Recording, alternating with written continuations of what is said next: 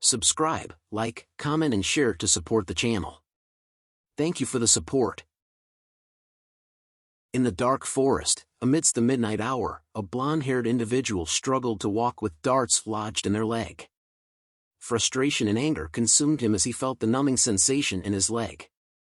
Suddenly, his gaze caught sight of someone rushing towards him screaming out loud, and he called out the person's name. It was Dale, who shared devastating news of their companions' deaths, claiming they were slain by a monstrous creature. The blonde-haired person found it hard to fathom that their team of PK pros, with an average level of 40, could have fallen to a single naked psycho. As they conversed, a hail of darts unexpectedly struck Dale's face. The darts glowed red, and soon exploded Dale's head, causing the yellow-haired individual to scream in terror. The blonde man trembled in fear at the sight of Dale's corpse. Determined to uncover the attacker's identity, he screamed out loud. He points his sword at a creepy-looking guy who was glowing red, calling him a monster, but all the figure said was, "Who am I?" The scene shifted to the grand castle of the Demon King, with bodies of monsters laying on the ground, where our protagonist, battle god Damien, is seen resting after a fierce battle. Grimacing in pain, he realized the extent of his injuries. Despite his impressive level of 904 and his top rank in the field of honor, he struggled to stay alive. Notifications flooded his screen, one after another, alerting him to abnormal states affecting his character. Damien clenched his teeth as he read each message, discovering that his character had fallen into a weakened, bleeding, and sealed state, rendering him unable to utilize any skills. Frustration and despair welled up inside him as he fought to keep his character alive. Another notification arrived, informing Damien that his character had been petrified, causing his movements to slow down. Battle god Damien pondered whether such a multitude of abnormal states were a common occurrence in the game as he tried to navigate his way out of this dire situation. Struggling to hold on, he silently acknowledged that not even the esteemed Saint Magnus or the High Heaven Immortal would be capable of healing him at this point. Suddenly, a mocking voice pierced through the chaos, likening Damien to a resilient cockroach. It belonged to none other than King Arthur, the leader of the Demon King expedition. Recognizing the voice, Damien called out John Newman's name, but before he could finish his sentence, Arthur attacked him with his staff. A warning blared, indicating that Damien's stamina had dropped below the threshold, risking his potential disconnection from the game. In a state of confusion and weakened condition, Damien questioned Arthur's motives for the assault. However, Arthur appeared to be distracted by notifications regarding the Lord of Abyss, Abraxas, who was raising his mana and attempting powerful techniques. Frustrated by the abrupt halt to the battle, Arthur grumbled to himself, lamenting that things were just starting to get interesting. As Arthur prepared to cast another spell, a notification popped up, cautioning the activation of the ultimate spell, multi-leveled Weather Reversal Realm Destruction. Despite the imminent danger, Damien couldn't help but feel a tinge of admiration. Once the spell was unleashed, Arthur resumed his attack on Damien, mocking him for his perceived lowly status as a hero who originated from a lower class. Battered and bruised, Damien couldn't help but question where things had gone wrong. 10 years ago, the virtual reality game Arceus Chronicle or AC was released, captivating players with its stunning graphics and vibrant non-player characters. The game's centerpiece, the Demon King Raid, promised the first player to conquer the quest the chance to establish a kingdom, become the hero of the AC world, and claim an illustrious trophy. Damien was one of the many players who dedicated their lives to AC, investing all their time and energy into the game for a decade. Despite his family's attempts to dissuade him, Damien remained steadfast, convinced that winning the game's reward was the sole means to compensate for his shattered real-life existence. It was during the Demon King raid that Damien encountered King Arthur, also known as John Newman, a devoted servant of the goddess Arya, wielding the Infinite Circle, a source of boundless mana. With his warm personality and undeniable charisma, King Arthur spearheaded the expedition that led them to the Demon King's castle. Damien's thoughts raced as he realized they were on the brink of completing the raid. Suddenly, King Arthur acknowledged Damien's significant contribution to their success. However, Damien's trust wavered as he questioned whether King Arthur had intended to betray him from the outset. King Arthur chuckled at the inquiry, but his laughter swiftly transformed into violent aggression as he mercilessly pummeled Damien once more, hurling insults and labeling him as worthless.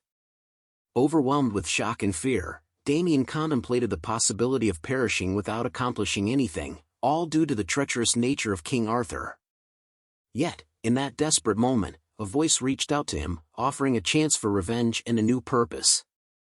It was Abraxas, the Lord of Abyss, extending his assistance to Damien in exchange for the task of slaying the goddess of light, Arya, and embracing chaos as an avenger. Initially hesitant, Damien couldn't resist the allure of finally achieving something after dedicating himself to the game for countless years. As King Arthur continued his taunts and relentless assault, Damien made his fateful decision.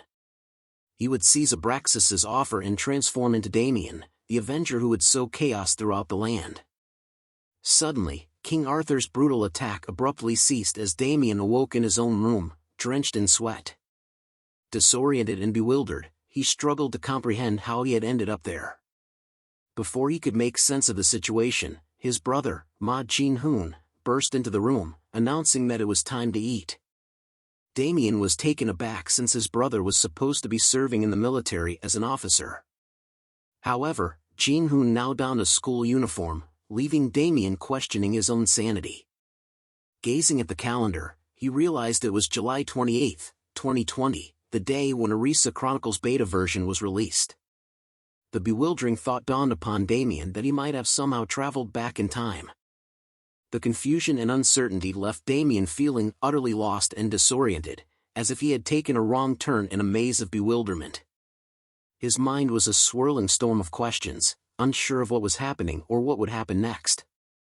Even Damien's mother and brother were confounded by his peculiar behavior, their eyebrows raised in a perplexed fashion, wondering why he was acting so oddly.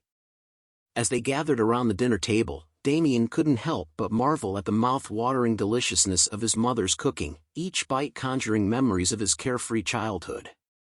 However, his nostalgic reverie was rudely interrupted by a raucous commercial blaring from the television, promoting Arisa Chronicle, the world's first virtual reality game.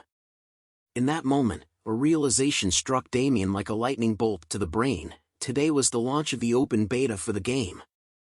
With a mixture of excitement and urgency, he informed his mother that he was heading to his own abode, promising to take care of himself and dutifully call her often. Hailing a taxi, Damien urged the driver to race to Jumjong Station with the speed of a cheetah on roller skates. As they sped through the city streets, Damien's thoughts drifted back 10 years to a time of great turmoil in his life. It was a period when the Galaxy M24 app was the hottest gadget on the market, and Damien's own life was simmering with challenges. Taking on the daunting responsibility of providing for his family in his father's absence, he toiled relentlessly to make ends meet. The weight of this burden became an unwelcome companion, gnawing at his spirit until he sought solace in the virtual realm of the game, severing ties with his family in the process. It was a desperate escape from reality, a leap into a world where he could be someone else, somewhere else. Lost in his ruminations, Damien was jolted from his reverie by a blaring notification, its urgency akin to an alarm clock set to explode. It warned him that the countdown had commenced and he had to log into the game, or face certain death. Damien's brows furrowed in confusion as he hadn't even logged in yet. As he tried to make sense of the situation, a sharp pain pierced his skull, and a mysterious voice began to echo in his ears. Alas, the words were as clear as a foggy morning in a murky swamp, leaving Damien scratching his head in befuddlement. In the midst of his disorientation, the perceptive taxi driver noticed Damien's pained expression and kindly inquired about his well-being.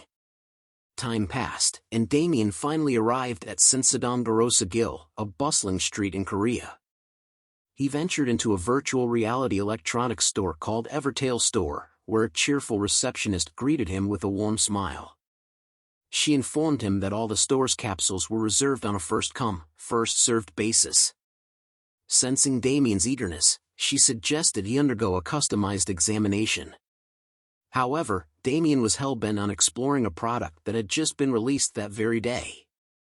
Unfazed by the receptionist's suggestion, he insisted on seeing the latest offering. With a mischievous twinkle in her eye, the receptionist led him to a refurbished product that had been cancelled by another customer, now serving as the store's demonstration model. Damien, without skipping a beat, enthusiastically agreed to purchase it, requesting delivery and installation that very afternoon. Later in the day, Damien found himself ensconced within the capsule, as if cocooned in a futuristic spaceship. The system's voice chimed in, notifying him of the progress in his user registration. He listened intently as the system announced the commencement of virtual reality mode synchronization, confirming that his registration was complete. Damien couldn't help but reflect on the fact that he had spent most of his hard-earned savings for this pivotal moment. However, there was no room for doubt in his mind. He believed with unwavering conviction that he had made the right decision. The voice of the Demon King Abraxas only solidified his resolve, leaving him with a sense of purpose and a dash of villainous charm. With the synchronization of virtual reality mode complete, Damien took a deep breath and bravely uttered the command to begin his epic journey within the game. Meanwhile, at the top-secret department of Oracle in Evertail headquarters in San Francisco, California, chaos ensued. Strange errors popped up on the screens, prompting urgent notifications about a potential mainstream detection and an accelerating blockage of the main protocol of Arcia Chronicle. Operator Chloe's voice trembled with urgency as she called for a code black emergency, instructing all employees to take swift action. In the midst of the commotion, team leader Master Hayek dashed over to investigate the situation, his cape billowing heroically behind him. He demanded to know when the error had begun, and Chloe reported that it had just reared its troublesome head. The Akashic record of blocking protocol for the mainstream was gradually gaining momentum, posing a threat to their control. If the situation escalated further, they risked losing all command. The mainstream, a realm yet uncharted, lay before them, while the Akashic record, a hyper-AI responsible for the creation of AC, loomed over it like a mystical gatekeeper. Hayekjin and Oracle had been entrusted with its guardianship, but if something went awry, the entire system, along with the game, could be wiped clean, as if devoured by a hungry digital beast.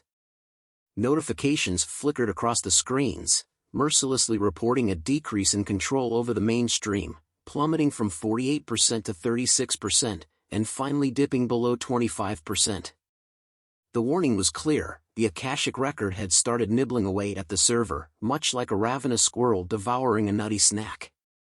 In a daring move to salvage what they could, Master Hayek made the difficult decision to relinquish control over the mainstream, sacrificing a slice of their dominion to prevent total annihilation. The Akashic record, sensing its opportunity, withdrew its grasp, temporarily pausing the blocking protocol, and activated the mainstream. Hayek confirmed that the operation was now in motion, taking a deep breath as the weight of the world rested on his shoulders. Back in the game, Damien found himself immersed in the virtual realm, greeted by notifications that confirmed his connection, displaying his player name, date of connection, and current location, the Whispering Island. Memories of 10 years of gameplay flooded his mind, along with the burning desire for revenge against Jong Yuman, the source of the humiliations he had endured. However, Damien quickly realized that he was not starting at the typical beginner's village, leaving him pondering the curious whereabouts of his virtual feet. Just as perplexity threatened to consume him, another notification popped up, confirming his connection log and initiating a countdown. The three conditions were laid out before him: failure to log in within 168 hours meant certain death, death within the game would lead to death in reality, and failing to accomplish a given goal within a specific time frame also spelled doom. Damien stood there, mouth agape, his frustration and confusion reaching new heights. The notification further taunted him by removing his sense limit and renewing his final goal as the Demon King's Descent, offering a whopping 87,599 hours, 59 minutes, and 59 seconds to achieve it. As if that weren't enough, the game had seemingly meddled with his physical form, leaving him in a state of bewilderment. Just when Damien thought he had experienced a full range of absurdity, another notification chimed in, announcing a class on the witch doctor specialization for his final goal. Damien could only curse the game in disbelief, hoping for a sliver of sanity to return to his rapidly unraveling reality. Witch doctors were enigmatic beings who harnessed primitive powers and had deep connections to death, ancient sorcery, and curses. Damien was taken aback to find that his in-game character, also named Damien, had become a level 1 witch doctor with abysmal stats. He felt disappointed with his newfound class, especially since it was a hidden class that was challenging to obtain and relatively unknown. The notification provided a description of the witch doctor class, highlighting their specialization in spells related to poison, curses, summoning, bones, blood, corpses, and souls. This class excelled in dealing damage over time, making them formidable damage dealers. Damien grew increasingly frustrated with his new class, particularly because the subclass of poison was his special attack, which didn't quite suit his preferences. Suddenly, notifications popped up on Damien's screen, warning him that he had committed a crime and that his alignment had plummeted to an extremely low level. As a result, a penalty had been imposed on him, which left Damien scratching his head in confusion. The penalty seemed outrageously severe, with a 500% decrease in experience points upon death, a 500% increase in the probability of dropping items upon death, a 500% increase in the probability of equipment being destroyed upon death, nullification of the safe zone shield, and the constant threat of NPC attacks. This penalty practically branded him as the Demon King, much to Damien's dismay. But since he received a second chance with his life at stake, he wondered if he should cover his face. Damien arrived at Dunvaden village and headed straight to the village head's home to receive a quest who greeted him happily. However, he had a paper bag over his head, attracting the attention of the village head, Elmore.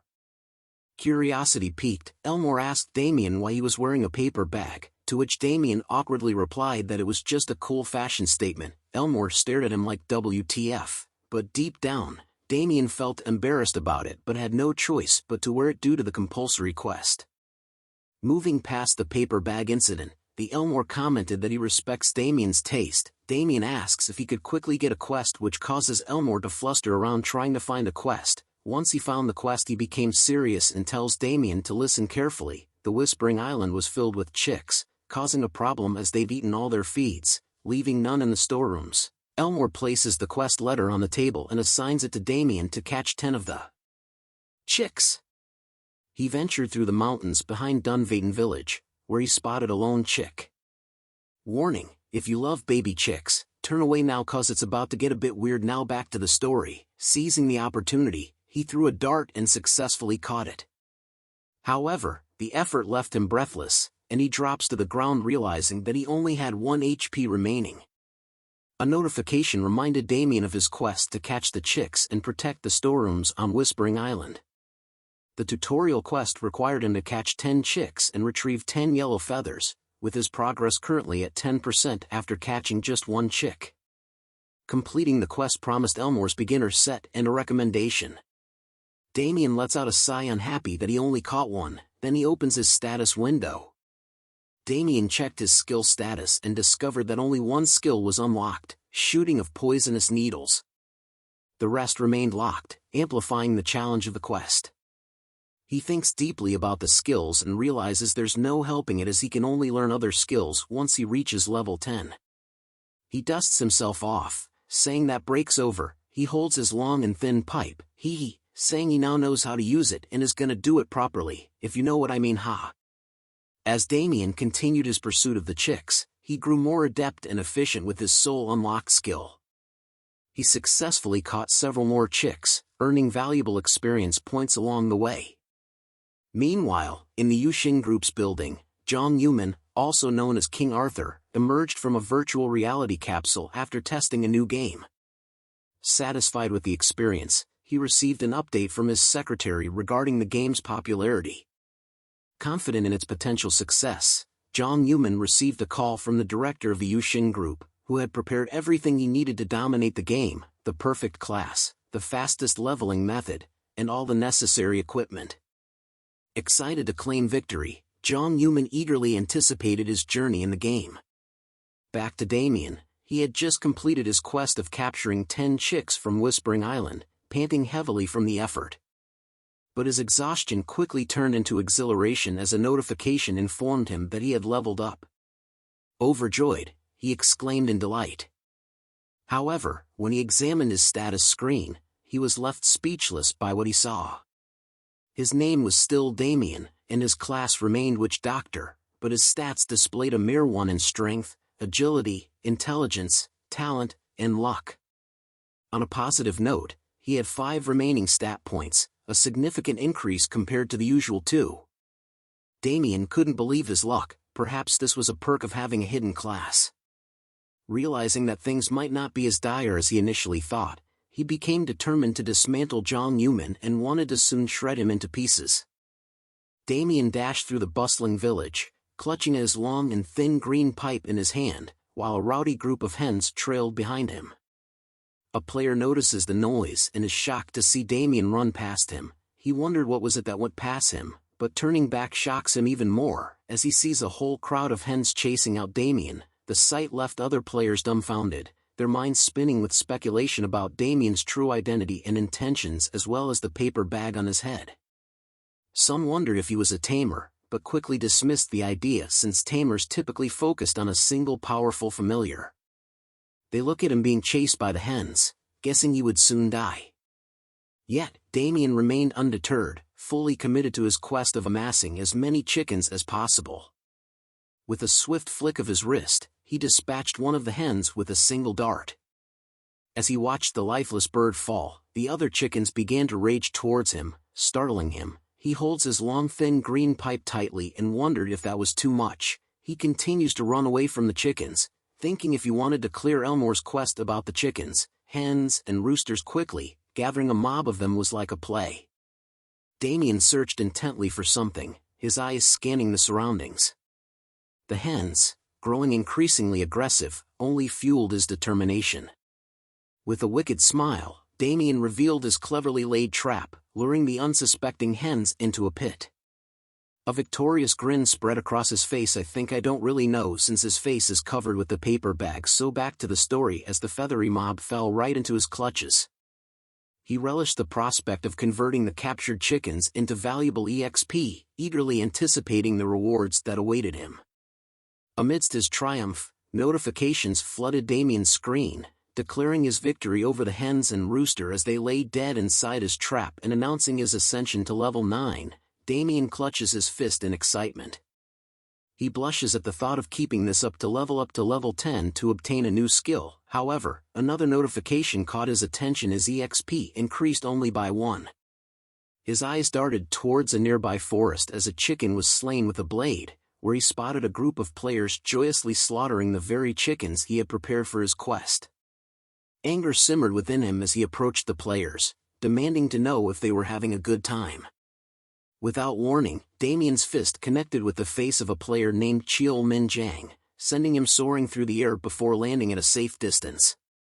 Cheol Min Jang's screen lit up with a flurry of notifications, including one indicating that his character had fainted, rendering him temporarily unable to control it for the next 5 seconds.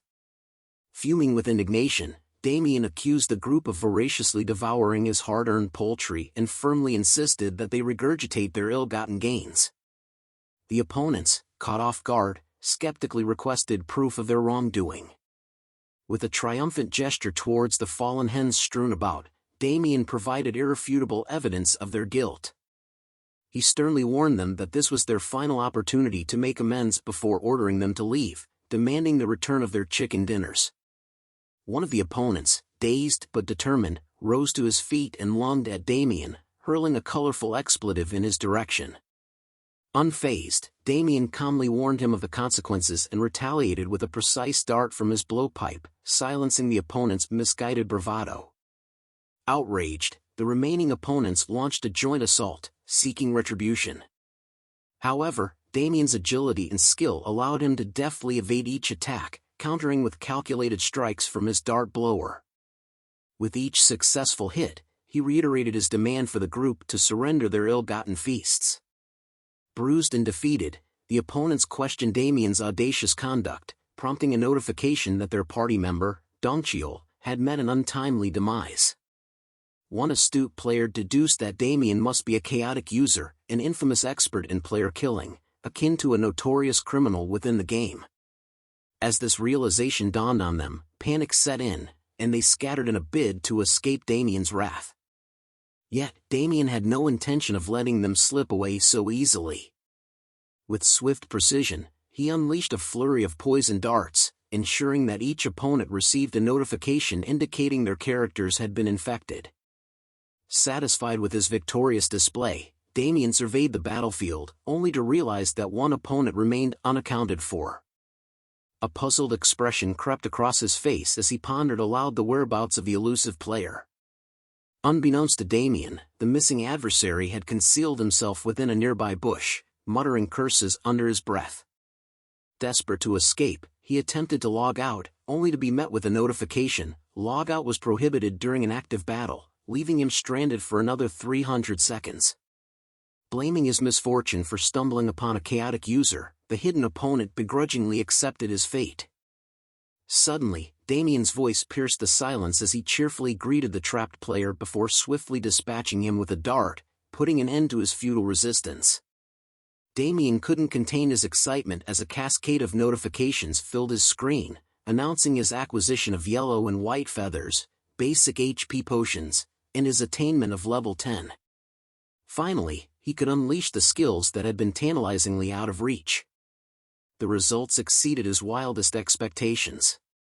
However, Damien's jubilation was short-lived, as another torrent of notifications disrupted his revelry. He had committed PK, player killing, and his alignment had plummeted by 1. Notably, his alignment had already hit rock bottom, leaving no room for further decrease. Observing this revelation, Damien chuckled to himself, acknowledging that he had already scraped the bottom of the alignment barrel. He mused over the effects of the atrocity title, which, although bordering on cheating, boosted the drop rate of items and gold obtained from PK victims, while also granting him automatic possession of their assets and experience. With newfound determination, Damien embraced his controversial path, eagerly anticipating his future advancements. Damien decided to visit the supermarket to stock up on food supplies. As he entered the store, he recognized the cashier as someone from his neighborhood, and they exchanged greetings. Damien began loading his cart with convenience foods, but the cashier expressed concern about the amount of processed foods he was buying. Damien explained that he was busy and couldn't cook as often as he would like. The cashier seemed unconvinced but continued to nag him about his purchases. When Damien pulled out his wallet to pay, the cashier told him to put it away, saying it wasn't even that expensive. He was surprised but grateful for the gesture. Damien finished packing his food supplies and was about to leave the store when suddenly a news story started playing on the TV screen by the cash register. The story was about Jong Yumin, the youngest player of the Tempest of Time and Space, retiring from the game.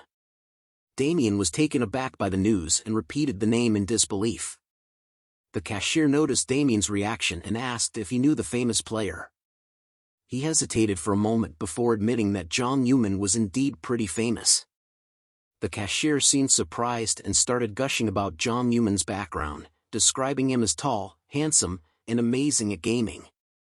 However, Damien seemed lost in thought and didn't pay much attention to the cashier's words.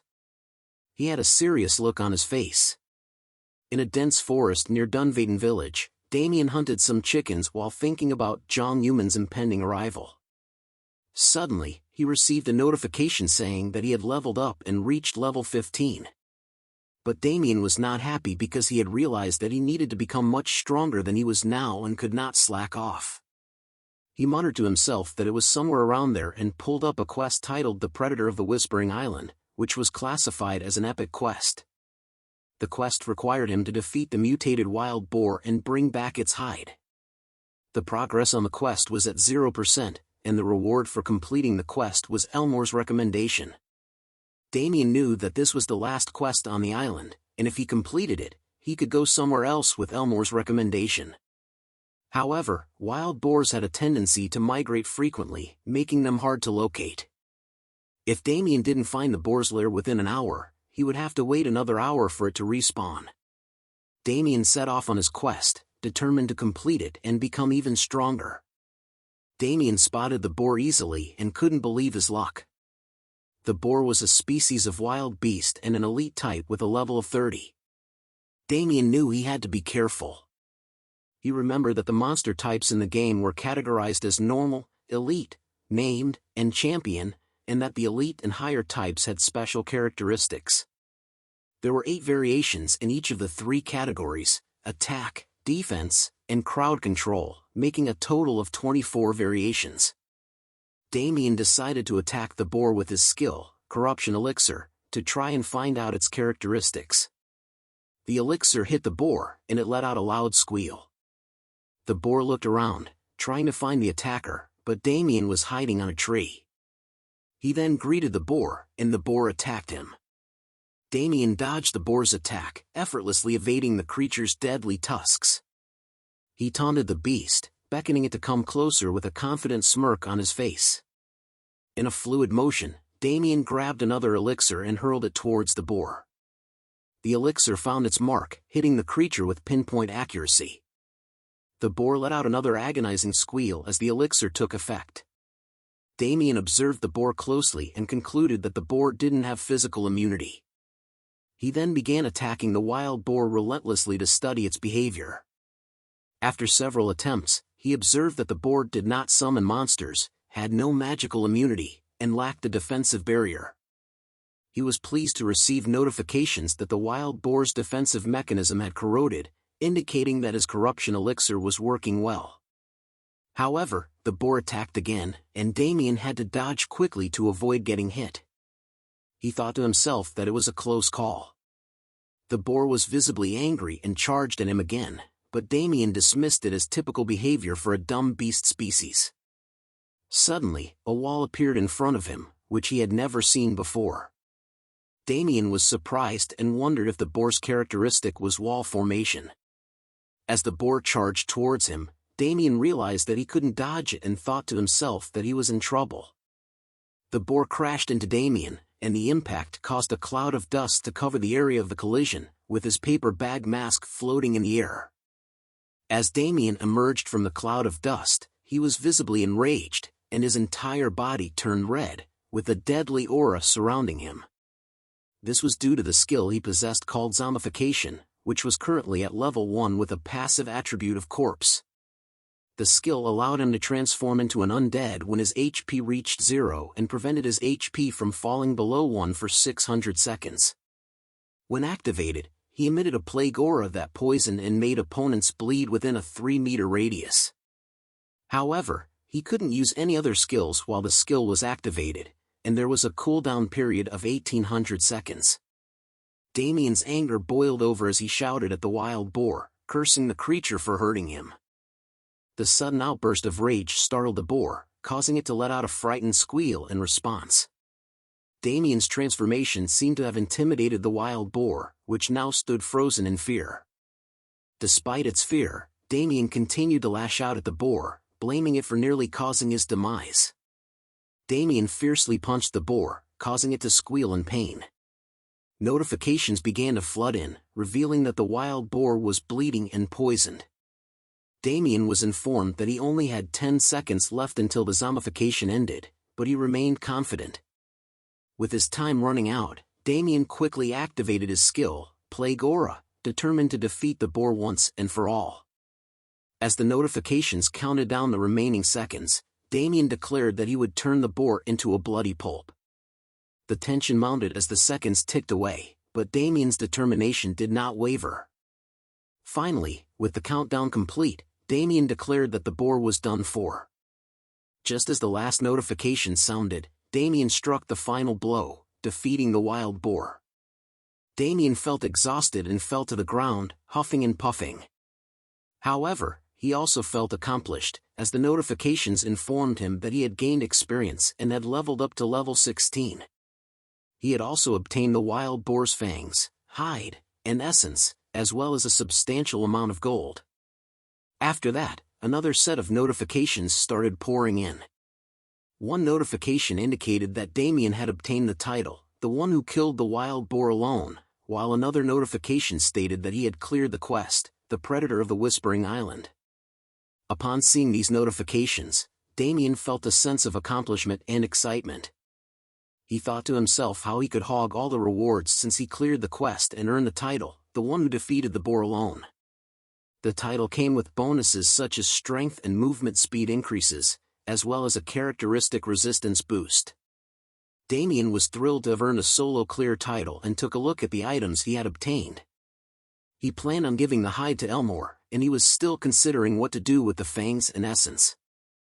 Damien was engrossed in checking his acquired items when he heard a voice from behind. Turning around, he saw an old man with a white beard and a muscular body, who appeared to have materialized out of thin air. The old man seemed to be amused by Damien's presence, commenting on his peculiar nature as an otherworld adventurer who had risen again after death. Damien was puzzled by the old man's sudden appearance and noticed that his name was unclear, appearing as a question mark on his status window. Although the old man looked human, it was difficult to discern his age and level, except for the fact that he appeared to have lived for countless millennia. The old man's status window also warned that he had a bad temper, and Damien should be careful not to get killed. Damien was surprised that he was unable to see the old man's other information and wondered why this was the case. The old man seemed to be more interested in Damien and asked him how he was able to move as a dead man. Damien was taken aback by the old man's question and was unsure how to respond. The old man approached Damien and touched his forehead. Damien felt uneasy and asked him to keep his distance. The old man ignored Damien's request and continued examining the small rune on his forehead. The old man identified Damien as an otherworld adventurer who had borrowed the power of darkness to become undead momentarily. Damien was surprised and asked the old man how he knew.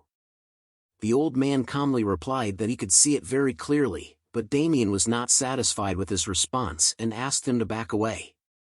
Despite Damien's frustration, the old man seemed unfazed and continued to speak, saying that it was not bad to borrow the power of darkness, as it would make it harder for Damien to die. However, he questioned why an otherworld adventurer would harbor such a high level of darkness equivalent to that of the Demon King. At this point, Damien heard notifications indicating that new information had been updated, and the NPC's information was being displayed. Damien saw the new information and he was surprised to learn that the old man's name was Kairon, Priest of the Apocalypse. According to the information displayed, Kairon was a representative of the forgotten god Shaka and the chief of the Black Cult. He appeared to have lived for countless millennia and was currently seeking a talent to defeat Arya, the Queen of the Gods. Damien was taken aback by this information and muttered to himself in disbelief. He had never heard of the Priest of the Apocalypse or the Black Cult before. He read further and saw that Kieran's level and age were unknown, and he was described as ill-tempered, warning Damien to be cautious around him. He couldn't believe what he was seeing and questioned whether the Black Cult was some sort of pseudo-cult. Kairon, the seventh chief priest of the god Shaka, was enraged upon hearing the term pseudo-cult being used to describe his beliefs. He declared that he would spread the gospel of the apocalypse across the land after defeating the Queen of the Gods.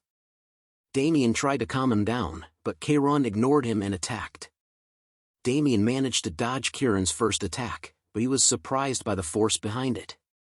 Kairon attacked again, but Damien dodged once more while calling him a crazy old man, and wondered about the destructive power behind Kieran's blows. Kairon taunted Damien, impressed by his ability to dodge, and challenged him to continue dodging. Damien took a deep breath and tried to steady his nerves. He knew that he had to face Kairon, the priest of the apocalypse, and survive this trial. Kairon looked like he was on the verge of senility, and his actions were clearly that of a seriously insane person. Damien wondered what he could possibly do in this situation. As he was lost in thought, Damien received a notification that Kairon was displaying hostility towards him. He looked up and saw the old man staring at him with wild eyes. Damien braced himself for a fight and wondered how he could possibly defeat this crazy old man. But before he could even take a step forward, Damien received another notification. It was a quest, and he had to survive Kieran's trial to progress. But what surprised Damien even more was that it was a mainstream quest. Damien stood still, lost in his thoughts about the importance of the mainstream quests. These quests were only given to a select few users and could decide the future of the game. The impact of a user's actions on the world of AC was immense and could potentially change it completely. But as he pondered on this, he couldn't help but wonder what an old man had to do with the mainstream quests. Before he could finish his thoughts, Kairon interrupted him, attacking him with a sharp remark, demanding to know why he was just standing there like a dumb log. Damien quickly dodged the attack, but he couldn't help but think about the old man and his possible connection to the mainstream quests. Memories of his own experience as the battle god flooded his mind, particularly the time when he was tasked with defeating Abraxas alongside the 6 masters in the treacherous Abyss dungeon. He knew that the success or failure of these quests could have a massive impact on the world of AC, and he was determined to clear them no matter what. Suddenly, Kairon caught Damien off guard once again, attacking him while berating him for hesitating. Damien knew that he had to act quickly, so he chanted a mantra and activated a skill called Bloody Impulse. He made a decision to stop overthinking and calculating and instead approached Kairon with sincerity and his basic impulses. Damien braced himself for the upcoming battle, knowing that he couldn't afford to lose. He was determined to succeed in the mainstream quest, no matter the cost.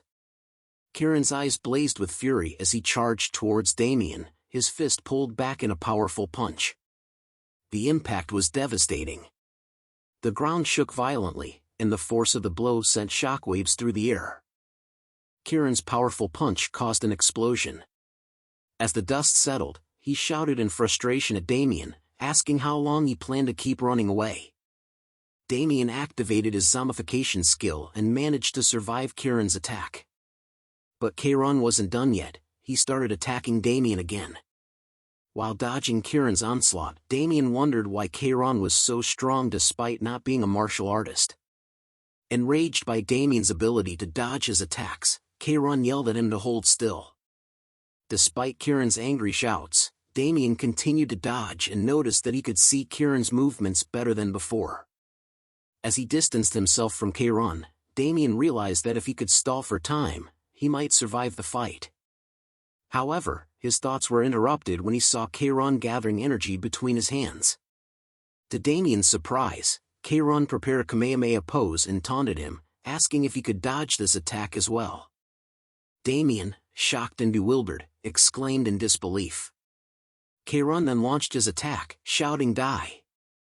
This time, Damien had no chance to dodge and got hit by the attack. After the explosion, Damien found himself on his knees but still alive. Suddenly, a notification sounded, indicating that there were only 2 seconds remaining. Kairon, who was nearby, was impressed by Damien's sturdy body and complimented him on his physique. Damien responded modestly, saying it was nothing compared to Kairon's. As the notification reached 1 second, the countdown ended, and another notification chimed in, saying zombification has ended. Damien felt relieved after escaping this near-death scenario. But the next notification brought him good news: you have cleared the quest Kairon's trial. Kairon, who had been silent until that moment, spoke up with a hint of sarcasm, remarking that Damien's mouth was still functioning despite the ordeal they had just gone through. Damien retorted with a hint of pride, saying that he now had to live life to the fullest since he had obtained this opportunity. Kairon then asked about Damien's power of darkness, which he had noticed earlier. Damien confirmed that he possessed that power and asked if Kairon recognized it. Kairon responded to Damien's question with a smirk, indicating that he recognized Damien's power of darkness. He mentioned that as the chief priest of the 7th god Shaka, he couldn't possibly miss it. Damien asked Kairon about the 7th god Shaka, and Kairon praised him as the best god of Arcia. He explained that Shaka was the lord of darkness and apocalypse, incomparable to Arya, and the greatest of all the gods. Damien was a little confused, thinking that the 6 great gods were Supreme Goddess Arya of Light, Phoenix of Fire, Nissa of Water, Tenasil of Tree, Oread of Iron, and Crowd of Earth. However, he realized that there was no way the system would lie. Damien simply nodded, and Kairon took the opportunity to get straight to the point. Damien got ready to listen, thinking that Kairon was finally getting to the point after causing all this ruckus. Kairon then asked Damien if he wanted to become stronger, mentioning that otherworld adventurers desired fast growth and strength. Damien was taken aback by the suggestion, but before he could respond, Keiron actually suggested that Damien become his disciple. Damien was surprised by Keiron's suggestion and began to walk away while bidding him farewell. This seemed to anger Keiron, who hit Damien on the head with a hand chop and demanded to know where he was going. Damien retorted, calling Keiron a senile old man. This only served to rile Keiron up more, as he boasted about the power of Lord Shaka and how even someone like Damien could become an absolute ruler if he became Keiron's disciple. However, Damien wasn't convinced by Keiron's claims and challenged him, asking if he would believe it if he were in Damien's position. Keiron was taken aback by this, but he eventually relented and showed Damien a book, hoping to convince him to become his disciple. As Damien examined the book, a notification sounded, informing him that the Apocalypse Invocation, the Book of the Black Covenant, was radiating a faint light.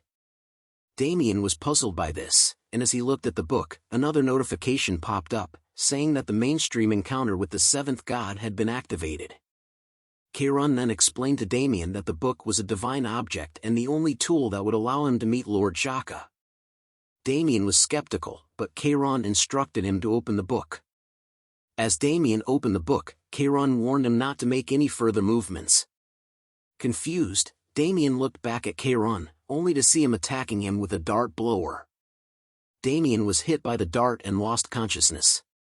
When he woke up, he found himself in a cave-like structure, muttering in frustration about Keiron's actions.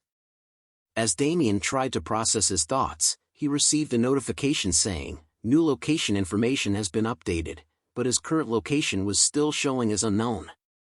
Suddenly, someone appeared in front of Damien. As he looked up to see what it was, he found a small boy standing in front of him.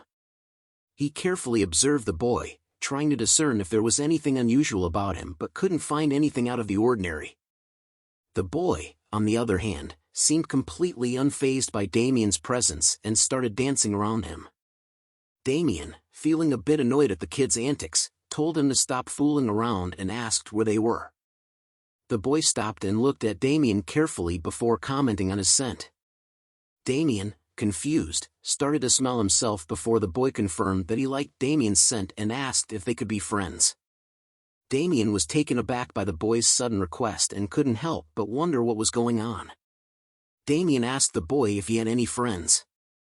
The boy's response was an angry one, insisting that he indeed had many friends. He even went so far as to offer to give Damien a friend of his own. To Damien's surprise, the boy then pointed to a group of chicks pecking around on the ground nearby. They soon began to flock around him, playing and chirping with enthusiasm. The boy was clearly proud of his feathered friends and insisted that they were all his loyal companions. Damien was touched by the boy's kind gesture and agreed to be his friend. They shook hands, and the boy declared that they were now friends.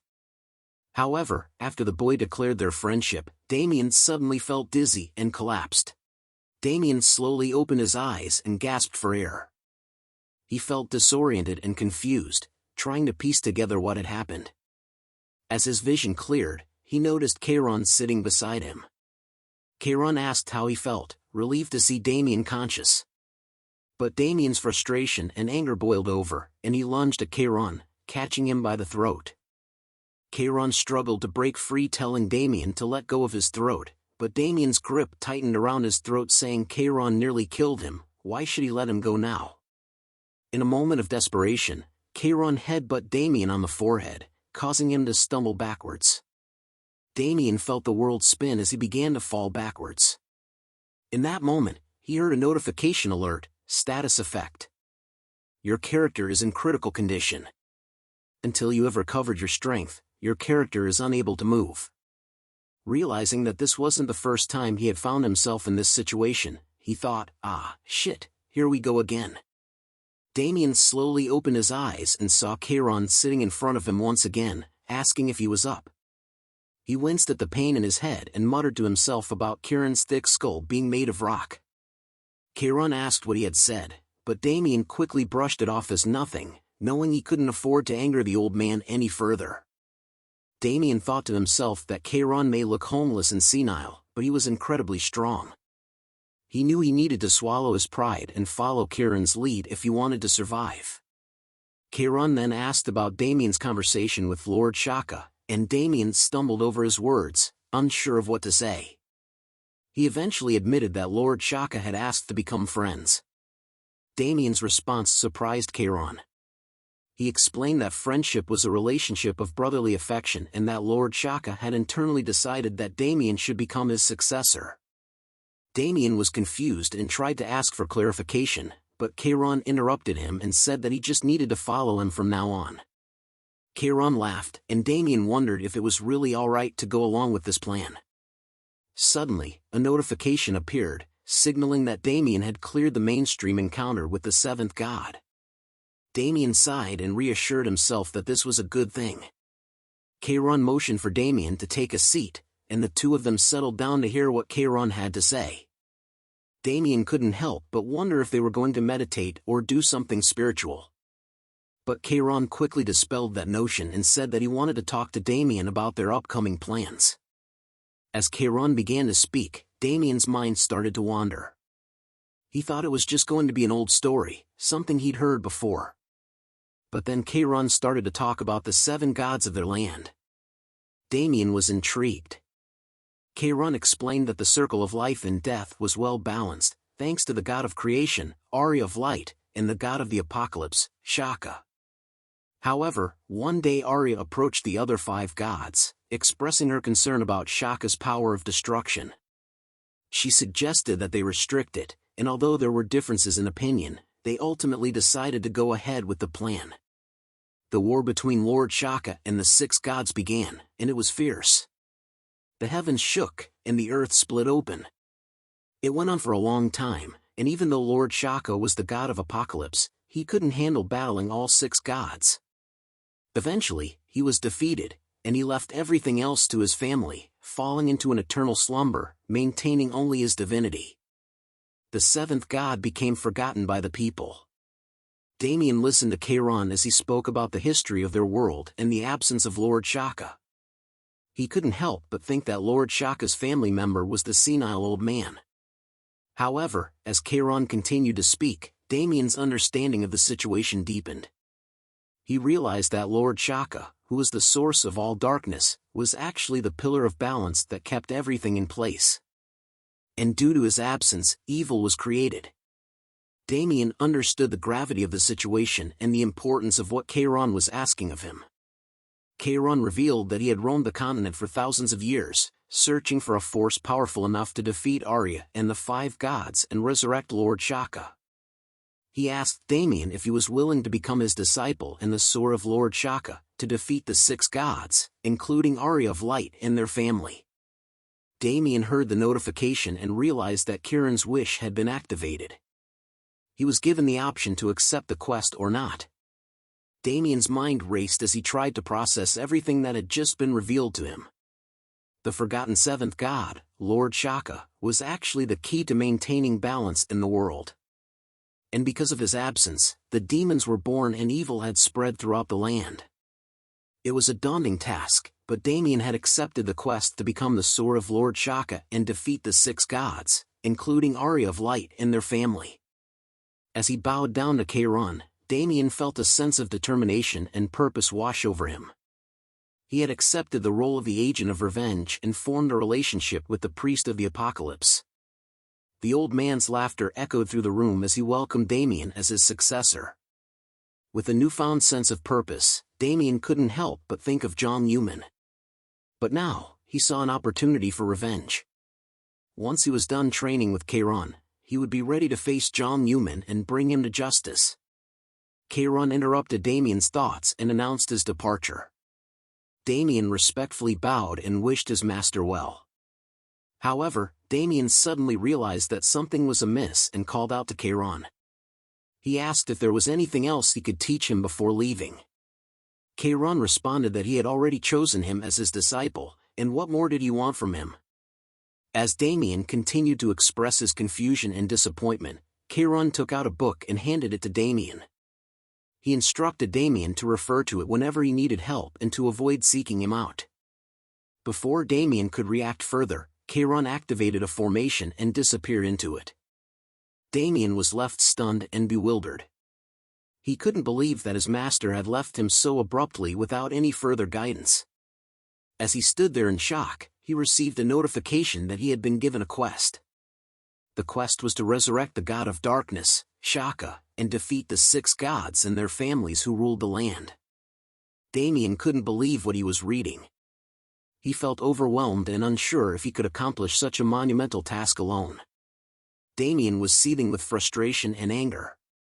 He shouted out loud, wondering how he could possibly complete the daunting quest assigned to him. He questioned whether it was even possible to clear the task. He also expressed concern about the families of the 6 gods he was supposed to defeat, especially those who had fought alongside him before, like Crimson Agnes, Siren of the Ice, Halo of the Mind, Cyrus of Steel, and Luke of the Boulder. Damien's mind was racing, and he tried to come to terms with the gravity of the situation. He knew that these families were the most powerful in the world, with abilities that were considered disaster class.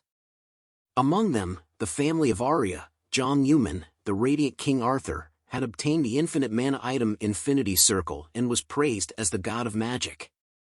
Damien wondered if he could really defeat such powerful adversaries. However, as he thought about his comrades, he realized that there was no need to be scared.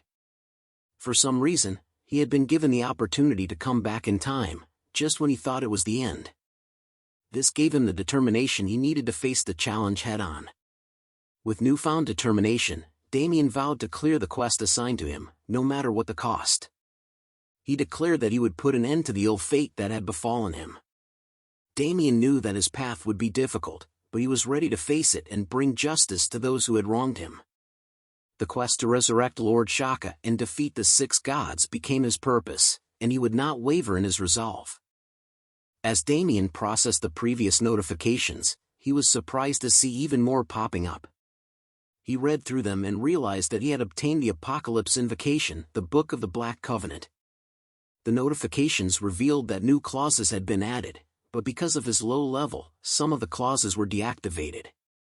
Damien found the book fascinating because it offered various abilities like returning to the village, getting an oracle's advice, examining runes, appraising items, dismantling them, combining materials, and creating new things. He was thrilled to have acquired an all-in-one multi-item, something he had heard about before. Excited, Damien opened the book and was pleased with its contents as it was a scam item with various abilities. He felt lucky and unstoppable. Curious about its capabilities, he decided to test the book's ability by starting with disassembling an item. Choosing a boar head as his material, Damien focused on the task and began the process. With determination, he synthesized and created the item. After some time, Damien excitedly exclaimed that the creation was complete. Upon inspecting the newly created item, he discovered it was a wild boar helmet, made from a giant boar head. The helmet had impressive bonuses, increasing his HP, magic power, defense, and overall stats, while also dealing extra damage to animal-type monsters. However, Damien didn't feel entirely happy about the creation of the item due to its current stats, wondering if this was the best item option he had right now. Thinking of the global game trading site, GameBank, 100 AC gold is equal to $1 and that a wild boar's head is usually worth 500,000 gold. Considering the item's value in the game's economy, Damien realized he couldn't simply create items whenever he needed money, or he might become poor. Keeping this in mind, he decided to give the leather to the village head and prioritize creating items strategically in the future. Damien went to the village head's home and handed over the leather. The village head expressed surprise, asking if Damien had caught it himself, and Damien confirmed that he did. Wearing the boar mask, Damien gave off a menacing aura as he tells the village head that he was certain it was wild boar's leather. Impressed by Damien's achievement, the village head wrote a recommendation letter, advising him to leave the island and head to the main continent. Additionally, the village head instructed Damien to go to the harbor on the eastern side of the island and take a boat to the main continent. Damien received a notification acknowledging the recommendation had been acquired. The village head hands over the recommendation letter, telling Damien to show it to the branch head of the Adventurers Guild and thank the village head for his help. Filled with purpose, Damien left the village head's house and made his way towards the harbor, ready to embark on his journey. At the harbor, Damien took a break, eating bread and checking his progress. He was a level 16 witch doctor with no affiliation and had a huge negative alignment. He held titles such as Atrocity, the one who defeated the wild boar alone, and Agent of Revenge. His stats were impressive, with high intelligence and talent. He had mastered skills like shooting poison darts, using bloody impulse, and performing zombification. He stares at the stat window knowing that he had no remaining stat or skill points and was still only level 16. He knew he still had much to accomplish. While reviewing his status, Damien pondered his Agent of Revenge title, which indicated that he was chosen by the seventh god and possessed an unknown power. The title provided significant bonuses during PvP battles, including increased attack power, defense, resistance to attributes, and resistance to status abnormalities. However, Damien was hesitant to fully utilize his title because it basically told him to become a PK player, but he didn't enjoy killing people. Damien thinks to himself that he really had joined a pseudo-religion when suddenly, Damien heard a painful scream and quickly turned his attention to the source. He saw an injured man lying on the ground, pleading for help, while a mage stood over him telling the injured man that he should have listened to the mage while he was still being nice. The mage grabs the injured man by the hair, telling him he just needed to pay, and asked why he had to make it hard for the both of them. As the injured man whimpers in fear, Damien couldn't help but wonder if they were killer mages. Killer mages were powerful mages who used their overwhelming abilities in the beginning of the game to go around and PK. The killer mage continued to speak to the injured man, saying they weren't bad people and that the mood in the area had gone dark. Daimon could tell that the mage was the leader of the group, as he had managed to block off the wharf with only 20 people. Despite the situation, the killer mage still tells the injured man to pay the toll so that he can leave. In the midst of the crowd, an English foreigner expressed displeasure with how things were unfolding. He grabs his sword and unsheathed it and, without warning, charged at the mage, telling him to go F himself. The English foreigner's action grabbed the attention of the mage, but despite the sudden attack, the killer mage remained calm and collected, wondering who he was as he casts a spell. He activated his energy bolt skill and launched a powerful attack at the foreigner, leaving him stunned and bewildered. With an evil smile on his face, the killer mage taunted the foreigner, telling him he can't win, and continued to bombard him with the same spell over and over again. The audience watched in horror and disbelief as the foreigner was relentlessly attacked by the mage. The attacks stopped as the mage laughs at the cooked foreigner, saying what a sight it was to see. The leader of the killer mages instructed his teammates to see off their departing guest, and all members began to cast their spells at once, smiling and laughing at what they were going to do. The mage turns around to say that there was nothing better to look at. But before he could say anything else, one of his teammates was abruptly beheaded. The killer mage and his teammates were taken aback by the sudden beheading of their comrade. Confusion and fear swept over them as they tried to make sense of the situation. One of the gang members pointed out a figure nearby wearing a distinctive boar helmet, wondering aloud if this mysterious stranger was responsible for the sudden and gruesome attack. As the group of evil mages turned their attention to the figure, they quickly realized it was indeed Damien who had beheaded their comrade. The sight of the boar helmet and the aura of menace emanating from Damien sent a chill down their spines. The leader of the killer mages tried to act tough, asking who Damien was, but his confidence quickly faded as Damien demanded payment for their lives. With a menacing expression, Damien gave the group a mere 10 seconds to pay up, warning them that it was their only chance to survive. As Damien faced the group of menacing evil mages, he sensed their intense hatred and disdain directed towards him. The leader of the group expressed disbelief and scorn, mockingly ridiculing Damien for his seemingly foolish actions. Unbeknownst to them, Damien had a well-thought-out plan in mind. With a commanding voice, he initiated a 10-second countdown that resonated clearly through the tense atmosphere. The mages grew increasingly irritated as Damien counted down, and their leader commanded them to go and kill him. The PK mages surrounded Damien just as he reaches the number 1, however, as the countdown reached 0 as Damien holds the blade, Damien vanished into thin air, leaving the mages bewildered and perplexed. The leader was quick to notice something above, telling everyone to dodge. Suddenly, a cascade of projectiles began raining down from above, causing the mages to cry out in pain and agony as Damien's deadly attack struck them. The leader was shocked to see what happened and wondered what was going on as the faces of his members started to melt in front of him. Damien appeared once again, with the bodies of the mages on the ground and blood everywhere. With his combination of skills of bloody impulse, poison darts, and corrupted elixir, he managed to beat most of them, and he knew that his title, Agent of Revenge, granted him greater damage in player-versus-player combat, and he utilized every advantage at his disposal to bring down his enemies. The leader of the evil mages could only watch in disbelief and frustration, realizing that he had grossly underestimated Damien's power. Damien approached their leader with a twisted grin, holding a corrupted elixir in his hand. He taunted the mage, questioning whether his actions had exceeded the leader's expectations.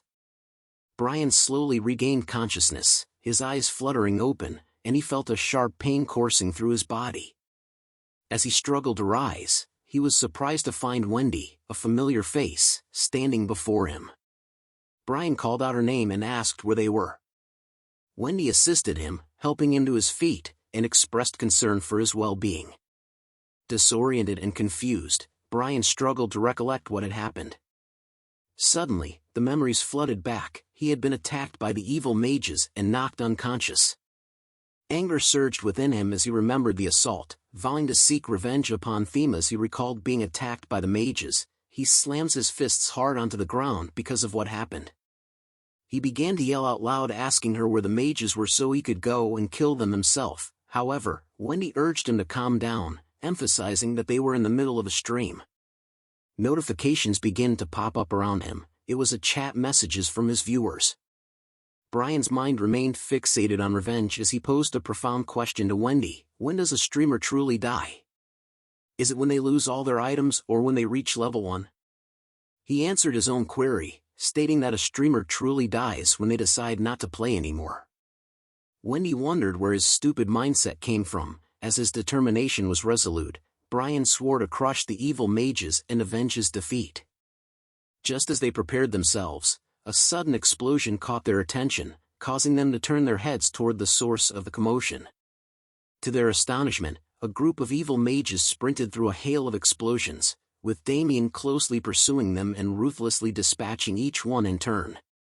Damien tallied the number of enemies he had slain so far, laughing menacingly with each count.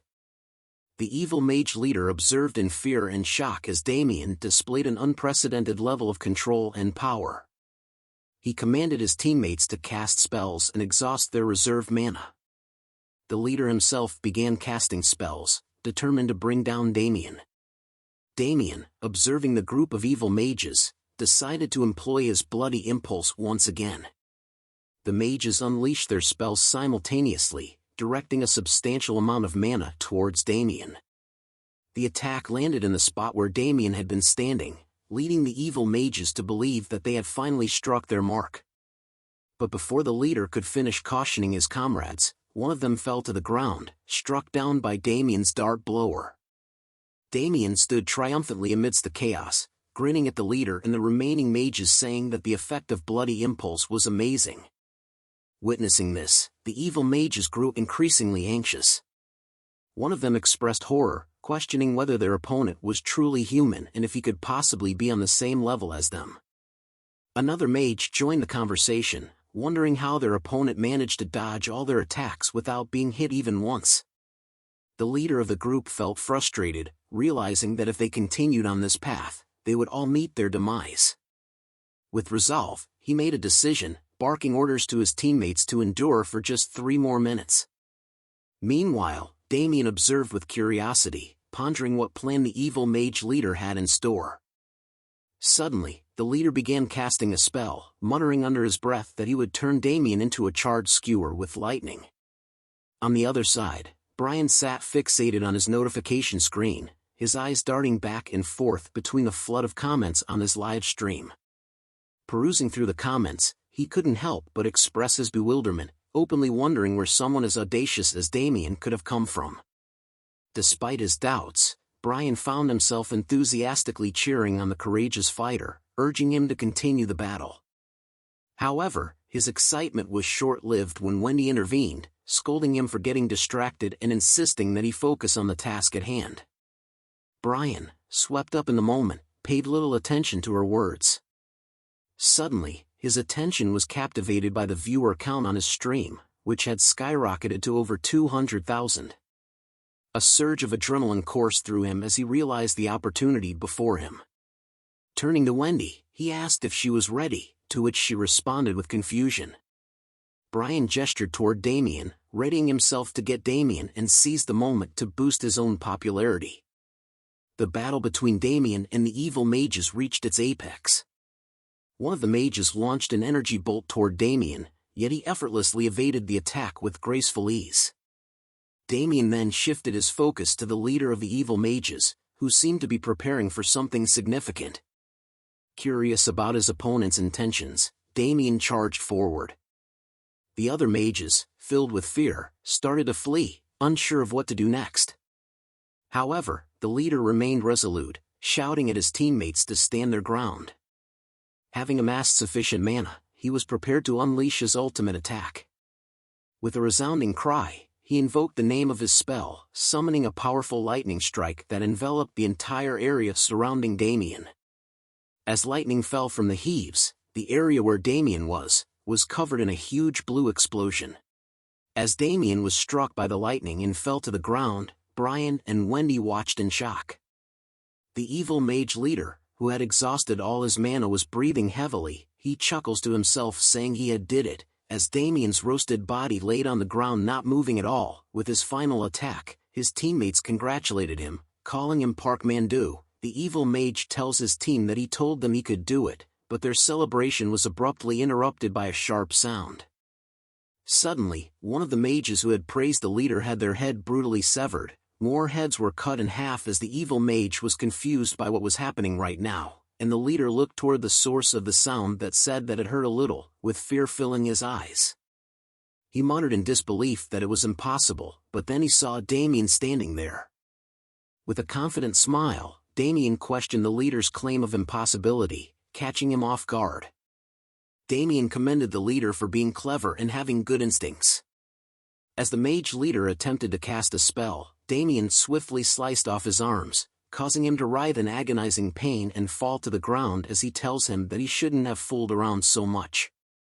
Damien stood over him, telling him not to do what he was thinking of, as he can't run away now. Licking his blade with blood, Damien stated his belief in repaying kindness 100-fold and seeking revenge with a force 1,000 times stronger, was his creed.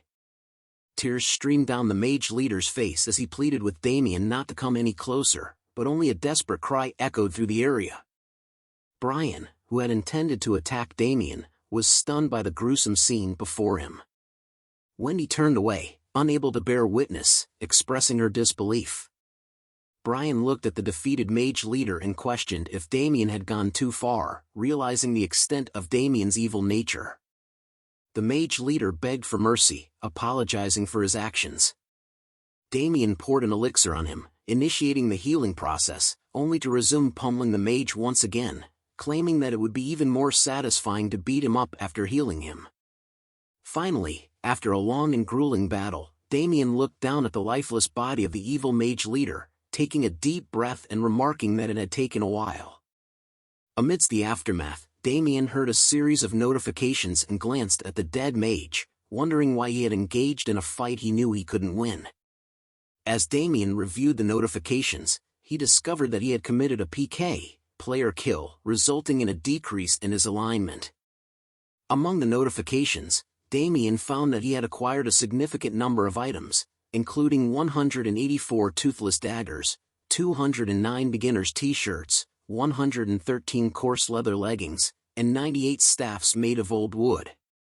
He also stumbled upon a wilderness ring, unsure of its purpose, and wondered if he could eat it.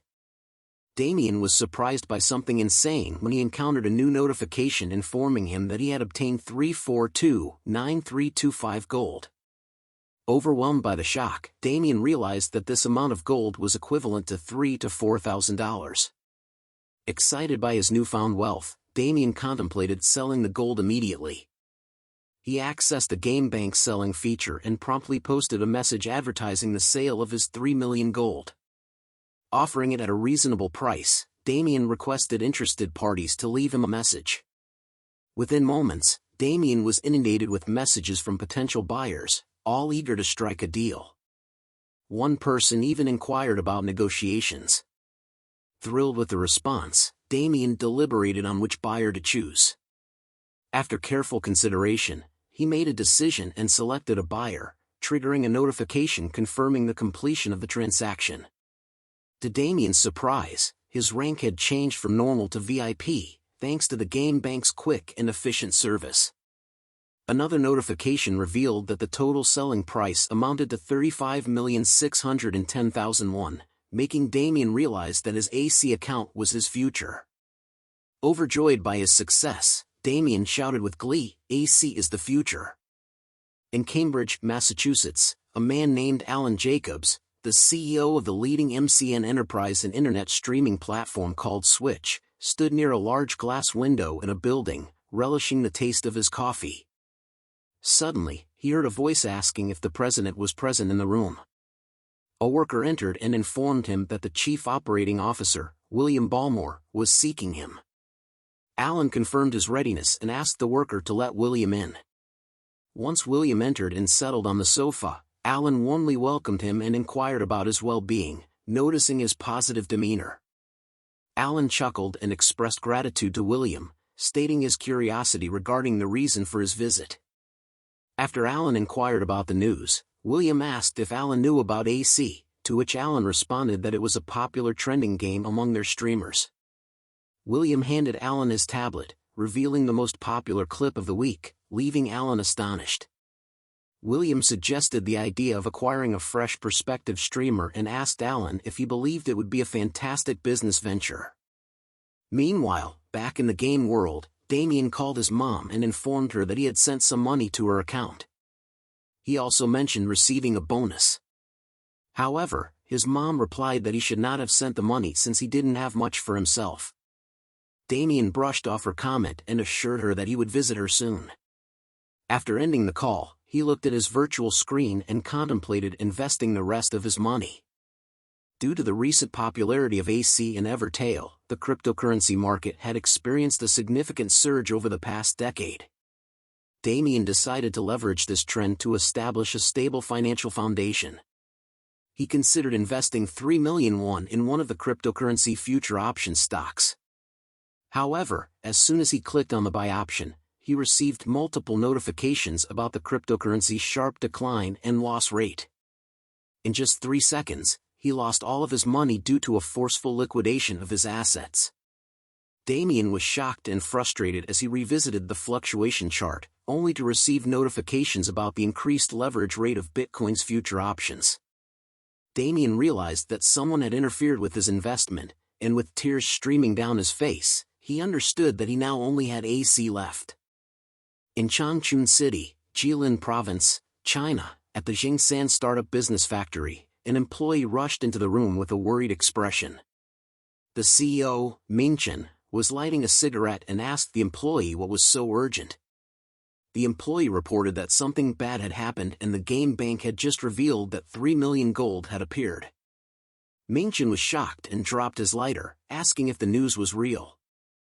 The employee confirmed that it was and showed him the proof. Mingchen was angry as he stares at the tablet knowing that it had been 2 weeks since he joined the gaming company called AC. He had invested a lot of time and money into AC, taking care of all the operational equipment with a huge investment from a higher-up he knew and even purchasing a large amount of the Galaxy M24 apps capsules. However, the news of the 3 million gold sales was a significant setback.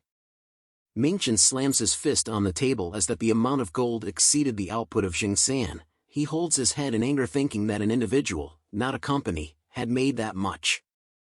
The single sale price was also the best, which meant that if more people like him kept appearing, then AC Gold's market price would drop dramatically.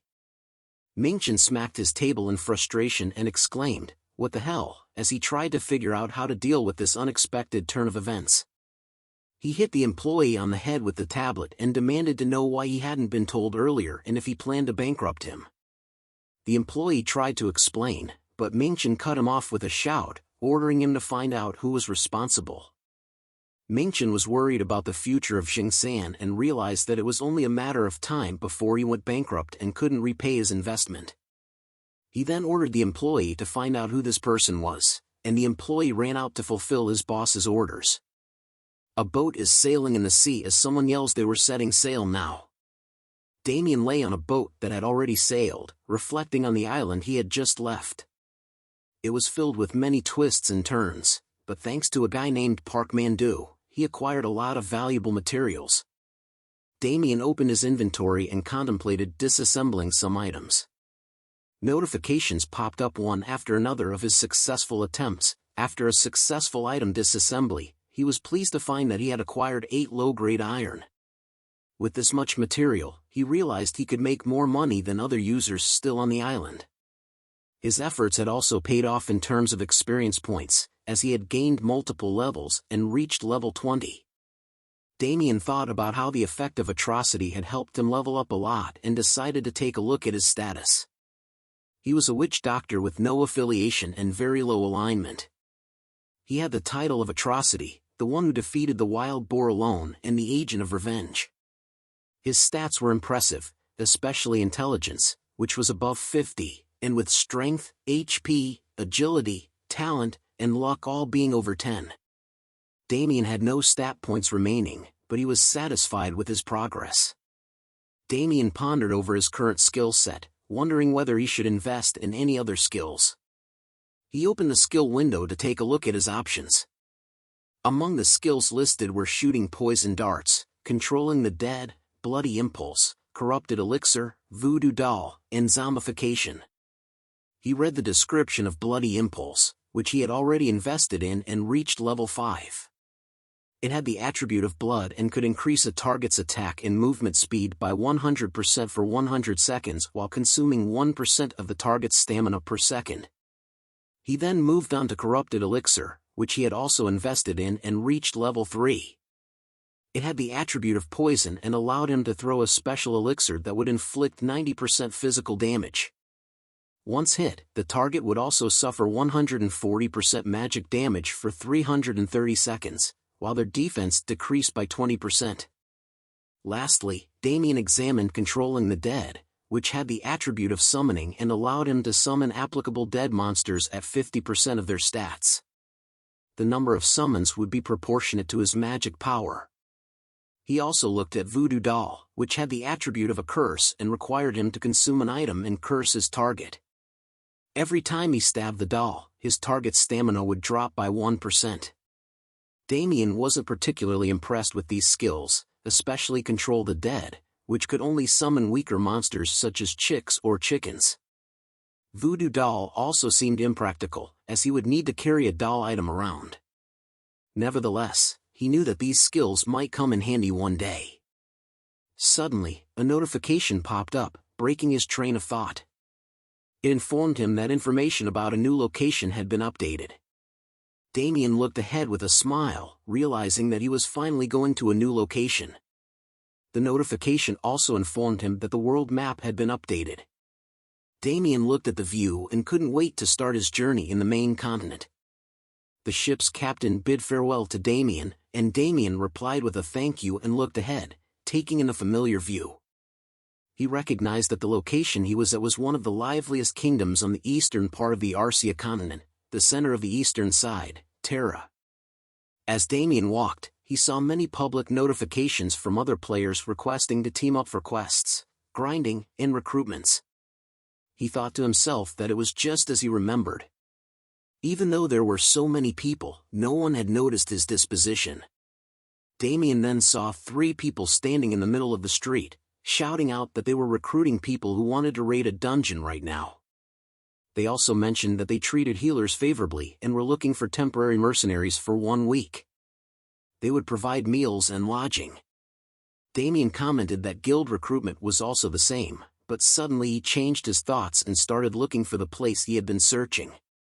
Finally, he spotted the familiar sign that marked the entrance to the Adventurers Guild.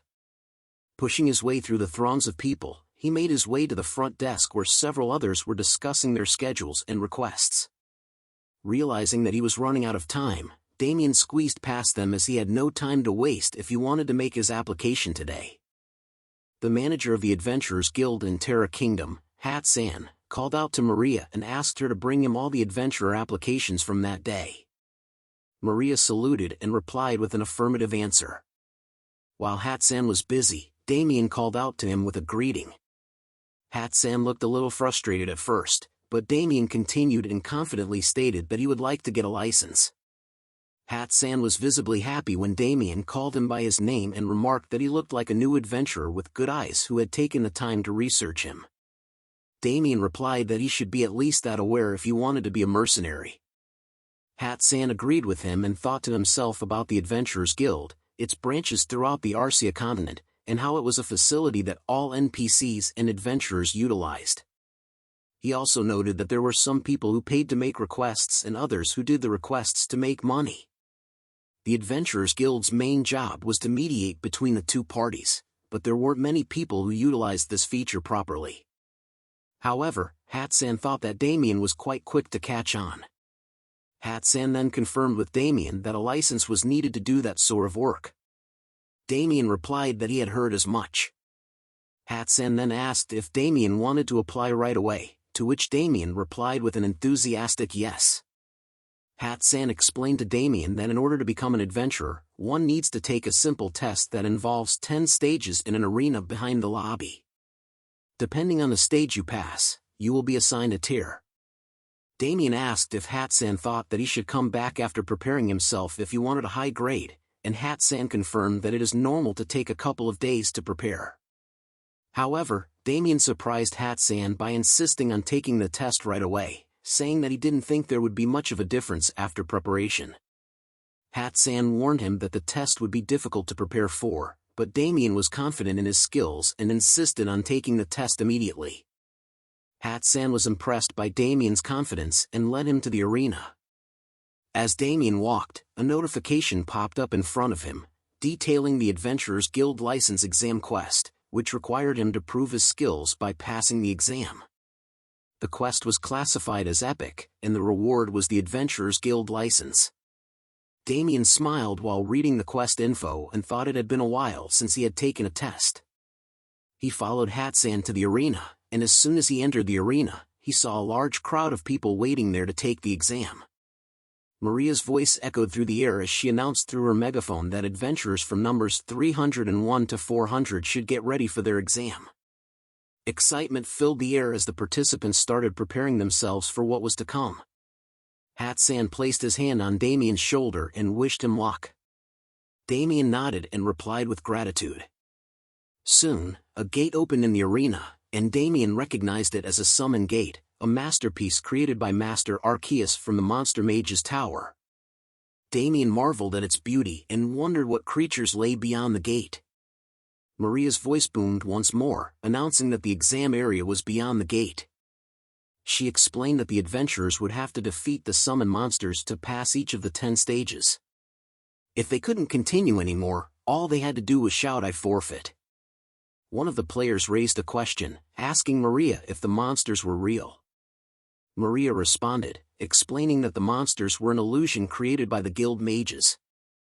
She then added that there wasn't much difference between the illusion and reality, considering that most of the Adventurers Guild requests were related to monsters anyway. Damien thought to himself that it was a practical method. Maria smiled and announced that they would begin the exam. As she spoke, the gate closed, surprising the players who were still waiting for their turn. They wondered aloud if the exam had started already. Outside the gate, screams and shouts could be heard from the players who had already entered. Finally, Damien muttered to himself, asking if it had begun. Voices could be heard from inside the gate, shouting and commanding the players to kill the monsters. The players waiting for their turn were shocked and worried by what they heard. They wondered if it was dangerous to enter the summon gate. Maria reassured everyone that it was just an illusion and there was no need to be scared. She then announced that it was time for the next batch of participants, numbers 401 to 500, to get ready for the exam. The players were surprised that their turn had come so quickly. Damien started stretching his shoulders, preparing himself for the upcoming challenge. Another player expressed concern, asking if they were all trying to kill them. Maria reassured them that it was just an exam, and they needed to clear the monsters to proceed to the next stage. She added that those who weren't happy with the testing method could leave the testing area but would lose their adventurer's license. One of the players expressed determination to continue, saying that they were sure everything would be fine. Another added that since it was just a game, they could die and come back in 60 hours. Maria then pointed towards the summoned gate and questioned with a grin, ready to start the next exam. She gave the signal to begin, and the players entered the gate. Inside, an announcement greeted them, informing them of the rules for the exam. There were a total of 10 stages, and in each stage, the players had to defeat all the monsters to move on to the next area. If they wanted to forfeit, they could raise their hand and shout "I give up." Solo examinees who failed to defeat a monster would automatically be eliminated. The clock was ticking, and the players had only 9 minutes and 59 seconds left until the next test. Damien surveyed his surroundings, taking note of the 10 people present in the testing area. He didn't recognize any of them. Just then, an announcement blared, signaling the start of the exam. Damien felt frustrated with the lack of information provided. He had expected a battle royale system where the participants would fight each other, but it seemed like that wasn't going to happen. One of the players voiced their confusion, wondering if they were supposed to work together to clear the exam. Another player responded in agreement. Meanwhile, Umju expressed her fear to her teammate, prompting Umju's husband to reassure her and promise her that he would make sure they leave quickly. After the announcement, a user named Gentle-Mannered Guy approached some of the players and greeted them with a smile. He introduced himself and suggested that they work together to clear the exam. He mentioned that it was said that when you brush up against someone, it's fate and that they should help each other.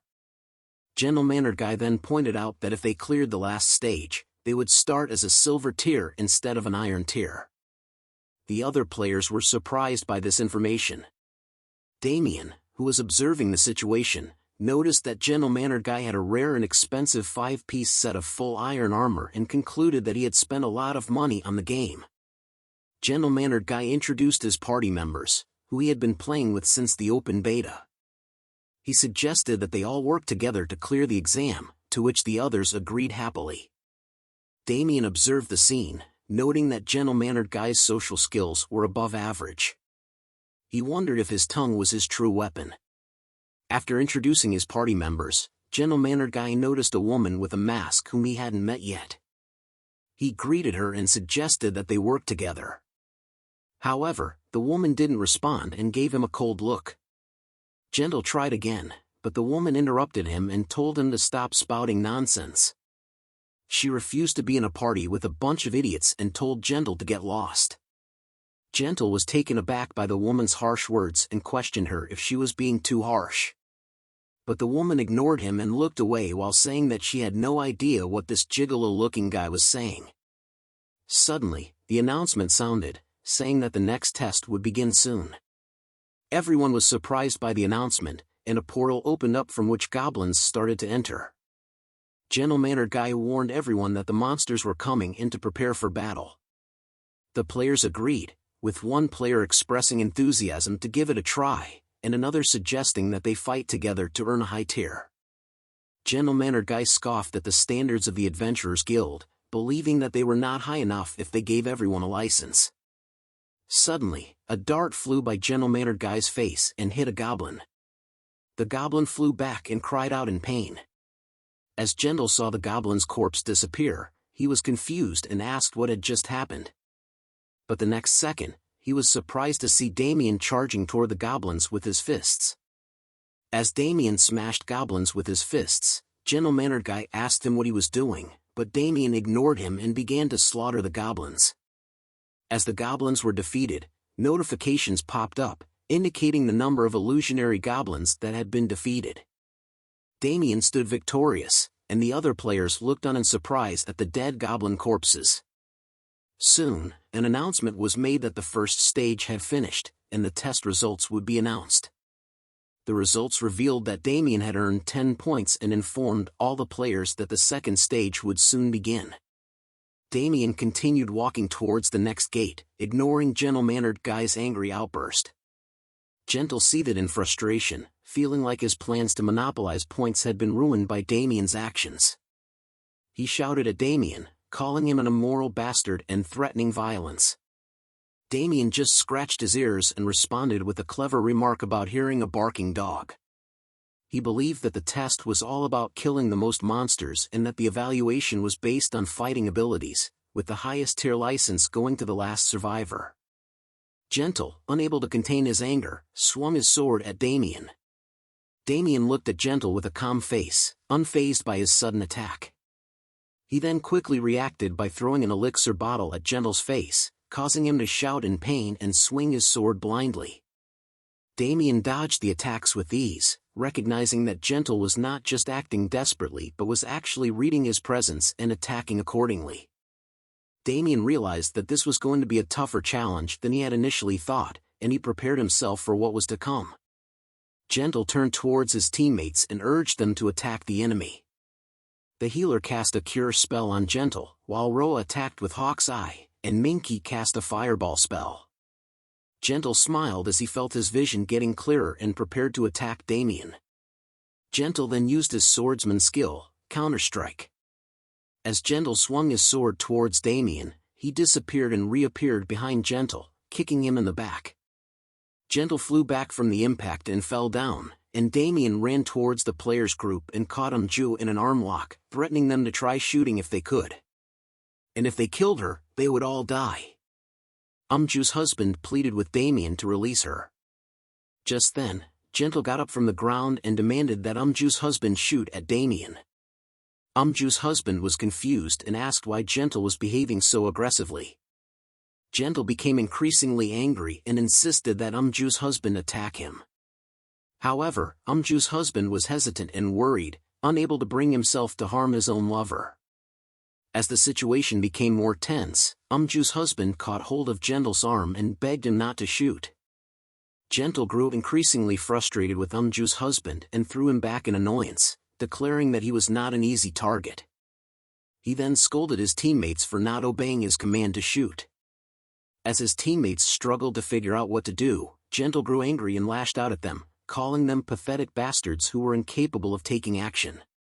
In a fit of rage, Gentle swung his knife at Ju's husband, causing Ju to cry out in alarm.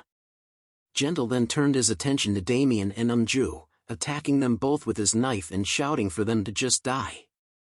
Despite Gentle's aggression, Damien remained unfazed, his face lighting up with a smile and his eyes glowing as he faced Gentle's attacks. Damien glanced at the gentle-mannered guy attacking him, a mocking smile appearing on his face as he remarked that Gentle was even more foolish than he had initially thought. However, this lack of surprise was common for Damien because people who seemed important often turned out to be insignificant in the end. Once their skills were recognized, they would start showing off. Damien had wanted to avoid any confrontation with him while they waited, so he simply ignored him. But Damien knew deep down that the true colors of this guy would be revealed sooner or later, just as he had expected. As Gentle launched an attack at Damien, he shouted, "Die!" But Damien swiftly sidestepped, evading the attack. He then swiftly rotated his leg 180 degrees and struck Gentle on the shoulder. The blow was incredibly powerful, causing Gentle to cough in pain, which surprised his teammates. Gentle's three teammates simultaneously launched their attacks towards Damien, but he remained unfazed, standing there like a true man to take on their attacks. Damien counterattacked by reverse-kicking Gentle, sending him flying towards his own teammates' incoming attacks. Gentle's teammates exclaimed in shock and urged him to dodge the attacks. Gentle looked back at the incoming attacks but found himself unable to evade them while still in midair. The attacks landed on his back with a loud thud, causing him to cry out in pain. Gentle fell near Damien's feet, irritating Damien, who decided to finish him off with one decisive blow. He punched Gentle squarely in the face, and it was enough to incapacitate him. As Gentle's body disappeared, Damien visibly relaxed, muttering that it was finally over. A notification then popped up, indicating that gentle-mannered guy had left. More notifications followed, surprising Damien. The notifications read, Ju's husband has left, Roa Good has left, and Please Buy Me Chicken has left. All of Gendel's party members and other solo participants were disappearing, and Damien wondered what was happening as they were all fine just now. While Damien pondered, he heard a cry for help. As he turned back, he saw a girl desperately asking for assistance, but a blade appeared in her chest. But before Damien could act, the blade abruptly ended her life right in front of his eyes. Damien was stunned and bewildered by what was happening. Another notification appeared, indicating that Luo Bongbong had left. Damien noticed a masked woman named Gumwa standing over the lifeless body of the girl. It became clear to Damien that Gumwa was the one responsible for the disappearances and killings of the other users. Damien looked at her and realized that Gumwa had been behind all of it. Gumwa met Damien's gaze and inquired if he was the only one left. Damien confirmed that he was. His attention shifted to Gumwa's sashimi knife, and he couldn't help but be impressed. The knife was a rare, one-handed dagger with a +9 enhancement and an exceptionally fast attack speed, making it a deadly weapon in the hands of a skilled individual. Its bonuses were equally impressive, providing a significant boost to both attack power and critical damage on normal and sneak attacks. Damien couldn't deny that it was an extraordinary weapon. Gumwa commented on Damien's lack of items, suggesting that he might be concealing something. Damien scoffed at the comment, reminding her that she was an overgeared noble, implying that she possessed an unfair advantage over others. As Damien picked up a sword dropped by another user from the ground, he thought that Gumwa might prove to be a formidable opponent, so he decided to take the sword just in case. Gumwa noticed this and questioned Damien about his intentions, given that he wasn't a knight and probably had no experience wielding a sword. Damien looked at the sword and replied, stating that Gumwa was more talkative than he had expected, much like the guy from earlier. Gumwa didn't comprehend his remark and asked for clarification, but Damien remained silent. He calmly assessed the situation, fully aware that assassins were typically formidable in one-on-one battles. Gumwa's mastery of the sashimi knife confirmed that she was no exception. Nonetheless, Damien was determined to overcome this challenge. Firmly gripping his sword, he issued a warning to Gumwa, informing her that time was of the essence and commanding her to engage him. Gumwa, furious at his disrespect, vowed to make Damien regret his words. Cash charged forward with all her might, alerting Damien. She jumps out and becomes a sword of Pokemon spinning in the air, utilizing her kunoichi skill called Tiger's Molar. Damien swiftly reacted, blocking her attack with his sword. He was impressed by Gumwa's strength and skill, realizing that without his titles or equipment, he would have already met his demise. However, Damien refused to back down. He praised Gumwa's fighting spirit and pointed out that her arms were still too weak. Gumwa was taken aback, wondering how he managed to block one of her most strongest skills, Tiger's Molar. Determined to prove herself, she intensified her attack, shouting a question, "What the hell are you?" But Damien remained calm and focused, effortlessly pushing her back and issuing a provocative question of his own, "I also wonder what I am." As Damien repelled Gumwa's advances, she resorted to another kunoichi skill called Mist Steps, vanishing and shrouding the area in purple mist. Damien stood within the mist, realizing that it was a stealth skill she had employed to eliminate the other participants. He scanned the surroundings, attempting to detect her presence as Gumwa's voice echoed from various directions, taunting him, telling him he can't do anything but just look around. Damien honed his senses, striving to locate her. He recognized that although the skill didn't render her completely undetectable, the moments of exposure were brief. Suddenly, he spotted her positioned at the top right, at a 45-degree angle, and began evading her attacks with unwavering focus. While skillfully dodging her strikes, Damien determined that it was time to gradually prepare for a counterattack. Gumwa grew increasingly irritated and insultingly referred to Damien as a rat-like bastard, questioning how long he believed he could continue dodging. However, before she could finish her sentence, Damien's fist connected with her, breaking an elixir bottle upon impact. Gumwa was taken aback by the shattered elixir and inquired about its nature. The force behind Damien's blow sent her hurtling backward, crashing into a wall. Damien answered her question, wearing a mocking smile. It was a skill, what else could it be? Gunwa experienced a sudden pain and glanced down, noticing her clothes beginning to dissolve due to the elixir Damien had employed. Embarrassed, she exclaimed, questioning what was happening to her. She called Damien a perverted bastard and demanded an explanation for his actions. However, as Gunwa looked up, Damien stood before her with his sword, cautioning her not to shout, or he would dispose of her mercilessly. He further threatened her, proposing that if she surrendered everything she had, he would spare her from suffering. Gunwa's expression transformed into fear as Damien approached her, brandishing his drawn sword. Gunwa closed her eyes, terrified, only to hear Damien's voice reminding her to surrender everything. He initiated a countdown from 10, leaving Gunwa with 10 seconds to make a decision, leaving her no choice but to comply with his demands. Damien looked down with a creepy smile and examined the items that Gunwa had dropped before leaving the game, hinting that they were pretty nice. Among them were many pieces of equipment that he knew belonged to a overgeared noble, making them much better than the usual loot from regular players. As he picked up a kunoichi's discreet garter belt, Damien couldn't help but wonder what it was used for. Before he could think more about it, an announcement interrupted him, signaling the start of the next test. He added it to his inventory and prepared to move on to the next challenge. The gate opened, and Damien wasted no time, swiftly moving forward, determined to complete the challenge as fast as possible. Damien faced his next opponents, the Wurrats. He decided to deal with them quickly and efficiently. As he skillfully eliminated the Wurrats, notifications kept popping up, informing him of his progress. Soon, he received the notification that he had defeated 10 Wurrat phantoms. The announcement sounded, indicating that test level 2 was complete, and Damien had earned 10 points.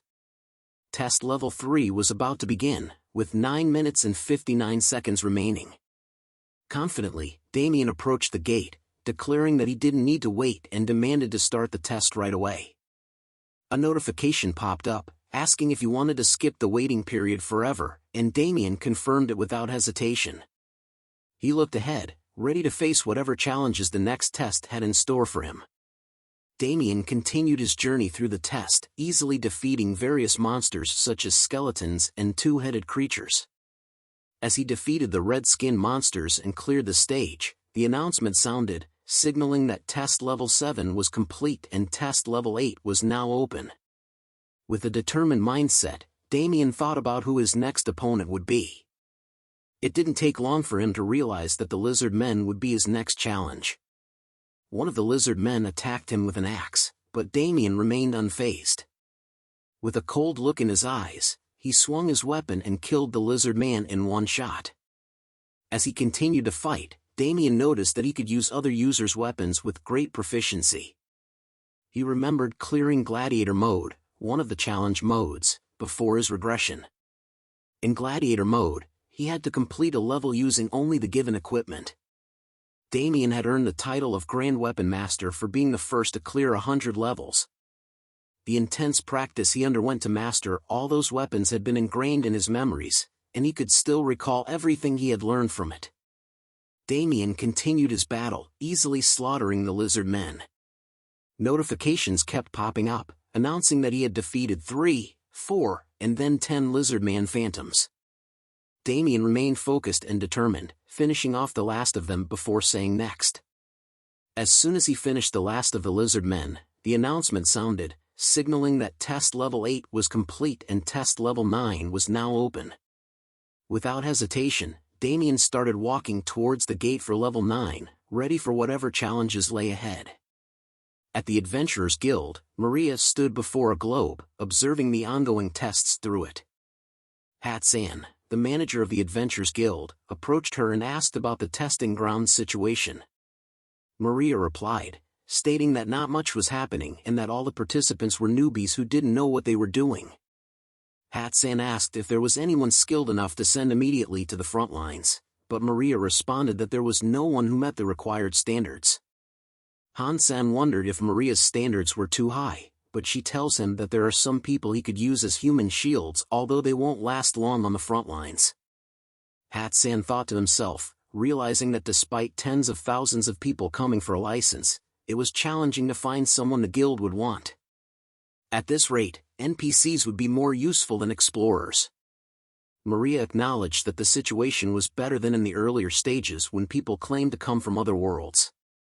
Han-san yawns and agrees with Maria but said he can't help but be disappointed anyway. However, Maria tells him that they were still only selecting obedient battle machines, and she advised Hat-san not to be too greedy in the selection process. Explorer guilds were known for their inclusive policies, accepting members from all backgrounds, regardless of their social status, past, or race. While this led to the formation of large guilds, it also meant that truly talented individuals were often recruited by prestigious institutions like the Royal Academy or the Magic Tower. As a result, many quests and jobs that required a high level of skill went unfinished. Hat-san took a lit up his cigarette and contemplated the situation.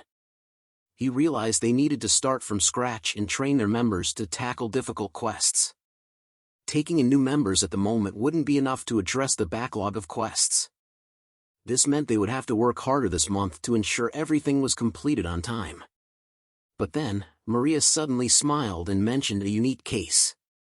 Hat-san was intrigued since Maria the Black Rose was known to be strict and meticulous due to her many years of war mercenary experience. The individual in question must be truly exceptional if Maria was impressed. Hat-san asked Maria to elaborate on this unique case, eager to learn more. Maria's face twisted into an evil grin as she turned to Hat-san.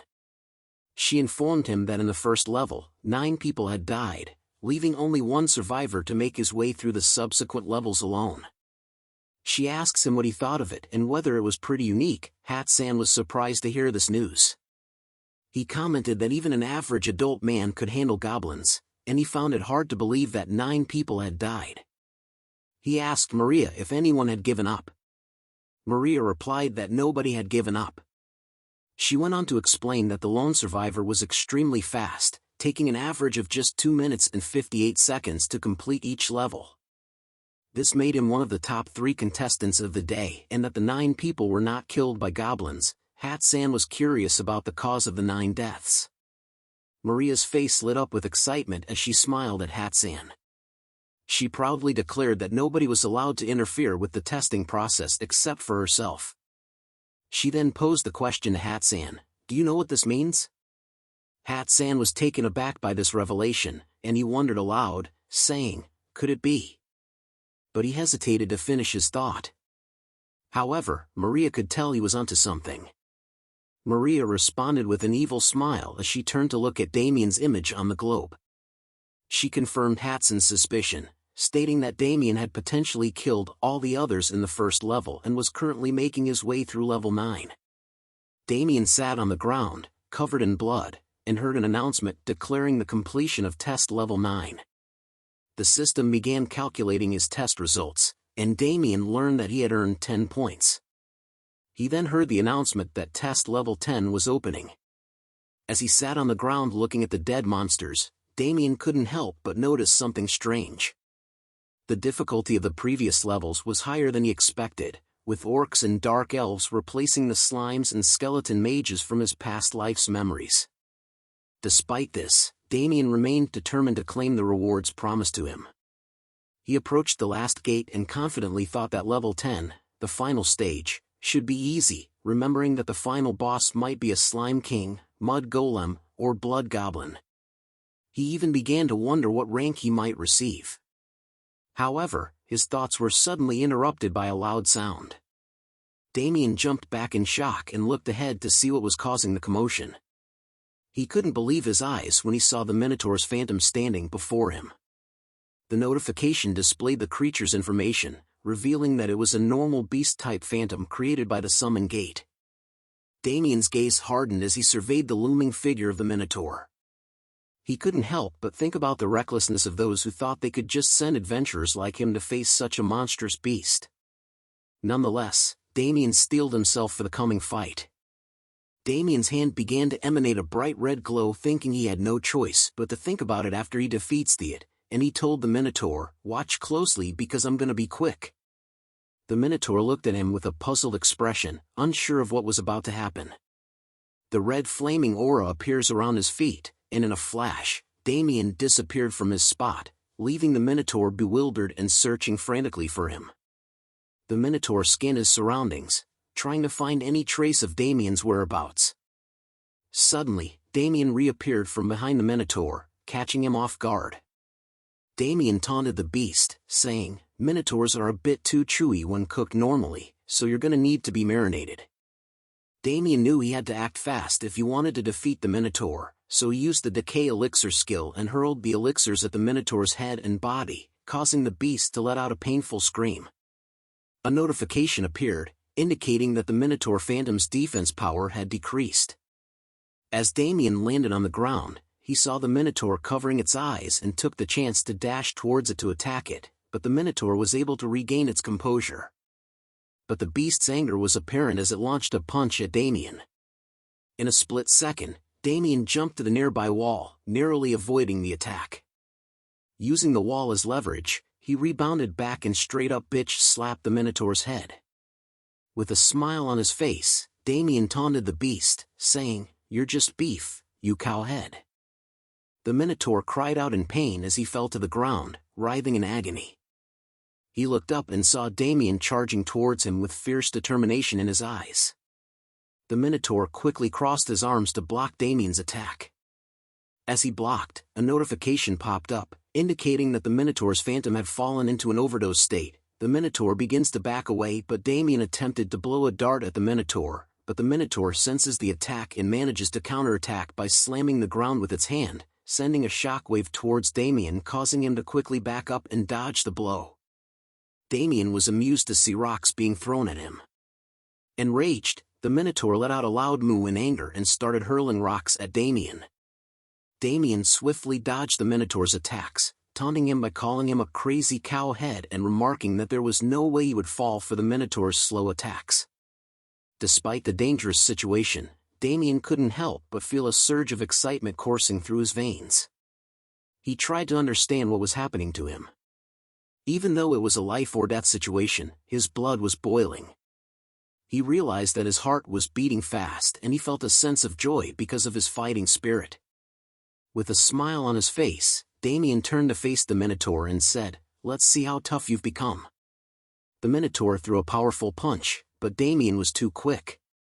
He dodged the attack and managed to injure the Minotaur's arm in the process. Jumping upward, Damien taunted the Minotaur by asking if he was still holding up well. He focused his attention, trying to find the Minotaur's weakness, knowing that he had to strike quickly. He soon discovered the weak spot and swiftly attacked the Minotaur's vulnerable area with his sword and dagger, making a cross motion. As he did so, notifications began to pop up. The first notification indicated that it was a critical hit. The next one revealed that the Minotaur's phantom had fallen into a state of bleeding. Finally, the last notification appeared, stating that the Minotaur's phantom had fallen into a state of near death. After landing back on the ground, Damien wondered if the battle was finally over. His doubts were soon cleared as another notification appeared, informing him that he had defeated the Minotaur's phantom. Damien stood still, hearing the announcement that test level 10 was complete and that he had earned 10 points. He hadn't expected to face such a monstrous creature, but it wasn't as challenging as he initially thought. He realized that he had grown significantly since he started, and he couldn't even tell what level he was now. Damien was amazed by his progress and reminded himself that he had to keep moving forward. Suddenly, the announcement interrupted his thoughts, declaring that Damien's total score was 100 points and that the test. Damien stored his weapon in his inventory and started walking towards the exit. He walked over to Hatson's desk, and the guild workers looked at him in shock. He greeted Hatsan, stating that he had arrived. Hatsan responded, acknowledging Damien's presence and commenting on how the test must have been quite the experience. Damien replied that it wasn't easy. As Hatsan looked at Damien, he couldn't help but recall Damien's impressive test results. Damien had cleared the summon gate in record time and ranked first in general combat skills, situational judgment, and execution of actions. Additionally, he had defeated all his fellow test participants, which made him a popular topic among the employees. Hat-san understood why Maria had called him a unique case. Hat-san remembered Maria's insistence on scouting Damien, stating that skilled individuals like him were rare, and he was exactly what she wanted. Hat-san couldn't deny that Damien's test results were impressive, but he expressed concern about making a decision like that so quickly. Han-san tells Damien that his test results were impressive, but the killing of teammates bothered him a bit.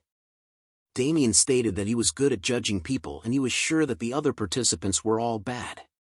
He clarified that killing people wasn't a habit of his. Hat-san chuckled and commented that Damien sounded like a psycho, to which Damien didn't know how to respond.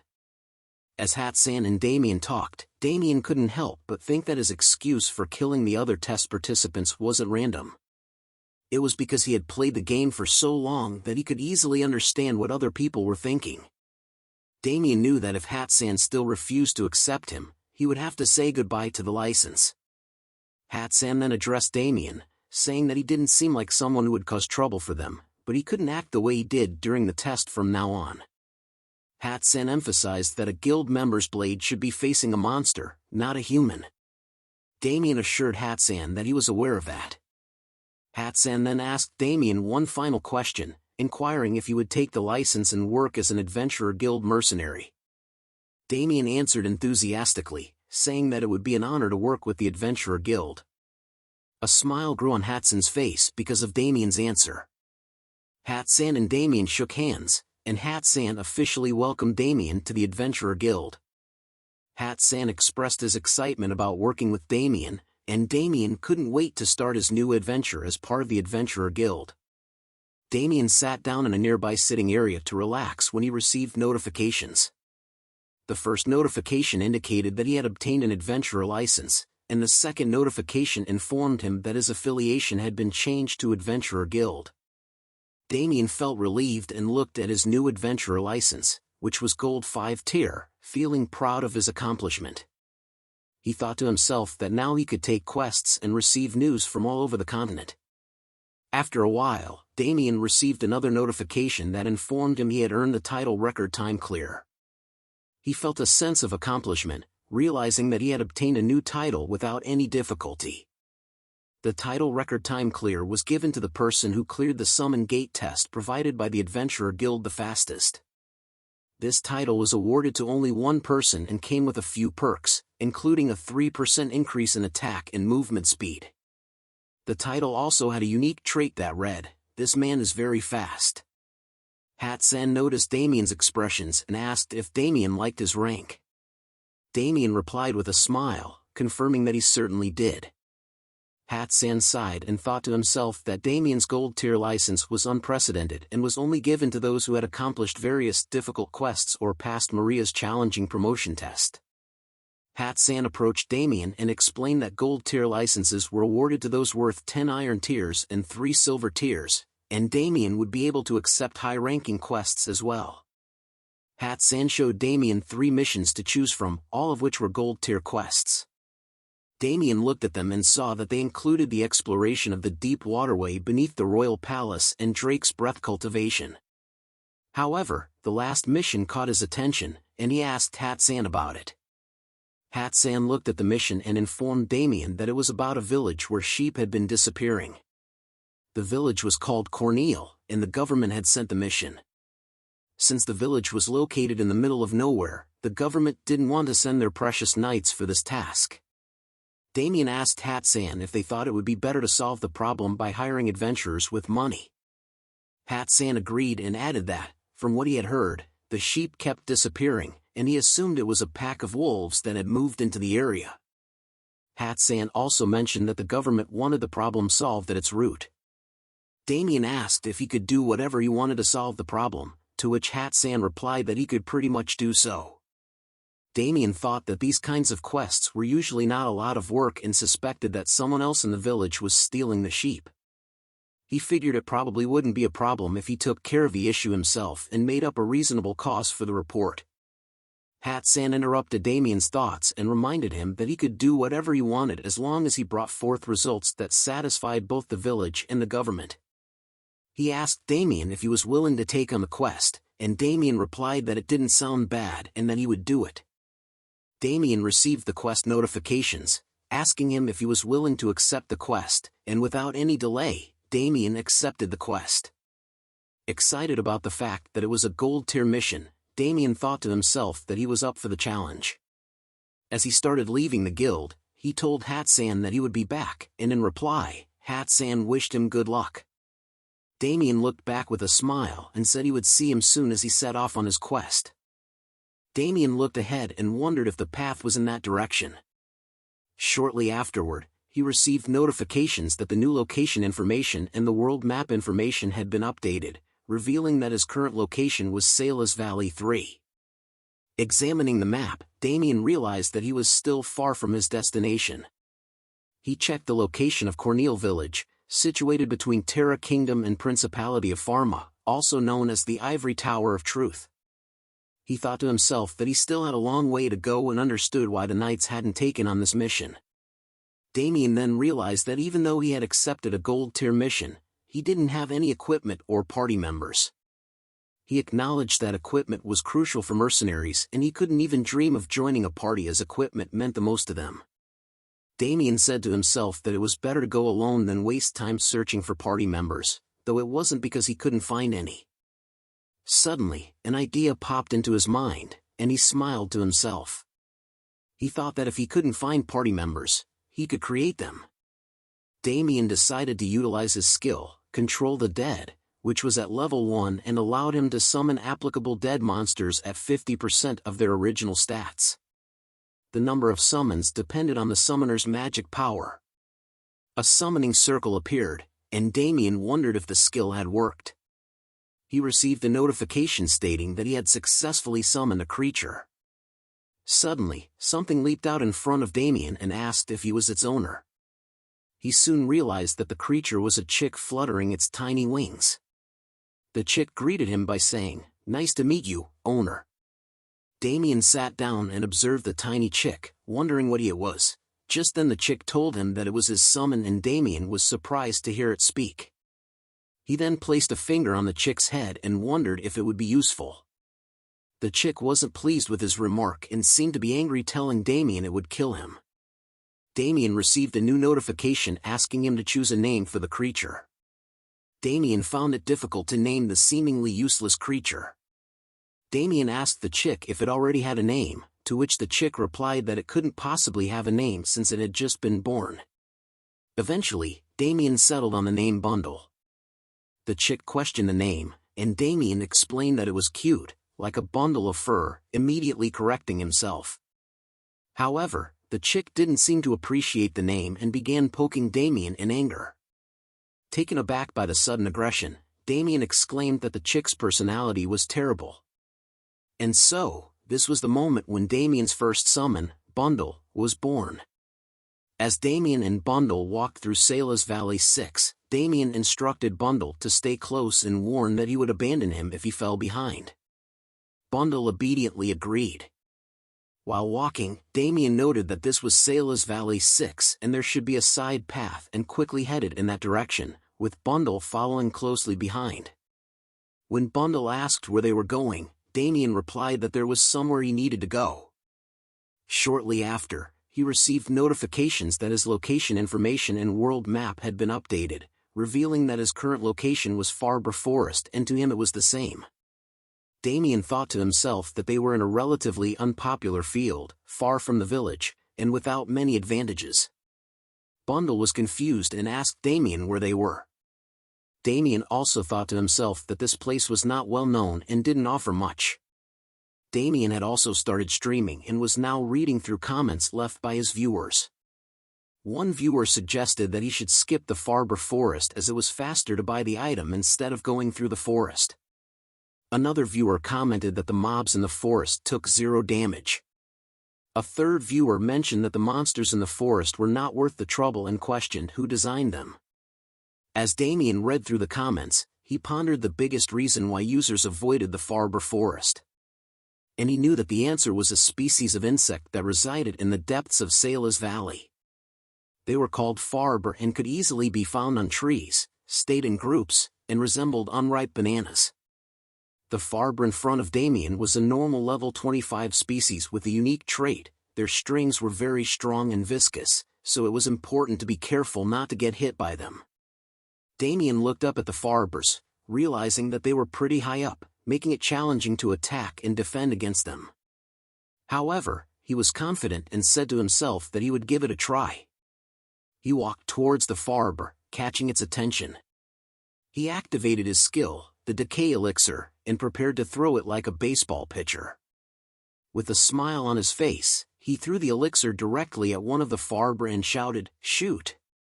Damien cheered as the elixir hit the farber. The acid from the skill lingered on the farber, causing many of them to drop from the trees like fruit.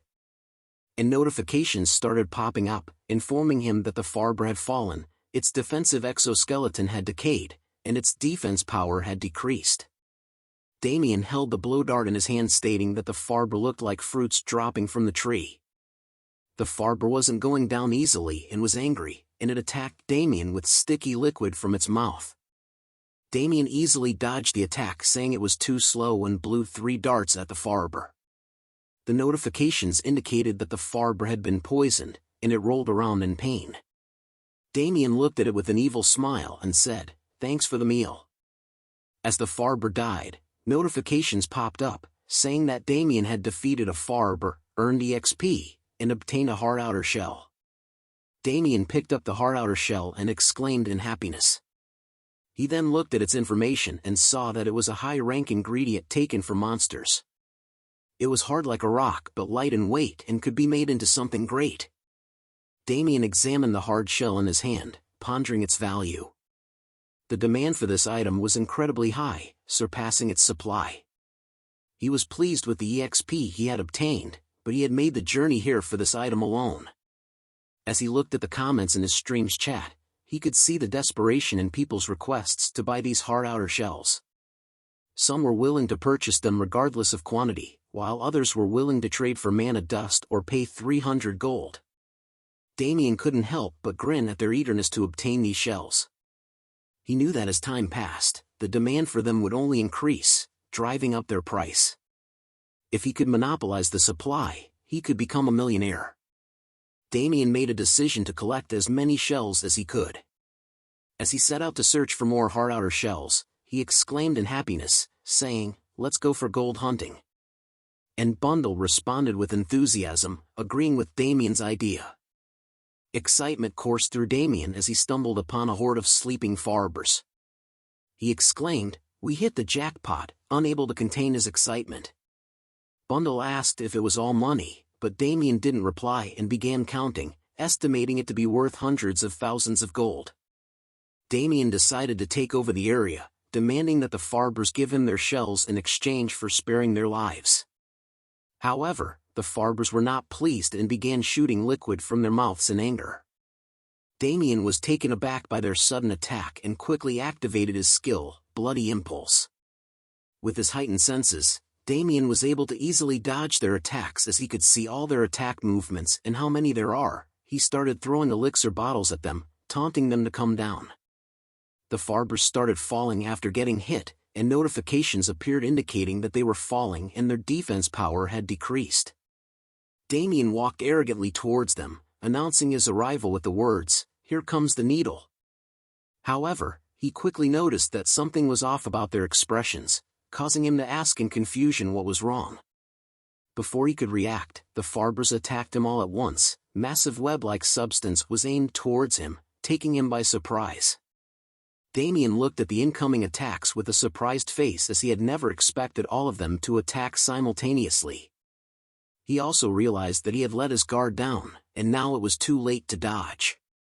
With the farbers' attacks closing in on him, Damien quickly assessed his options and decided that if he couldn't dodge their attacks, he needed something to block them. That's when he spotted the little chick perched on his arm. Bundle saw Damien looking at him, and with cold sweat covering his face, he questioned why Damien was staring at him. As the farber attacked, Damien began spinning Bundle in his hand. The dizzy-eyed bundle let out a squawk as Damien threw it toward the incoming attacks. The attacks were then sucked into a vortex created by the spinning bundle. Damien thought to himself that it was a close call, but he was relieved that everything was getting sucked into the vortex. He dashes towards the Farber to begin attacking the Farber. He leaps in front of them, telling them it was checkmate, and soon notifications flooded in, informing him that he had obtained experience points and had reached level 25. After the battle, Damien panted heavily and sat down, realizing how close he had come to death. The bodies of the Farber started glowing, and Damien thought that it had been a while since he had been pushed this close to the edge, but he fought with everything he had. Just then, Bundle came out of the fibers and flew towards Damien, questioning him about why he had thrown him. As Bundle poked him, Damien explained that he had no other choice and he couldn't come back alive if he died, but Bundle still couldn't forgive Damien for what he did to him. More notifications popped up, letting Damien know that he had obtained a hard outer shell. As the hard outer shells started dropping, Damien counted them and realized that it was basically a money rug.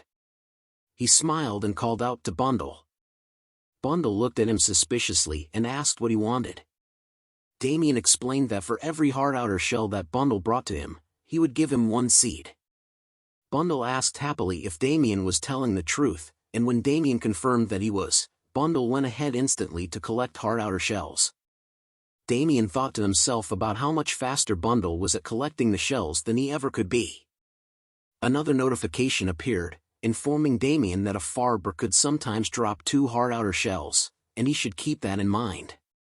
Damien looked at the hard outer shell in his hand and thought about how valuable they were, and how it was definitely worth fighting for them even if it was dangerous. Currently, they cost more than 500 gold and were expected to double in value soon unless there was a big change in supply. Damien also realized that nothing had really changed much between the game he remembered and his current situation. He had cleared the summon gate using his memories from the game, which meant that he would have an easier life if he kept using his memories. Damien stood up and said that the Farber's levels were about 25, which was the same as his level. He was relieved that he wouldn't receive any level penalties. Bundle arrived with a bunch of hard outer shells and asked Damien what he was talking about. Damien didn't give any reply, and as Bundle gave him hard outer shells, he thought to himself that he had originally planned to reach Cornel Village in 4 days, but now he wanted to change his plan. He decided that he would spend the next 2 days collecting as many hard outer shells as possible, and then hurry to the village in the remaining 2 days. Damien then prepared himself and said, "Let's sweep up some money." To which Bundle, sitting on his shoulders, responded with excitement and got ready for the adventure.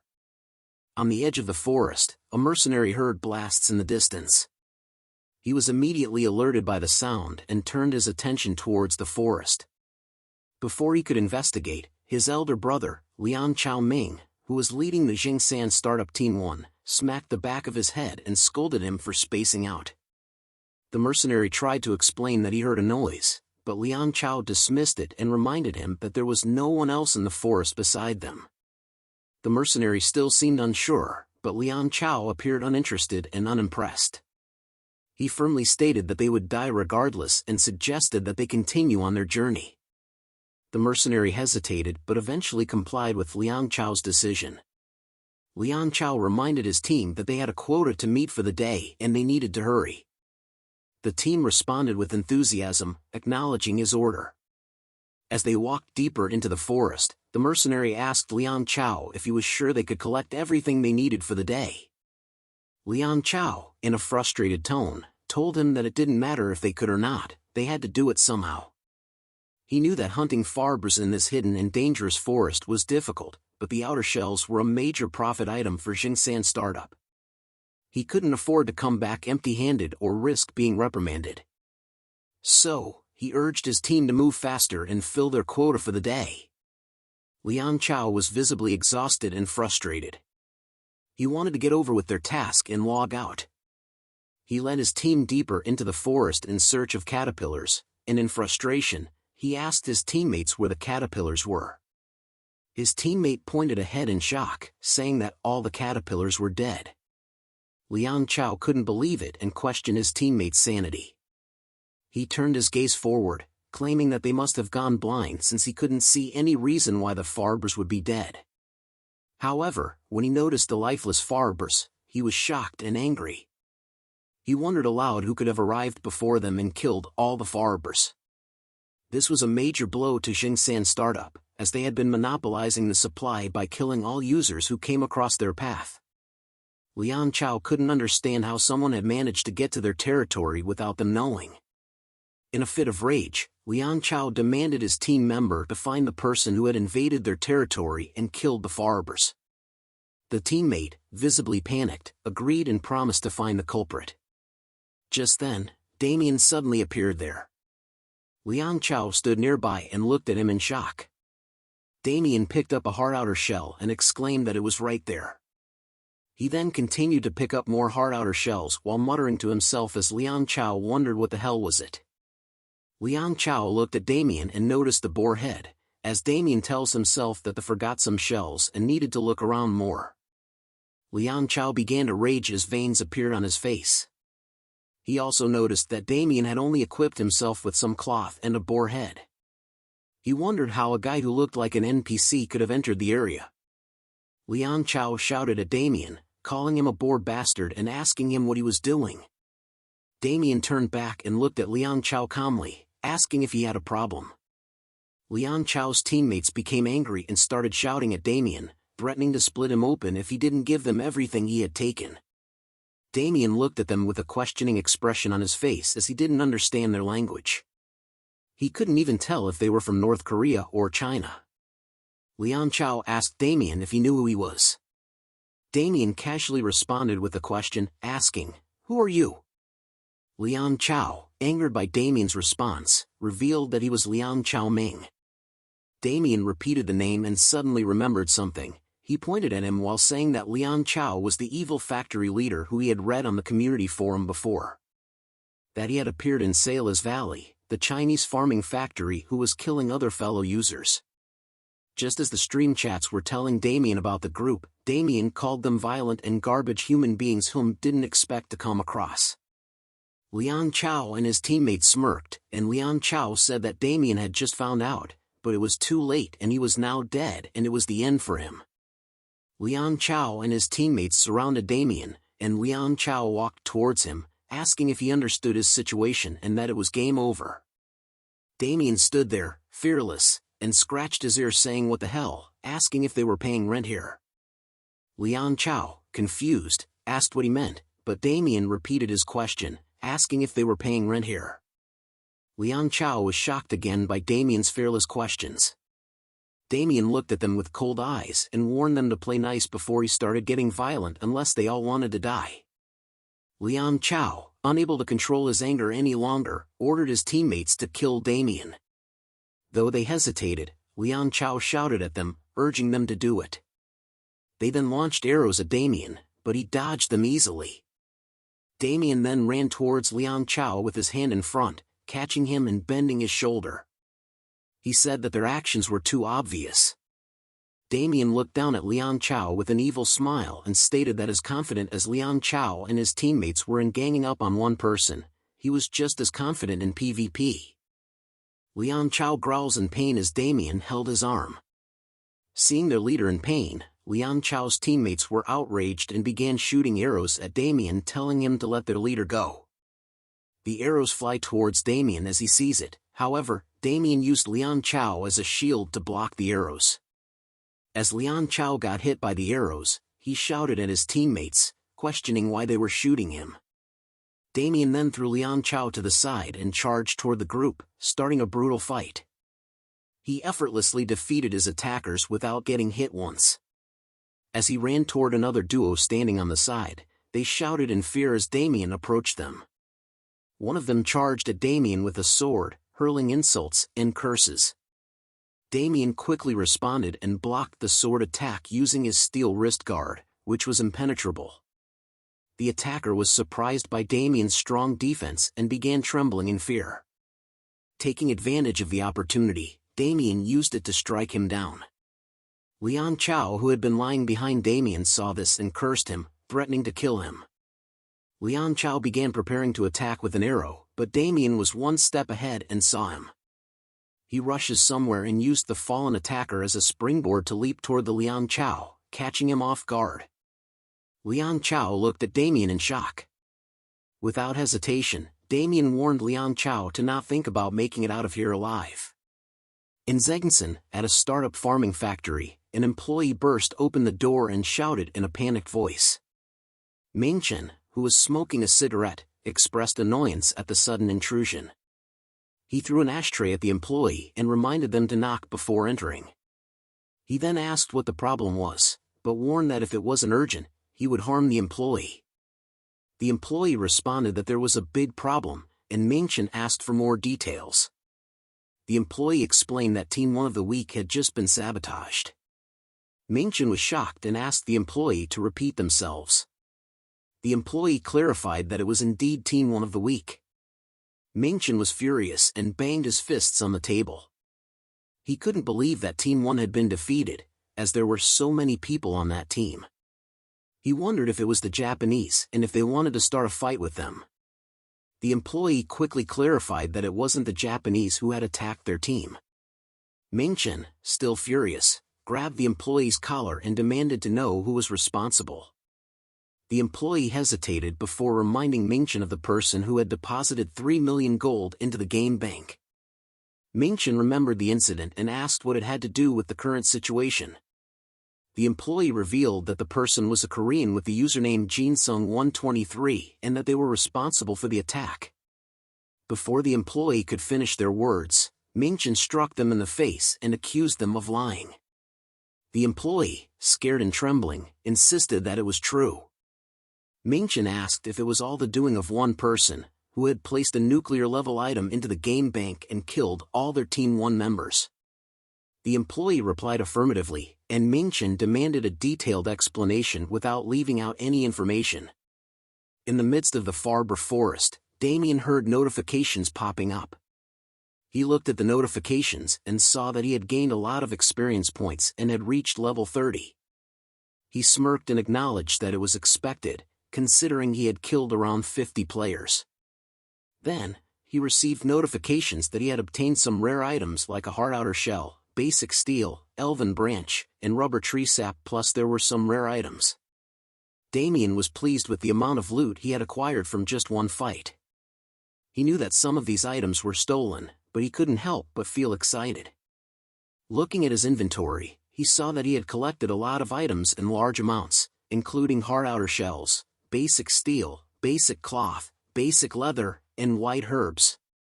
He also had 36 sets of hunter's leather armor, 11 light short bows, and around 192,000 gold. He realized that he would have never earned this much on his own without looting. He could exchange them for cash and get millions of bucks, or if he waited for the currency exchange rate, he could get hundreds of millions. He was relieved that he wouldn't have to worry about sending money home for a while. Damien decided that he would convert the goods into cash and wondered what to do with the items. He chose a book from his inventory, and a notification appeared saying that he had used the Apocalypse Invocation, the Book of the Black Covenant. Bundle looked at the book and asked Damien what it was. Damien replied that he was going to make some equipment. The book's features were displayed in the notification, including item value judgment, item extraction, item synthesis, item creation, and item dissection. Damien selected item dissection, and notifications appeared one after another as he dissected the superior falchion, light short bow, and hunter's leather armor. Damien looked at the items with a grin and thought that it was nice to sell all the items, but he needed some higher-grade ingredients. Damien remembered having some higher-grade ingredients before. However, as he was about to continue, a notification popped up, announcing that he had earned the title Lonely Hyena. Damien was surprised and exclaimed that he had never seen that title before. After reading the title's description, he realized that it was given to those who had looted more than 9,999 items from other users and were leading the environment cleanup movement. The title also came with benefits, such as a 100% likelihood of detecting dropped items within a 100-meter radius, a 100% likelihood of detecting someone's item, and a 100% likelihood that an opponent would drop an expensive item. However, there was a warning about the dangers of excessive looting, as it could lead to obesity and various health conditions. Damien was amazed by the condition to pick up more than 9,999 items to receive the title. He realized that before his regression, he only fought in large-scale wars with blood alliances or organizations, so he never really had the time to pick up dropped items as he didn't really need them. Despite feeling a little embarrassed about the title's condition, he acknowledged that its effects were pretty good. But before he could continue, Bundle interjected and teased him about always picking up items from the ground. Damien retorted and told him to be quiet. Suddenly, Damien had a realization. He thought aloud that with this title, it would be more beneficial to kill other users instead of hunting monsters. Damien grinned evilly at the idea and surveyed his surroundings. He calculated that there were around 50 employees, and if they worked day and night shifts, there must be more than 100 of them. He realized that this was a significant number of potential targets. Moreover, if one farming factory could produce thousands of items per week, the money he could earn would be astronomical. Damien smirked at the thought. He then started walking, contemplating the fact that after all the losses, Jingsan startup was bound to come after him. Damien knew he had to deal with them eventually. But for now, he decided to work with them as killing other users was a great plan to earn some extra cash. A group of people were seen panting heavily as they walked through a forest. The group leader, Chang Tingbao, Jingsan Startup Night Shift Team 1 leader, expressed his frustration and exhaustion at the situation. They had been chasing a Korean player for more than 35 hours. One of the team members asked how much longer they had to go, while another expressed concern about the lack of any signs of human or animal life. Chang Tingbao also thought to himself about how much longer they had to chase Damien. He then instructed his team to hold on for a bit longer, reminding them that all they needed to do was get rid of the Korean. When one of the team members tried to voice his opinion, Chang Tingbao cut him off, threatening him that if he spoke one more word, he would be dead. Another team member suggested using return spells to make the chase easier, but Chang Tingbao quickly dismissed the idea as buying return spells was too expensive. He urged his team to keep pushing forward and not waste any more time. Suddenly, Chang Tingbao stopped in his tracks, his heart pounding in his chest. Something felt off. He had never heard that voice before, and it was suddenly too quiet. As he looked back, he noticed that his whole group had disappeared. Fear took over him as he pulled out his sword, wondering what kind of treacherous person had done this without him hearing anything. Suddenly, he heard a voice warning him not to draw his sword. Chang Tingbao looked around and saw Damien sitting on a tree branch in front of him, with an evil grin on his face. Damien challenged Chang Tingbao to come forward and then threw a punch, suggesting that Chang Tingbao take a little nap. Chang Tingbao slowly opened his eyes and tried to shout, but quickly realized that his mouth was gagged with cloth. He looked around and saw several people, whom he referred to as chicks, standing over him. Some of them were tightening the ropes that bound his hands and legs, making it impossible for him to move. Chang Tingbao felt confused and disoriented, unable to understand why he was tied up and surrounded by these unfamiliar individuals.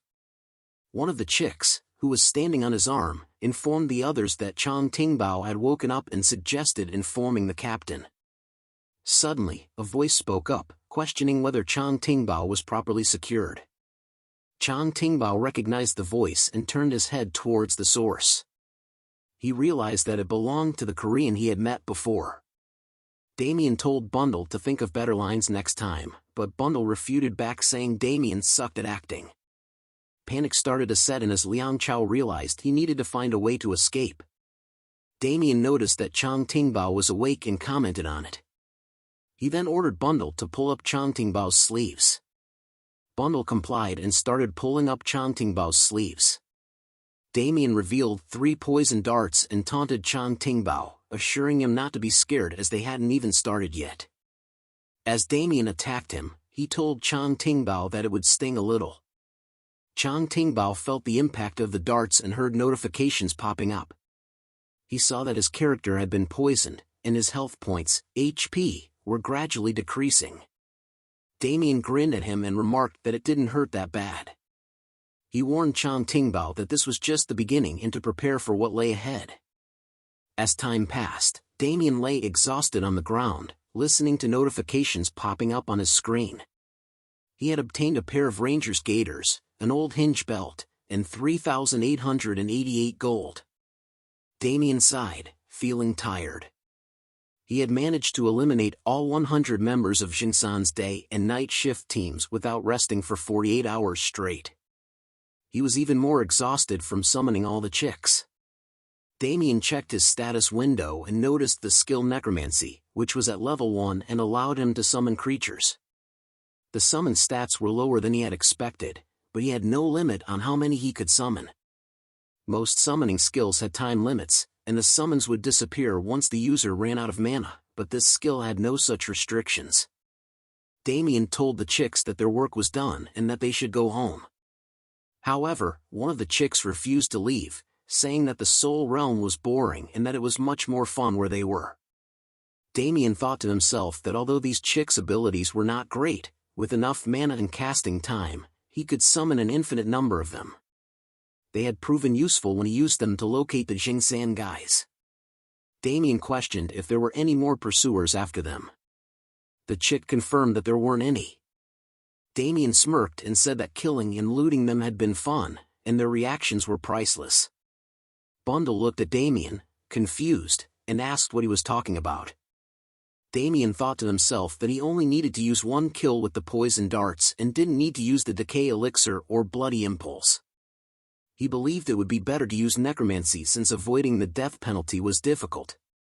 Damien opened his status window and selected the Apocalypse Invocation, the Book of the Black Covenant. He thought to himself that the items created with this book were more expensive but also had higher stats and efficiency. As he flipped through the pages, he found the formula he was looking for.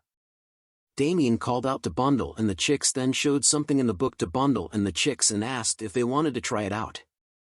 In a skyscraper in Shanghai Pudong, a man is walking and noting that something had happened in AC which was a bit of a concern. It was Zhang Wei, the chairman of the Business Kirin Society, looked concerned upon hearing about the incident in AC. He lit up a cigarette and thought about Jingsan Startup, which was one of his sources of funds for money laundering. One of his brothers had led its development, and he had invested his funds there. Although it was a small amount of money, the fact that one person had killed everyone there was definitely concerning. As Zhang Wei started calling someone on his smartphone, he expressed his disdain and stated that he would have to get rid of the person responsible for the incident. Outside the skyscraper, one of Zhang Wei's bodyguards received an order from him on the call and confirmed his acknowledgement of Zhang Wei's order. In the world of AC, a man ran in fear, convinced that he had encountered a monster. He thought about how dozens of his teammates had been killed by just one user and how he needed to escape quickly. Suddenly, a spell appeared from above him and went towards him to attack him from above, but he managed to dodge it by jumping forward. However, he injured his knee in the process.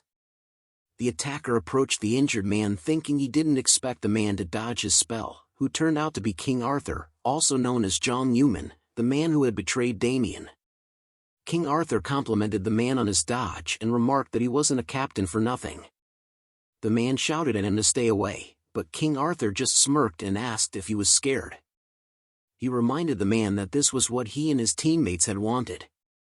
King Arthur wielded a powerful staff called the 12 Wing of Tetra, which was a mage-class hero-ranked staff with many powerful options, including increased magic attack power, wisdom, faster casting speed, and additional damage. King Arthur began casting spells, and the man cried out in fear upon witnessing this. King Arthur enjoyed the fear on the man's face and told him to go tell his allies that if they wanted to defeat him, they would have to bring the entire Blood Alliance. As the man continued to cry out in fear, King Arthur's spell engulfed him. Meanwhile, Damien scratched his ear and wondered if someone was talking about him behind his back. Bundle saw this and jokingly asked if he was digging for gold there. Damien replied that it was just itchy. Suddenly, a notification appeared, informing him that new location information and world map information had been added, indicating that they were currently in Corneel Village. Damien admired the beautiful view and commented on the nice and fresh air. As they walked around the village, Bundle asked where they were. Damien explained that they were at their workplace and noticed the tension in the atmosphere, so he advised Bundle to hide. Approaching the chief's house, Damien realized he had barely made it on time and had wasted a lot of time due to Jin-san. He had received valuable items and experience, but being late for his first quest was not ideal. Damien knocked on the door and asked if anyone was inside. An old man opened the door and inquired about Damien's identity. Damien introduced himself as a member of the Adventurer Guild and reminded the old man that he had requested government support. Albert, the chief of Cornell Village, was overjoyed and shed tears of happiness. He invited Damien inside, offering him a seat and some refreshments. Damien noticed that Albert's wariness towards him, a foreigner, had instantly disappeared, making him realize that the problem must be quite serious. The village chief then explained that the village's sheep had been disappearing, causing anxiety among the villagers as their numbers dwindled. He requested Damien's help and asked him to be understanding of the tense situation. Damien inquired about the number of sheep that had disappeared, and the village chief responded that it was around 20 every week. He was at a loss as to where they had gone, and the problem had started about a month ago. Damien asked about the person responsible for herding the sheep and whether different people took care of them at different times. The chief explained that there was an orphan named Joseph who was in charge of the sheep. However, the chief was unsure if Joseph was actually herding the sheep or just fooling around. According to Joseph, the sheep were taken by wolves. Damien pointed out that if 20 sheep were disappearing each week, then it would make sense that wolves were behind this. The village chief shared that Joseph had a history of pranking people by lying about wolves appearing. This caused the villagers to dislike him, and he had been imprisoned because they thought he was responsible for the missing sheep. However, even though Joseph was in jail, the sheep continued to disappear. The chief pleaded with Damien to do something, as the villagers might starve to death if this continued. Upon hearing the village chief's plea, Damien agreed to help and asked to meet Joseph.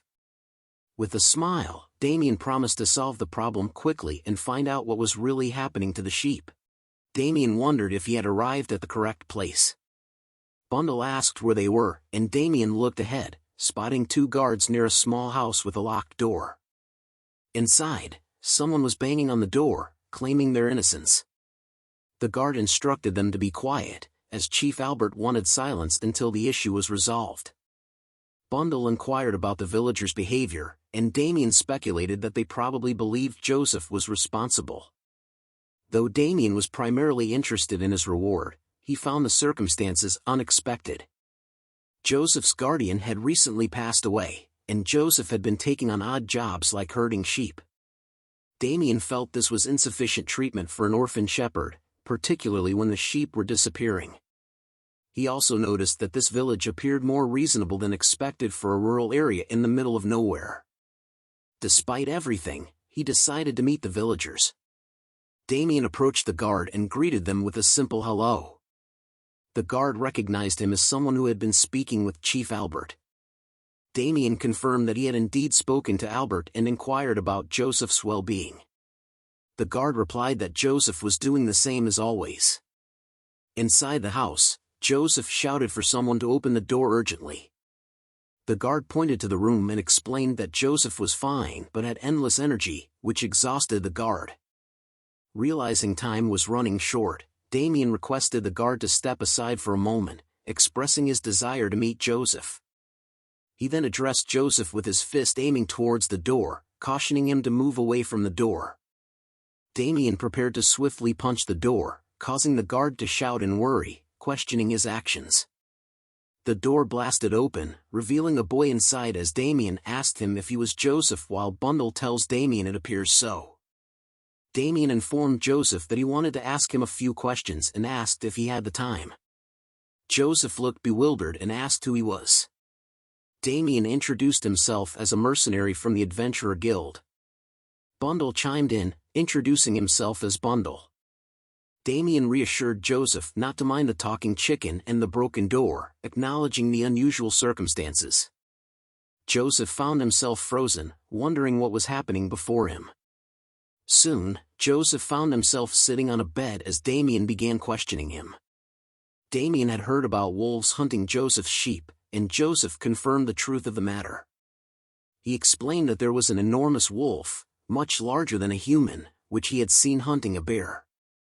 As they conversed, the guard burst into the room, filled with anger. He objected to Damien listening to Joseph's account, finding it absurd that a wolf bigger than a human would hunt bears. Joseph, however, insisted that he was telling the truth. Damien pondered the situation, considering the possibility that such occurrences could exist. Mountainous areas like this often housed various monsters and beasts. Damien decided to delve deeper into the matter and asked Joseph where he had witnessed this remarkable event. Joseph informed him that it happened at the peaks of the Caliph mountain ranges. He had seen a pack of these wolves there, and if Damien followed the peak and headed north, he would reach a wide plain.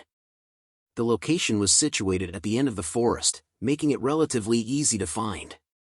Taking all this information into account, Damien nodded in acknowledgement. At that moment, notifications appeared, presenting a quest titled Caliph Peaks Wolves and prompting Damien to accept it. Damien, after accepting the quest, sprinted towards Caliph Peak, his mind filled with thoughts about the benefits of having excellent items and money. Bundle agreed, affirming Damien's sentiment. As Damien ran, he reminisced about the impressive set of witch-doctor items he had obtained through the Apocalypse Invocation, the Book of the Black Covenant. The Flame Lizard bracelet boosted his defense and wisdom, providing some resistance to fire attacks. The bracelet's special ability, Flame Banquet, created flames for 30 seconds, continuously damaging enemies at the cost of durability. Nijawala's leather pants increased Damien's defense, health pool, wisdom, and provided some magic resistance.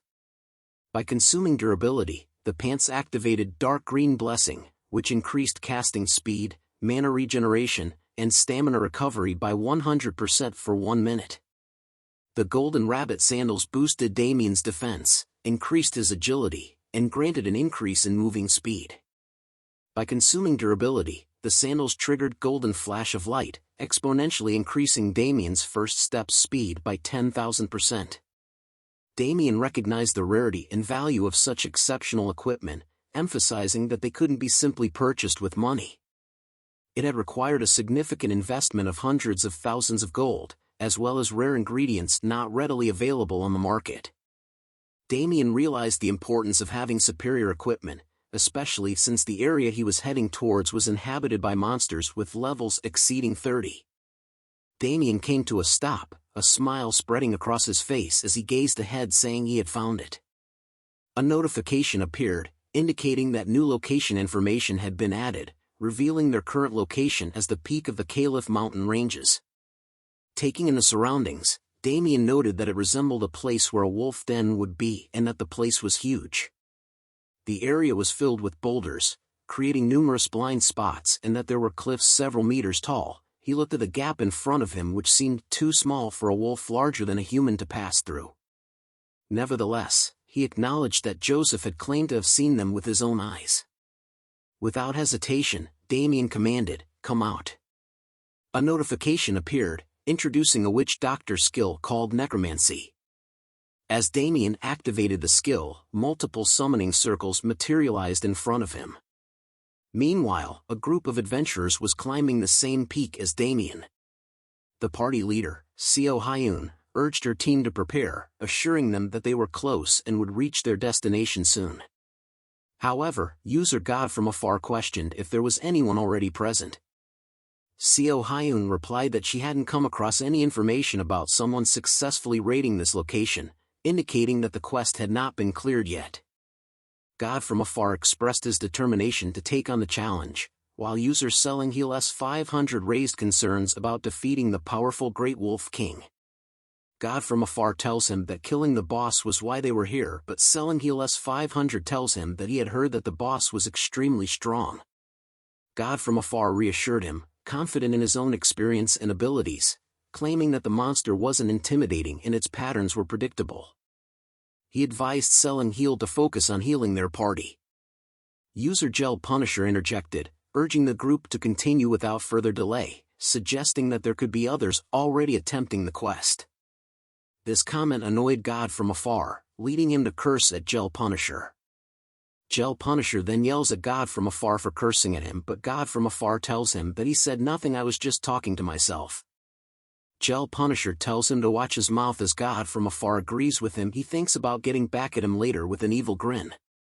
Seo Hyun intervened, reminding them of the importance of their current objective. However, before Seo Hyun could finish speaking, surprise crossed her face as they witnessed massive explosions ahead. They realized that someone was already engaged in a fight. It was Damien, surrounded by his summoned chicks, battling the wolves. Damien observed the number of wolves and couldn't help but smile, remarking that there were quite a few of them. He seemed content with the situation, not complaining about the challenge that lay before him. As the wolves continued to emerge from the narrow cracks, Damien was taken aback by their sheer numbers. He wondered if they lived between the boulders, comparing the bottom of the cliff to an ant's nest, only filled with wolves instead. Observing the increasing wolf pack below, Damien expressed his surprise. However, he quickly shifted his focus to the wolves in front of him, addressing them casually and remarking on their appearance. A notification displayed their information, identifying them as Caliph wolves. The notification described Caliph wolves as creatures that inhabited the peaks of the Caliph Mountains. Typically found in packs of 20 to 30, they were known to hunt in groups of 5 to 6, displaying high mobility and a tenacious nature when pursuing their prey. As the wolves attacked Damien, he swiftly reacted by summoning a decay elixir in one hand and fire in the other. He threw the concoction at the wolves. The attack hit its mark, causing one of the wolves to whimper. Shortly after, notifications appeared, indicating that the Caliph wolf's defense had decreased and its HP was gradually diminishing. Damien expressed satisfaction with the outcome, acknowledging that his strategy had proven effective. His stats windows were on point. Assessing his current situation, Damien felt confident in his abilities and equipment as he had reached level 34. He listed his current setup, including a +9 sashimi knife as his weapon, Bon Clay's poison-darted rooster as his shield, a wild boar helmet, Nijawala's leather pants as his bottoms, and golden rabbit sandals as his shoes. As Damien turned around, he noticed the wolves still behind him, which mildly surprised him. He commanded his soldiers, ordering them to prepare for an attack. The wolves growled at him in confusion and are surprised to see a figure appear on top of the mountain. Bundle, his loyal companion, confirmed readiness, and numerous chicks surrounded the wolves under Damien's orders. The chicks, armed with dart blowers, were poised for combat. Damien smirked, pleased with the effectiveness of his strategy. He mentioned the Bon Clay's poison-darted rooster shield, a rare item he had obtained. This shield had the special ability to transform the chick's default attacks into level 10 poison dart attacks, making it ideal for dealing with groups of enemies. Damien had invested a lot of money into turning the chicks to hold weapons using the Apocalypse Invocation, the Book of the Black Covenant, making it the best item to deal with groups of enemies. Damien acknowledged that he could handle the situation on his own but expressed a preference for letting his soldiers handle the task, as he was feeling a bit lazy. Bundle agreed, affirming Damien's sentiment. Damien aims a finger gun at the wolves, telling Bundle and his chicks to not allow even a single one to be alive. Damien then started the attack with a bang. As Damien unleashed his power and the chicks attacked the wolves with poison darts, the wolves started to fall one by one. Notifications flooded in, informing him that the Caliph wolves had been poisoned and defeated. Damien couldn't help but be impressed by the efficiency of his strategy, eliminating the wolves without even lifting a finger. He also noted that using the Bloody Impulse skill on the chicks compensated for their lower attack power and specs. Damien contemplated the skills he had mastered, shooting poison darts, decay elixir, and Bloody Impulse. He acknowledged that these skills had initially seemed ineffective or came with significant penalties, but now they proved to be quite useful as their levels increased. Bundle proudly declared that they had taken care of all the wolves, and Damien commended their efforts. He received notifications of items obtained, including wolf canines, gray eyes, and gray fur. However, Damien knew that there must be an alpha wolf somewhere, as Joseph had mentioned a massive wolf. he decided to check the quest details once more. Examining the quest information for Caliph Peak's wolves, Damien discovered that he needed to defeat 200 Caliph wolves, with 20 already defeated, and also defeat the Great Caliph Wolf, with 0 progress so far. The completion percentage stood at 0%, and the rewards were listed as the Adventurer Guild's mission completion package. The quest also carried a warning that failure could lead to the Terra Kingdom blaming him if the people of Cornel Village were harmed. Realizing the magnitude of the task at hand, Damien acknowledged that it wouldn't be easy. Suddenly, a notification appeared informing him of Chick 34's death. He turned his gaze behind him as a massive shadow towers over him and saw a massive wolf growling at him, and another notification appeared, indicating the appearance of the Great Wolf King. As the Great Wolf King howled, yet another notification appeared, warning Damien to prepare for an ambush as the Wolf King summoned its pack. Stunned by the sight of the Great Wolf King, Damien exclaimed, "Holy shit! This many at once?" Bundle, filled with concern, asked Damien what they should do. Examining the information about the Great Wolf King, Damien learned that it was the dominant figure in the Caliph mountain peaks, having grown larger due to unknown causes. As the leader of the Caliph wolf packs, it possessed enough strength to take down a bear. The creature was categorized as a beast and held the status of an elite, with a formidable level of 45. Its enormous size left even retired hunters like Gertha astounded. With determination, Damien activated his skill, Bloody Impulse, and devised a plan.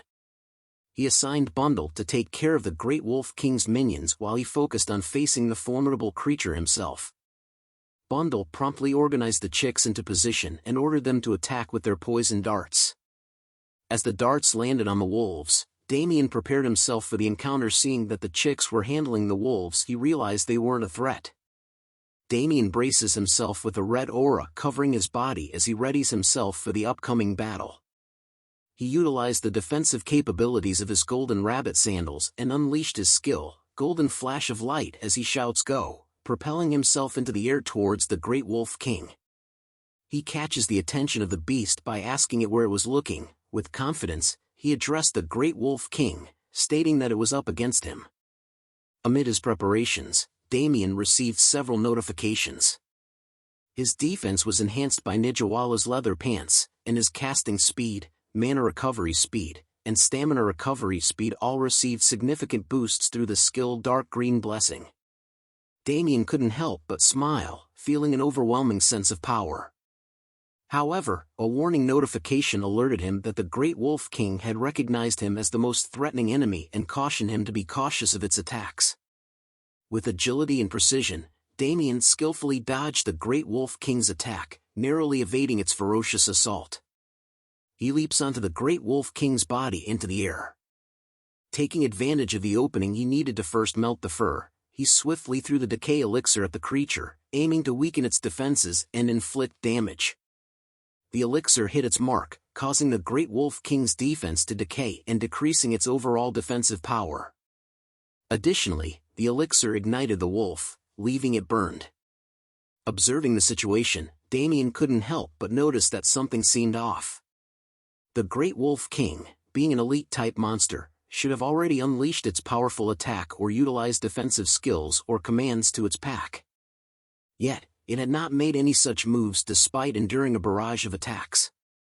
Undeterred, Damien brandished his knife, knowing that he had inflicted enough damage to potentially defeat the Great Wolf King before it had a chance to employ its skills. With determination, he prepared himself for a final, decisive strike, aiming to end the battle swiftly and emerge victorious. The Great Wolf King roared into the air, feeling the pain of Damien's earlier attacks. As Damien engaged in a fierce battle with the Wolf King, he swiftly analyzed its behavior and deduced that its trait was likely attack-oriented or leader type. Regardless of its trait, Damien knew he needed to finish the fight quickly. As he dashes towards the king, he looks down and notices that he doesn't have to pay attention to the minions below as the chicks were handling it well. His eyes gleamed brightly as he shows the long blade, thinking that it was his turn to do his part in the battle against the king.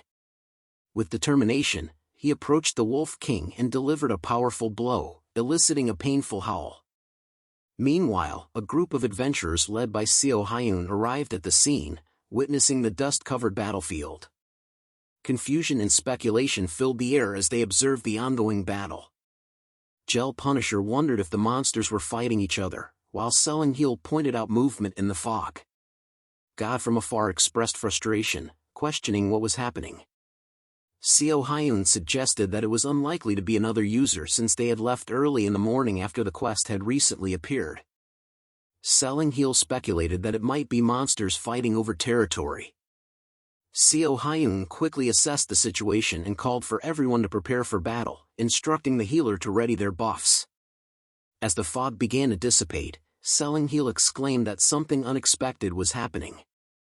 They couldn't believe that a single player was fighting against the Great Wolf King by himself.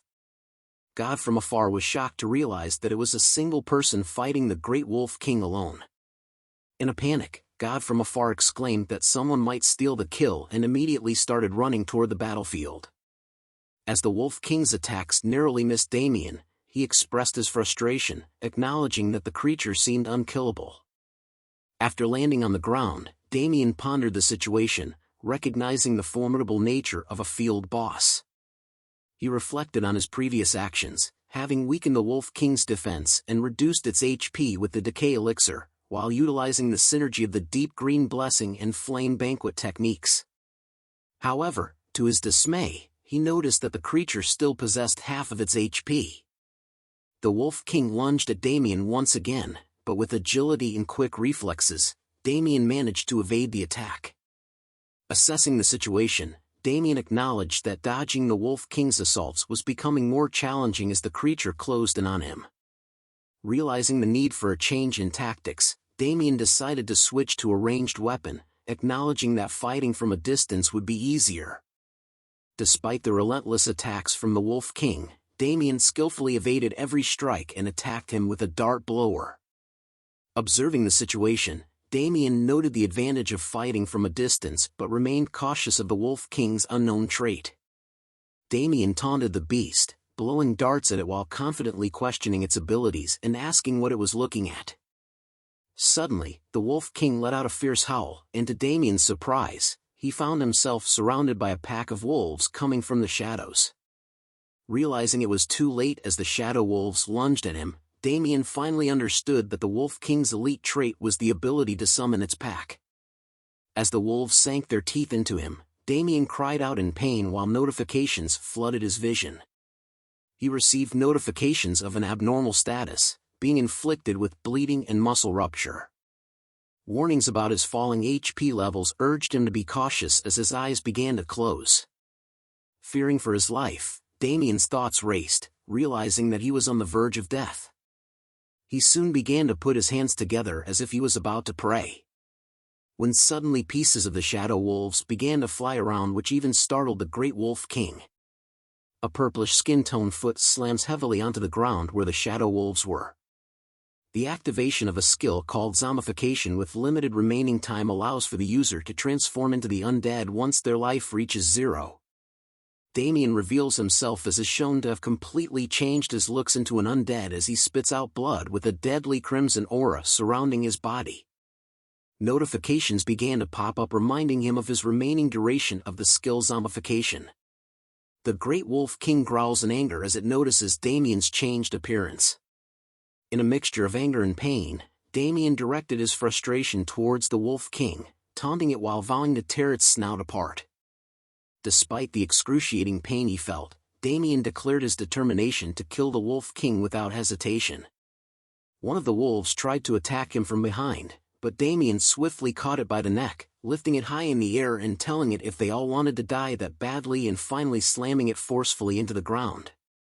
As the whimpering wolf lay defeated, a notification appeared, indicating that the Caliph wolf had been inflicted with bleeding and poison. Finally defeating a Caliph wolf. Damien's victory over the Caliph wolf was because of Plague Aura, a poisonous curse that affected opponents within a 3-meter range. The severity of the abnormalities depended on Damien's mana amount and the opponent's level.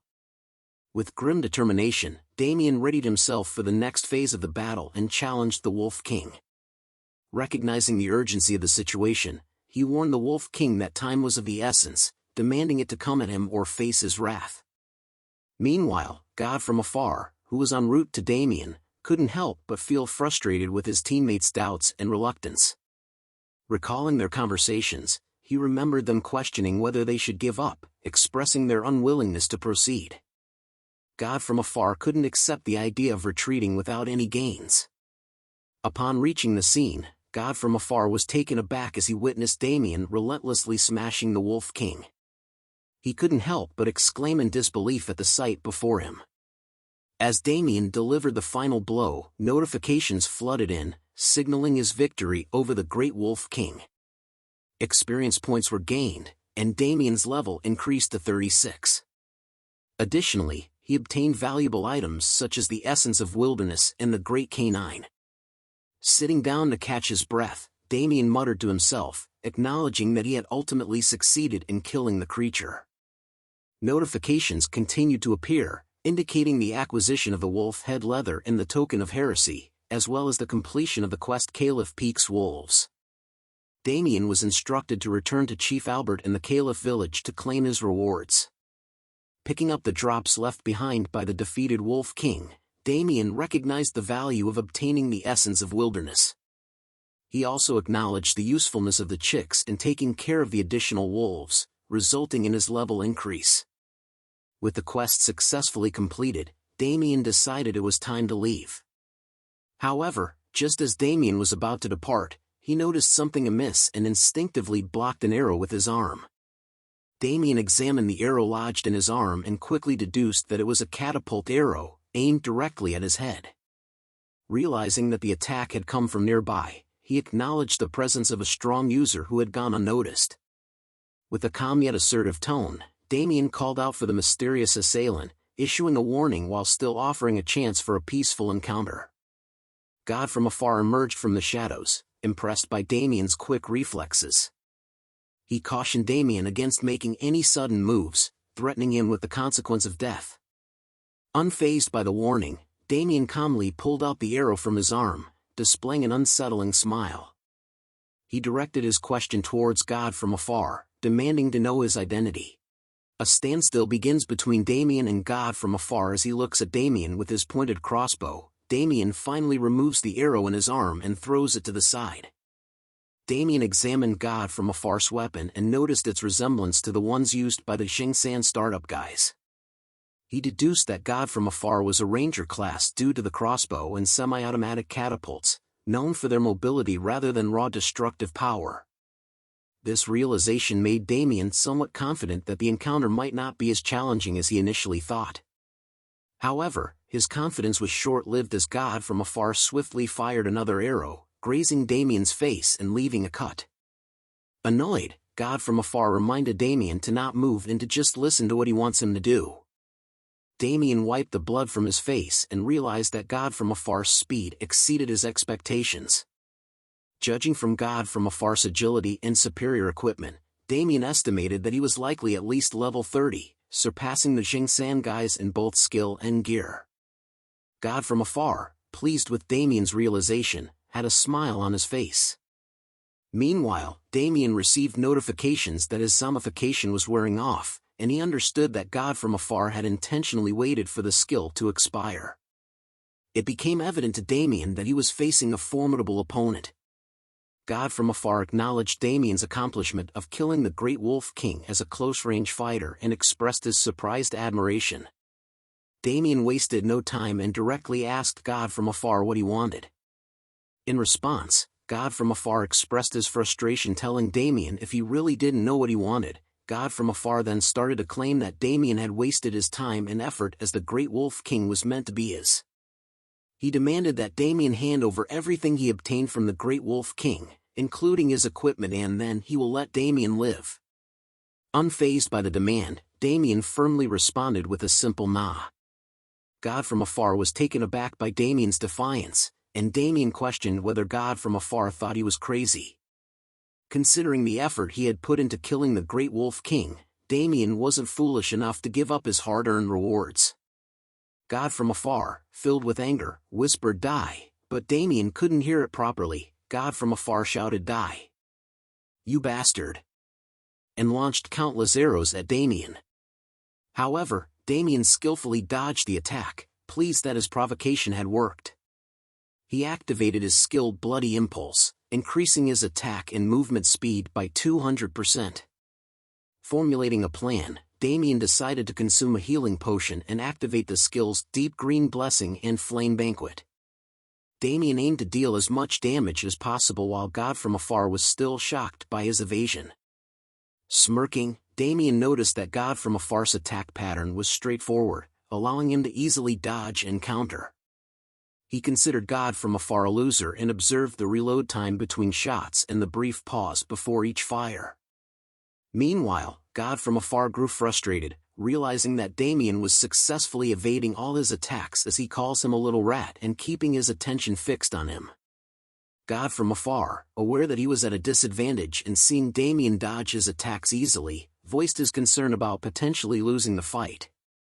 He also saw the way Damien was looking at him, like a new man in prison where everybody is waiting for him to drop the soap. God from afar realizes he has to do something quick. However, in a sudden move, Damien appeared in front of him, holding a decay elixir in his hands. Damien confidently declared that he could see all of God from afar's attacks and promptly threw the elixir at his face.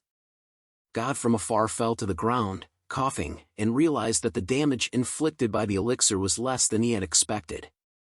He received notifications indicating that he had been inflicted with poison, his armor had corroded, and its durability had decreased.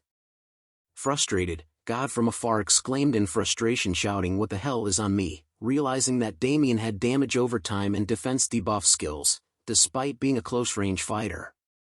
He couldn't help but wonder how Damien, initially perceived as a close-range dealer, possessed such debilitating skills. Damien, once again equipped with a decay elixir, confidently approached God from afar, warning him that he would need to soak him once more, warning him that he was gonna die if he doesn't block this attack. As Damien struck him with the elixir, another set of notifications appeared, indicating that God from afar's armor had further corroded and he was now inflicted with the burn abnormal status. Additionally, God from afar's elite hunter bow gun was destroyed. Looking at God from afar, Damien taunted him, asking if he was ready to die. Enraged, God from afar retrieved his crossbow and declared his intent to kill Damien. Damien, noticing the weapon in God from afar's hands, recognized it as a heavy hunting arbalist typically wielded by high-ranking adventurers. Damien questioned whether a ranger like God from afar, whose best skill was speed, could effectively use such a destructive weapon. Damien continued to taunt God from afar, questioning him if a ranger with his weak skills could pull off using that weapon. Fueled by anger, he wonders how long Damien can stay arrogant for. With his new weapon pointing at him, God from afar takes a shooting stance and attacked Damien with an arrow, but Damien managed to dodge the attack, narrowly avoiding harm. To his surprise, the arrow exploded upon impact, creating an unexpected blast. Confused by the unexpected nature of the attack, Damien realized that this weapon was different from the heavy hunting arbalist he was familiar with. He couldn't see the arrow, and even the system didn't detect it. Suddenly, God from afar appeared behind Damien, asking where he was looking at, catching him off guard. Damien turns around and swiftly reacted, jumping to the side and evading another arrow attack. As God from afar appeared at another location, taunting Damien, he asks if Damien has trouble seeing him as God from afar body has smoke coming out of it. Damien deduced that God from afar's ability to become invisible was not due to an invisibility cape or potion, as those advancements were not yet possible. He concluded that it must be an exclusive skill. God from afar mocked Damien, stating that he should have used a weapon to stab him instead of relying on punches, claiming it would be the reason Damien would die. Unfazed by the taunting, Damien dismissed God from afar's words, remarking that he talked too much. God from afar retorted, saying that Damien wouldn't even have the chance to hear him speak once he was dead. As God from afar started disappearing, he provocatively urged Damien to try holding on for longer, confident that Damien would not be able to endure.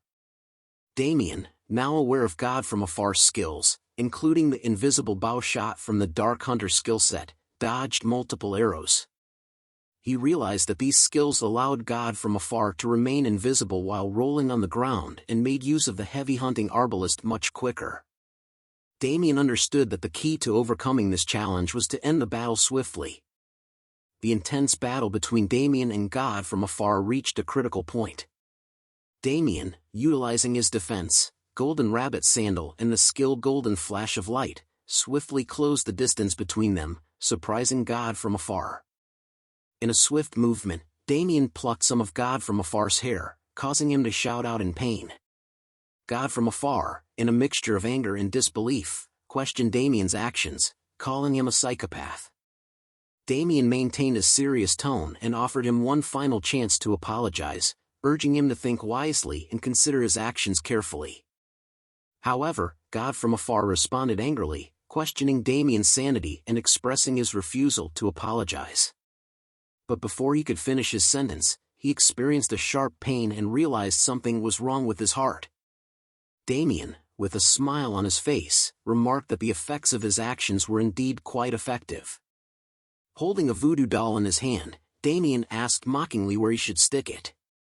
God from afar, filled with horror, asked Damien what he was doing.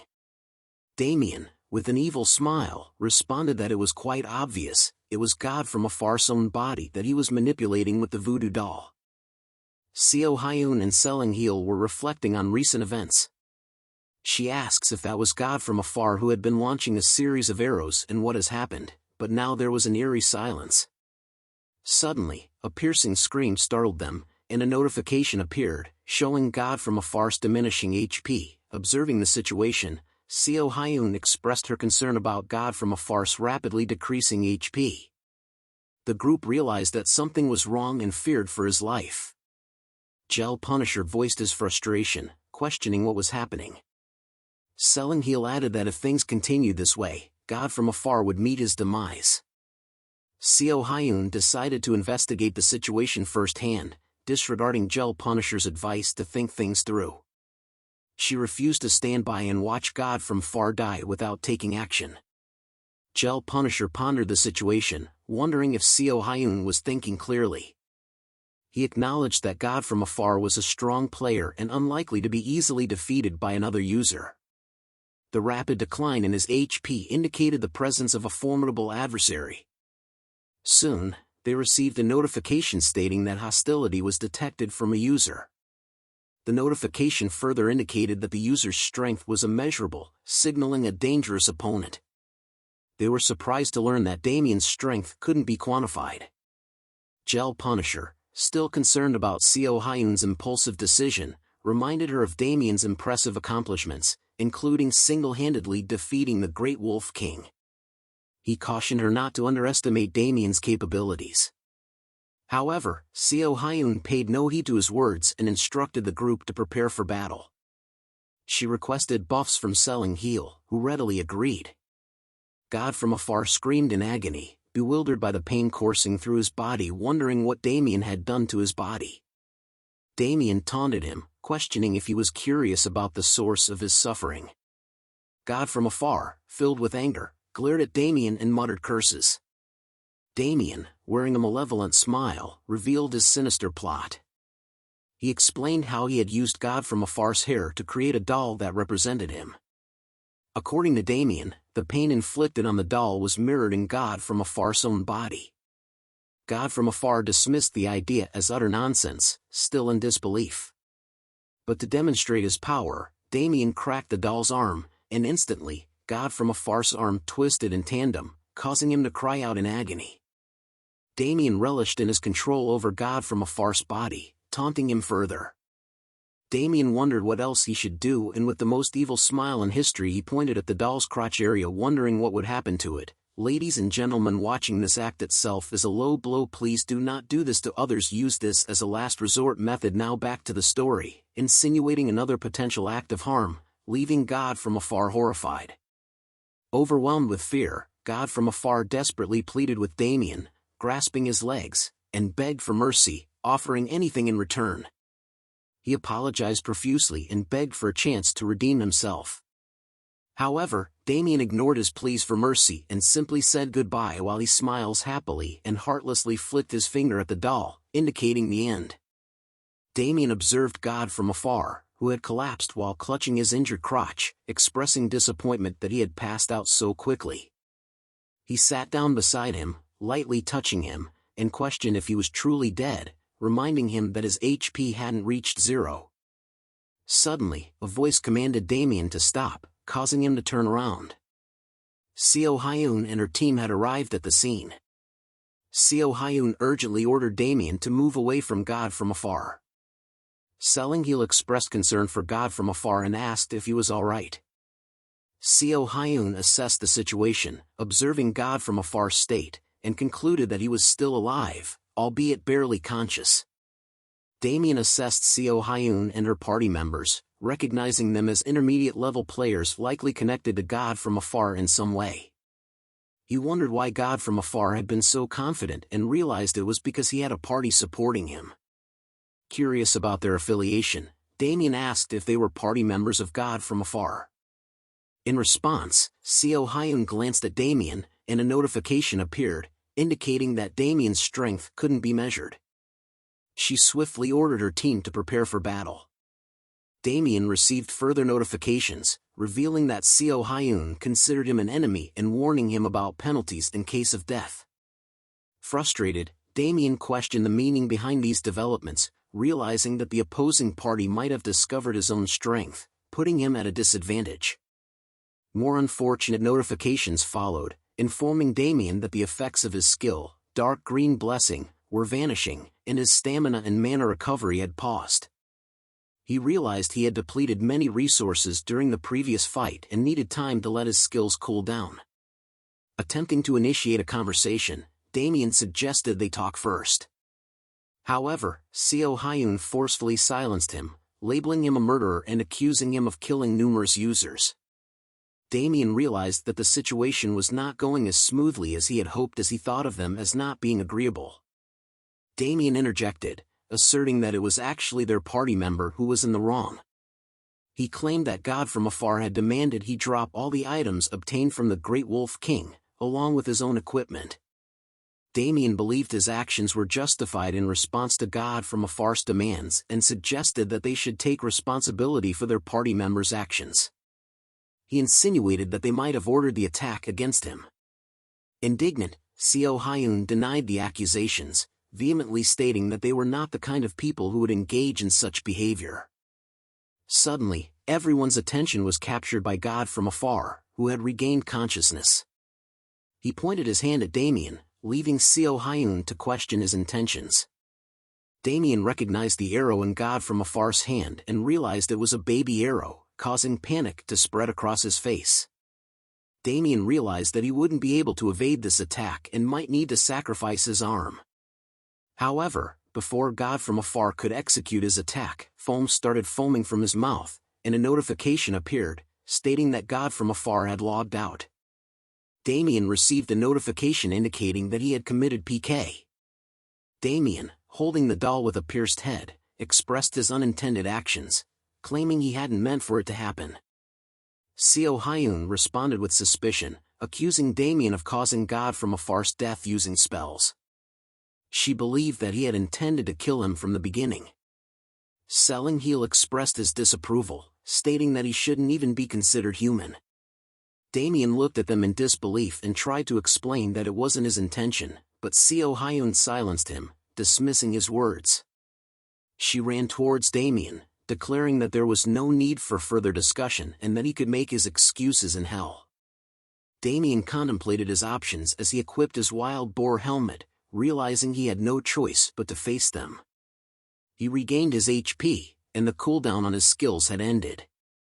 He activated Blood Impulse, Flame Banquet, and Dark Green Blessing, preparing himself for the confrontation. Damien confronted Seo Hyun and warned her that they had started the conflict, reminding her not to beg for mercy later. He attacked her with his knife, but the healer cast a buff called Axolethio on Seo Hyun's sword. She successfully blocked Damien's heavy attack, leaving him in disbelief that such a thin blade could withstand his strike. Seo Hyun smiled and taunted Damien, expressing disappointment in his abilities. She questioned whether he had been going around killing other users with his weak-ass skills.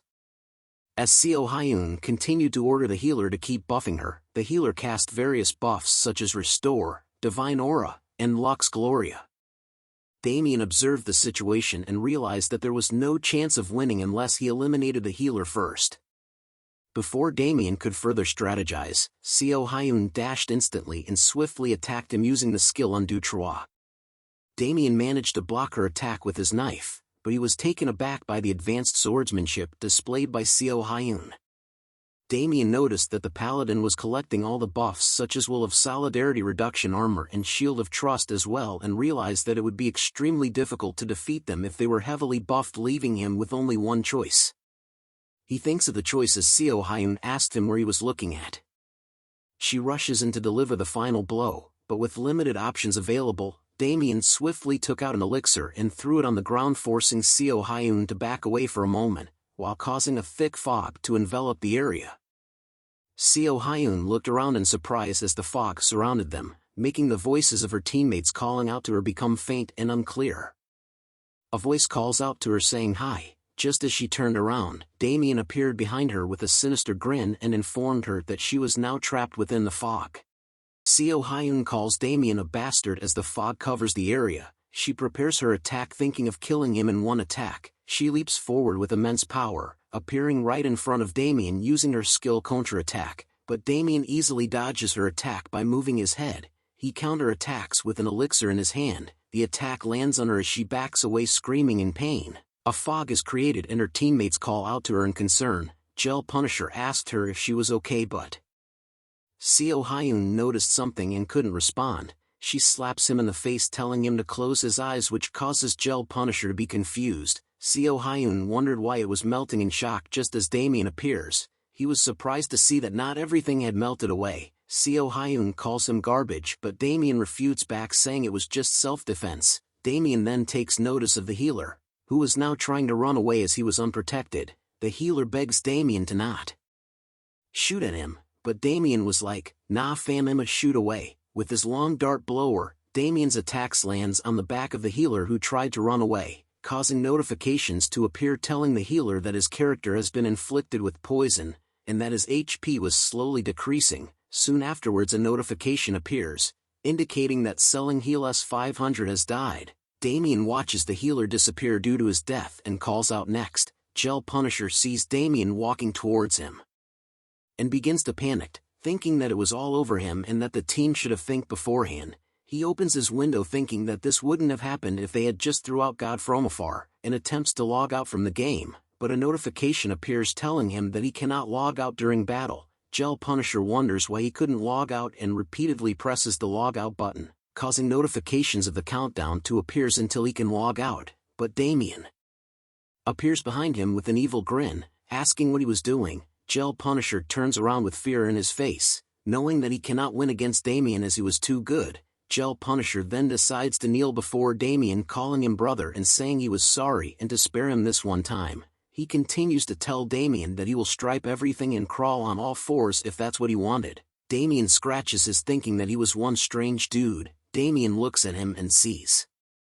that he was fully equipped with full plate armor and a kite shield. If Damien attacked, not even a single dart would hit, and yet the guy was begging for his life. Damien thinks that it was lame, but Gel Punisher thought of giving Damien what he wants in order for him to leave. Damien then asks if Gel Punisher could give him everything he has. Gel Punisher was alarmed to hear this as Damien tells him to give him everything he has and to not leave anything out. Damien reaches for Gel Punisher's face as he thinks of Damien as a demon. Back at the village head's house, Damien had brought by the Great Wolf King's body, which surprises the villages. The village head realizes that a wolf this size could kill a bear. Damien tells him that people do the most unexpected things. The village head was upset that they had treated Joseph as a criminal and didn't feel good treating a young kid like that. Damien then tells him to treat Joseph better from now on, as he seems to be the type to not hold grudges anyway. The village head holds his Damien's shoulder and thanks him for his advice. Notifications popped up telling Damien that he has cleared the first mission of the Adventurers Guild,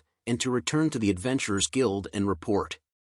Rewards appear around Damien as the village head hands over the promised reward to Damien. the village head tells Damien that he could return any time he wants, as he was their hero. Damien then asks for permission to get going and the village head agrees to see him out. As the village head leads Damien to the exit, he thinks about how he has to apologize to Joseph and to calculate the damages caused by the wolf, and to have a meeting on what to do from now, but he has motivation now thanks to Damien. As they open a door, a voice calls out asking for Mr. Explorer. Joseph appears running towards them asking if Damien was leaving already as the other villagers try to calm him down. Damien tells him that he had gotten rid of the wolf he had mentioned and that the sheep would no longer vanish anymore. Joseph was breathing hard from running all the way and was happy to hear that. Damien walks to leave and tells Joseph to stop lying as liars would get their hands cut off. As Damien tries to leave, Joseph calls out to him once again. Joseph bows his head to thank Damien for saving his village. Damien simply let out a deep breath and smiled. He waves them goodbye and walks towards the sunset telling them to have a good life. At the Terra Kingdom Golden Lark Lodgings, Damien was finally resting on a bed belonging to a 4-star lodging. Notifications pop up telling him he feels comfortable in the cozy bed and that his exhaustion level has decreased largely. Damien opens his window seeing that lots of his stats had recovered and asks Bundle how he felt about the suite's room blankets. Bundle replied that it was so soft while enjoying his snacks. Damien checks on his loot that he had gotten from the field boss, quest completion and SEO Hyun's party equipment. It was due to his title of atrocity that allowed him to gain all these numerous items. He then opens the trade center, revealing all the equipment he had gotten and noting they were worth hundreds of thousands of gold combined. Bundle asked if these were stripped from the party before, but Damien tells him that he never stripped them. Damien was happy to see this as he had spent a lot of gold on his equipment, and that selling these things would cover his costs for the month, but a notification appeared telling him that he had an unread message. Damien was confused and wondered who the message came from. He opens it and sees that it's from Wiz Entertainment. A masked man wearing a hood says that it's over as he looks at a window. A dark figure asks him about the progress. The masked figure replied that there was some progress but that he couldn't completely conquer the body, but was able to manipulate them to start a fight, and that sense exchange became possible too. The dark figure wonders if that was worth observing and if there was nothing else. The masked figure tells it that it would be great to conquer without a medium, but that he hadn't succeeded yet. The dark figure says that he won't be able to create it yet. It continues to say that the authority he received from God allowing for him to create and conquer monster bodies will be very necessary in the future, and that this assignment was the most important thing in the world. The masked man cups his hands together, as the dark figure tells him that they were the true followers of God and the chosen ones, and to recite their prayers once again. The dark figure and masked man began to chant their prayers, causing a blue aura to arise. Once the prayer was finished, the dark figure tells the masked man that the grand plan was near, Alistair, and it was their duty to open the eyes of the poor and the ignorant and expose the lies of the world. Alistair tells it that he was aware. The dark figure continues to speak, telling Alistair that it was only here to check on his progress and that they couldn't afford any mistakes. It asks Alistair if he has something to say. Alistair lets it know that there was one thing that was bothering him. He reveals a unique explorer that he had saw through the test subject. It was Damien. A message from Wiz Entertainment asked Damien if they could meet. Damien looks at the message and wonders if it was the same place he knew. Wiz Entertainment was the world's biggest internet streaming platform. They were also connected to Twitter and were superior in terms of marketing. Before Damien's regression, there were countless streamers and Korean rankers who were part of the company. In short, it was a place where all streamers wanted to go. Damien thinks deeply about why the company was contacting him. He continues to look at the message on his phone, remembering that he had never recorded any gameplay, and that the only people he met were thieves or people who wanted to fight because they knew he was a chaotic user. He thinks deeply and wondered if there was streamer or gamer with was among the users he came across. He taps his finger on the table repeatedly, thinking about how good Wiz takes care of their streamers. He thinks about the fact that any player who made enemies of a Wiz streamer ended badly, but a call cuts off his thinking. A voice spoke out from the phone asking if this was Damien and that he was Young Song-hoon from Wiz Entertainment Korea. We arrived at Seoul Gangnam Cheongdam-dong, where Damien was meeting someone. It was Young Song-hoon who happy to meet Damien. Damien tells him that he agreed to meet as he was curious about something. Damien then asked how he knew about his nickname. Song-hoon tries to clear the misunderstanding by saying that he didn't find his nickname through bad means. and that they had no bad intentions. He explains to Damien that they came across him because of a player called Brian. Damien was surprised to hear the name of Brian, a streamer. Seong-hoon hands over a tablet to Damien asking if he had seen this video before. Damien grabs the tablet to view the video and recognizes it. Seong-hoon explains that the video was part of the hot clips of the week, and that Brian was escaping the island due to some evil users that Damien fought against. 165,000 people were watching that scene. Seong-hoon continued to explain that they wanted to get into contact with Damien and asked Brian for his game logs, and that the reason he was here was to thank Damien for his help at the Whispering Island, and to ask if Damien would like to join with Entertainment, and presented him with a contract, and asked Damien if he was interested in being a streamer. Soon after, Seong-hoon says goodbye to Damien. As Damien left, he thinks about how convenient it was for Seong-hoon to explain the conditions of the contract and the support and management contents. He smiles happily at the contract, as the other contracts he had gotten was poop compared to this one. Damien takes out his phone thinking to get other stuff now that one thing has been taken care of. He calls a brother thinking of repaying his debts. Notifications started popping up one by one telling Damien that the items he had placed for sale has been sold. He looks at the notification and says finally. A notification pops up saying the money from the trade center has arrived. It was 595,7100 gold in total. Damien laughs as he walks, thinking that he got this much gold from just 1 month of gaming. He begins to think that it was around this time that he got addicted to gaming and neglected his family and financial matters. But a red window interrupts his thoughts. It tells him that if he does not log into the game within 168 hours, he will die, and that if his character dies, he will die too, and that if his character has not reached the goal by midnight, he will die. A warning is given saying if he forcefully removes the system, he will die alongside the character. Damien couldn't believe that it was happening again. Damien stares at the red window, thinking that he still doesn't know what the system was, or how he regressed 10 years back. He slaps himself back and forth trying to forget about it, and to focus on his family right now, but he knew that he still had some problems to tend to. Damien viewed the recent activities of King Arthur, seeing that he was becoming more famous each day, and that he was the weekly hot topic. Damien couldn't believe that his rate of growth was this fast, as he was already ranked first in Magic, ahead of millions of people. Damien grew angry upon seeing this and starts to recall that Arthur forms the Blood Alliance half a year after starting the game, and that it didn't take him more than a year for him to get within the top 10 of the Blood Alliance. Along with the 6 Masters, Arthur had obtained the hidden class Dragon Mage, and became one of the 6 Masters as Radiant King Arthur. Damien needed to keep an eye on what Arthur was doing and to think about when the 6 Masters would appear. It was important to think about what had happened to him too, but he decided against it as he had received the hidden class Witch Doctor, and the mainstream Kieran's wish. He also needed to keep track of the 6 Masters' growth. Thinking back, Damien realizes he knew something about the day he and Arthur survived and had only the Demon King Abraxas to kill. Arthur had stabbed Damien in the back, but the reason for it but not be as simple as him being a psychopath. Damien thought about what if he had not regressed 10 years back and lived the life he had instead. Would Arthur deal with the consequences of having betrayed the entire raiding party? But Damien knew there was no way unless that rat bastard has no brain cells. Arthur would have gained a ton of popularity from being the last person to defeat the last boss, but there would be questions about the whole team being with him when the raid began. Had Damien not regressed, he would have opened a press conference with the raid members, or sued the Evertail headquarters for their rule of not interfering with users. Since Damien had lost everything, clenching his fist, Damien vowed to never let go of that betrayal. Damien was determined to find out the reason behind the betrayal. At a convenience store, Damien was eating and checking his notifications when he wonders why there were so many messages about him selling gold.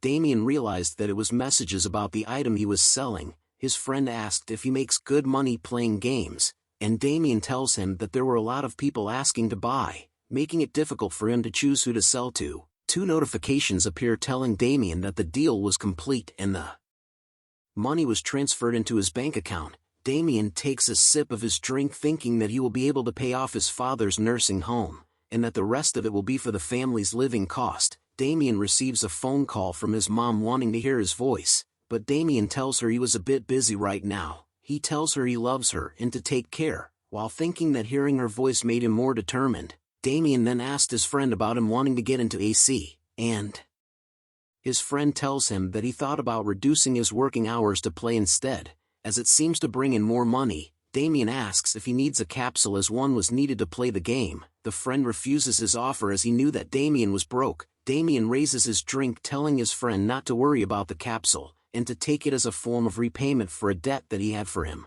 The both of them laugh and drink as his friend tells him that there was no debt between them.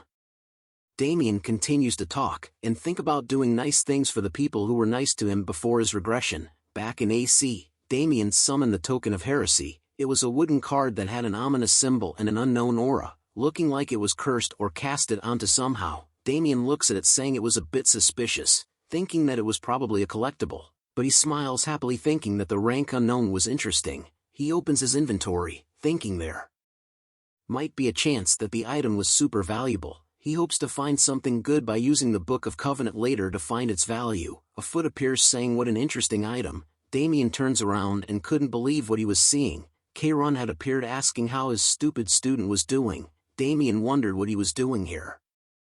Damien asks him what he was doing here after running away for his life before. This made Kayron furious as he yells at Damien. Damien tells him it was nothing and just has been a long time since they saw each other. Kayron tells him to mind his manners, asking where he got the thing he was holding. Damien explained to him that he went to the Caliph mountain range to do a gold tier rank quest from the Adventurers Guild and got the item after killing the boss monster there. Kayron was impressed by this and tells him to hand it over. Damien did so reluctantly. Kayron then decides to see what the item was and to look at Damien's stat. He stares at Damien and sees his stat window, revealing that he was now level 38 and had impressive stats. His equipment was also off the charts. Kayron laughs out loud being impressed by Damien's stats, but he tells him he still had a long way to go. Damien wonders if his standards were too high, but Kayron tells him he needed to reach a level where he could withstood 3 of his punches without dying. Kayron then gives him a piece of advice, saying that if he couldn't make the things inside him his own, he will end up being eaten by them. Damien was startled at the things inside him, but Kayron points out that it was about the darkness, which was comparable to a demon king, which was the foundation of his power. Damien was impressed by Kieran's ability to see through everything, about the OVO system that he earned and the stats he got from regressing because of Abraxas. Kayron then tells him to find a way to renew his body. It was either take everything out of him, or make everything inside his own. Kayron throws the item back at Damien saying that it might be the answer. Damien holds the token, questioning whether or not it could help him, as it exudes unholy deadly aura. Min Young sees that Damien had logged on and messaged him about whether he was doing this right. Damien tells him to get stronger by killing chickens and doing the village citizens quest, as those were the quickest ones. Min Young sees this and agrees, hoping to see Damien on the main continent. Damien stares at the token, thinking that he had told Min Young everything he needed to know, and needed to understand the token now. Thinking back to when he asked Kayron about the inscription on the token, Kayron told him it was the Rune of Domination, and that it was a power similar to what Damien has. Damien thought to himself that the token was either used to amplify the force of a spell or to complete an incomplete spell. He opens a window thinking that if his penalty was a form of a curse, he needed to find a solution to find the origin and destroy it. Damien didn't want the curse to affect him in the real life, as he trusts Kayron. Damien opens the quest window, Heresy's Traces, which needed him to find out more about the organization that was using the token of heresy. Damien thinks of it as the most important quest after the mainstream Kayron had left him. Damien was determined to find an escape outside his stupid penalty, and to find out how he was able to regress 10 years. Back at the Adventurers Guild, Damien was greeted warmly as having completed his first mission and for coming back so quickly. Everyone in the guild knew about him, making Damien embarrassed. The guild leader tells Damien he hopes that he enjoys the reward, as the government liked how good of the job he had done. He further asks if wanted to work for the government, but Damien declines, saying he was only a gold tier adventurer. But the guild leader adds on that people were desperate to hire gold tier adventurers all over the nation. Damien was happy with that, but he thought about how nice a treatment it was since he went through all that work. Guild leader praises Damien about his debut in the guild going smoothly, and that with his skills, he could get a job easily anywhere, even with those high risks. Damien was happy about that. The guild leader thought about Damien's great potential, and that even though there were many that surpassed him in martial arts weren't the only thing that will carry you in this field. Damien proceeded to ask if he had heard any rumors, and the guild leader told him about an expedition team that went to the swamps and all died. Damien thought about it and wondered if it was the Karakoram swamps. It was a swamp that lays in the path between the harbor city Masis in the east, and the Arno kingdom in the south. Damien thought that there was something else there, as there was no way an experienced expedition would die in such a place. The guild leader added on that the swamp wasn't that dangerous, and the worst it had was a zombie or skeleton. Just like in Minecraft, the team was also made up of 20 people who were mostly silver-tiered adventurers, and that people mocked the leader for sending such a team for an expedition. Damien hinted that it was strange. The guild leader then said that a dungeon might have appeared. Damien became more curious and asked if there was an extra expedition, but it hasn't been decided as. They needed to bring in a more experienced team. Damien slams his hand on the table, asking Hatsan if he could do it, but Hatsan was confused on what Damien wanted to do. Damien smiled brightly, telling him he wanted to figure out what happened at the swamp. Damien checked on his window, and sees the quest mission, thinking that it was strange. He looks at it and sees that even the system was telling him that the quest was difficult, and that he needed a party, even so as the Karakoram swamp was.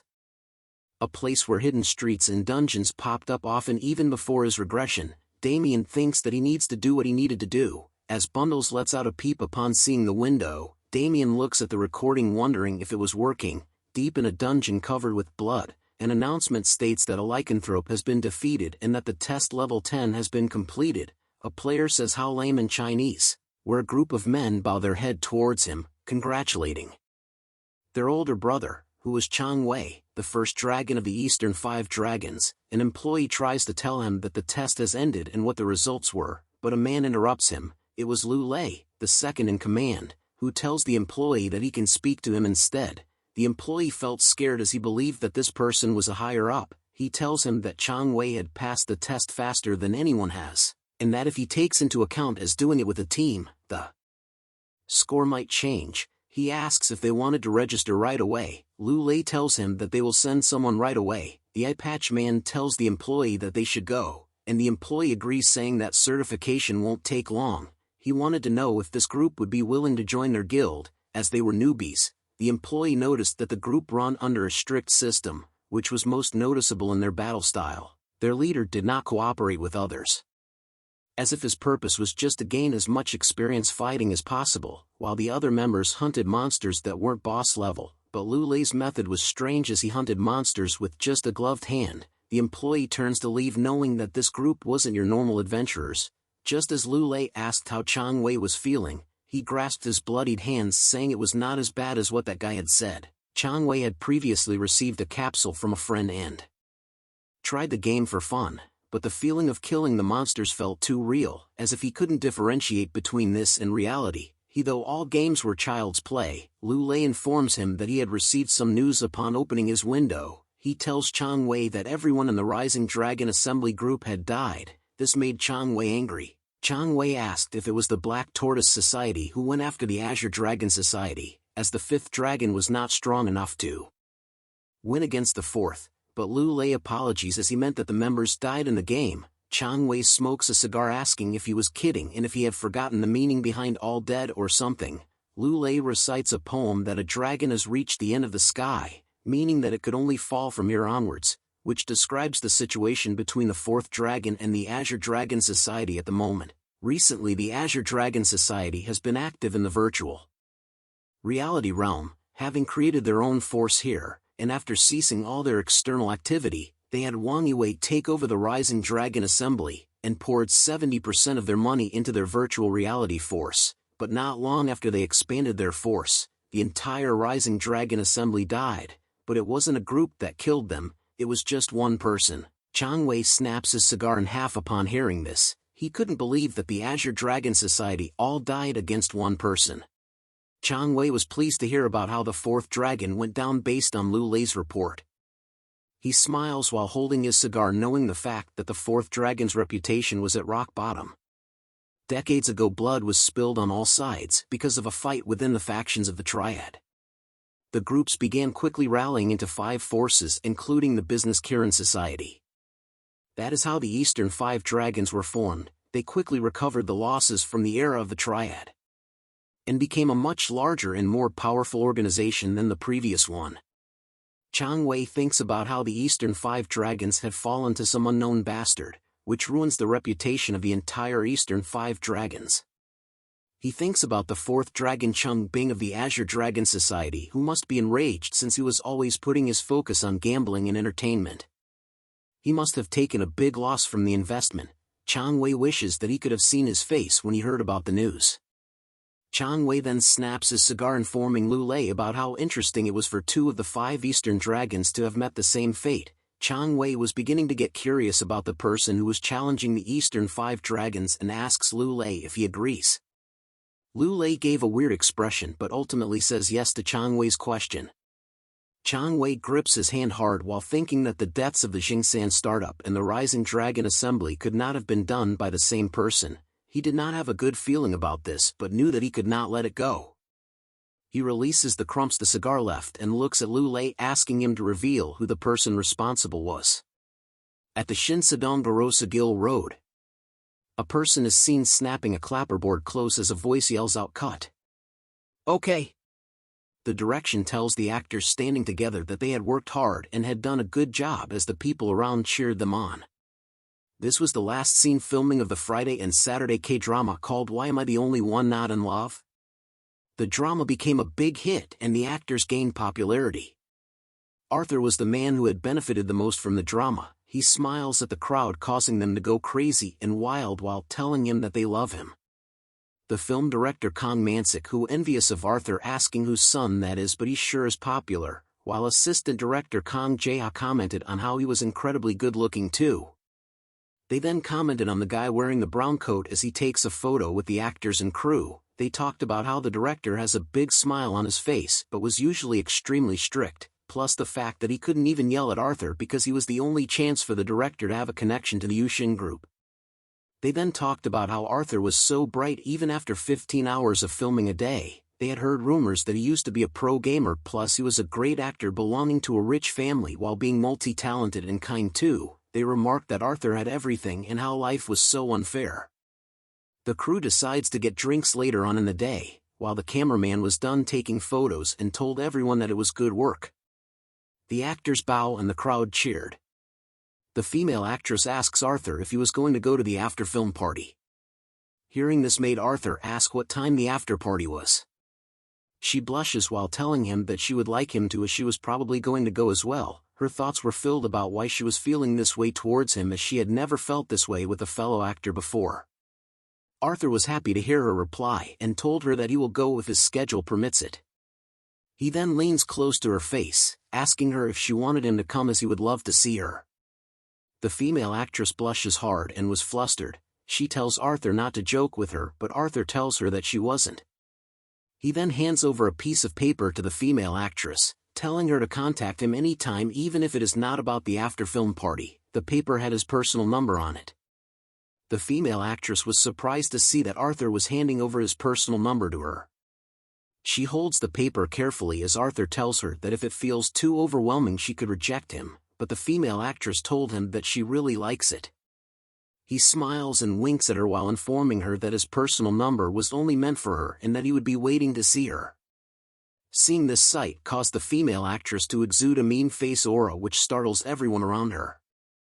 But secretly Arthur was thinking that she looked fun to play with. He soon enters his car and asks Kim Woozing, who was his executive, about what was next. Woozing informs him that he had a contract with the Sun Hai Group to sign, a talk show filming that he was a guest in and a brand commercial filming. Arthur lets out a tired sigh, asking if there was a fan meeting too. Woozing informs him that there was one in 15 days that Sangamdam, which an entertainment program had requested for it. Arthur then tells Woozing that he was going to log onto AC and that he should message him once they were there instead of waking him up. Arthur was using the mobile virtual reality capsule called Galaxy H55 Apple to log into AC.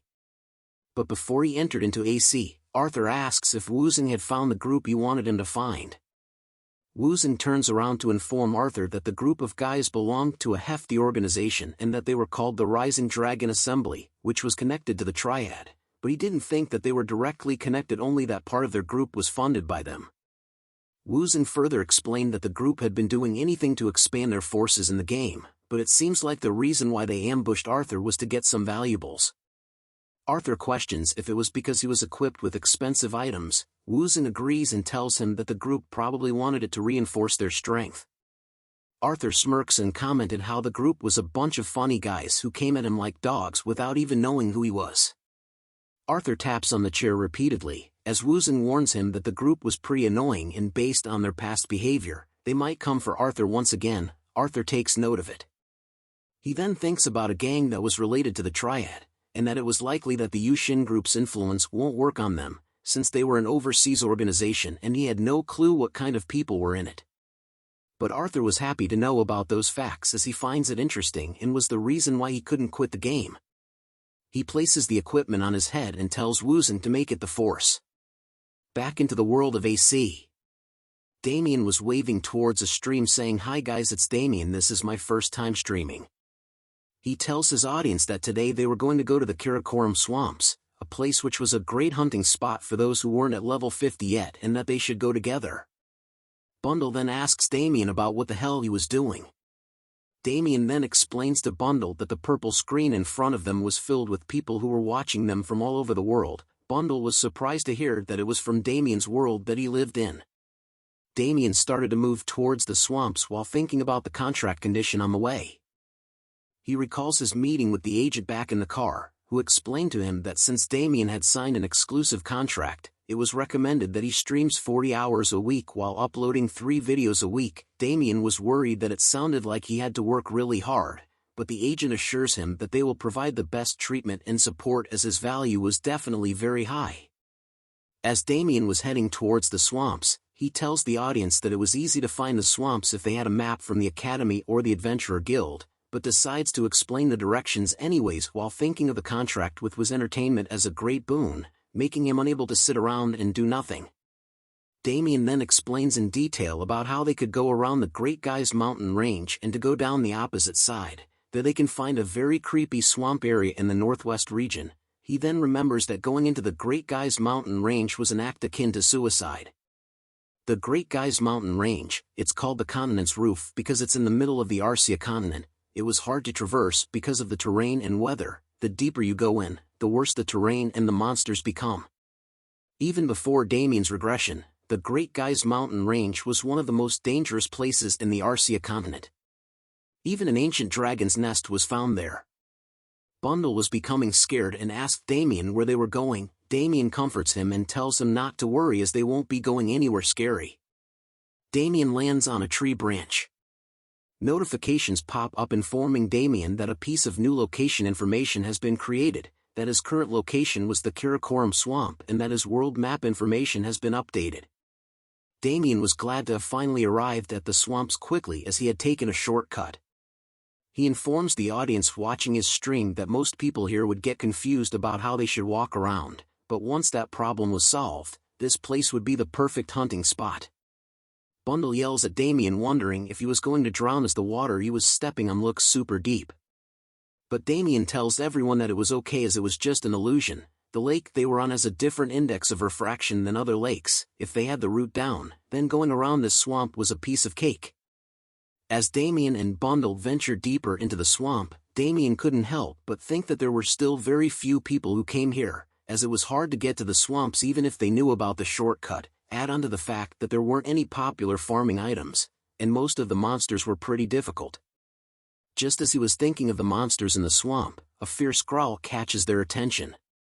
A monster had appeared behind him, but Damien manages to kick it away while warning the viewer that monsters like these could pop out of nowhere like this, so they needed to be careful. The monster that had tried to attack them was a swamp alligator, an alligator that resides in the Karakoram Swamp. It possesses triple the amount of jaw muscles and teeth. Its jaw strength is strong enough to drag most beasts, has a protective coloring unlike normal alligators, can swim underwater without creating a single ripple on the surface. Its species was a beast and type normal with a level of 40. Its unique traits would be to have the ability to completely blend in with its surrounding environment when underwater.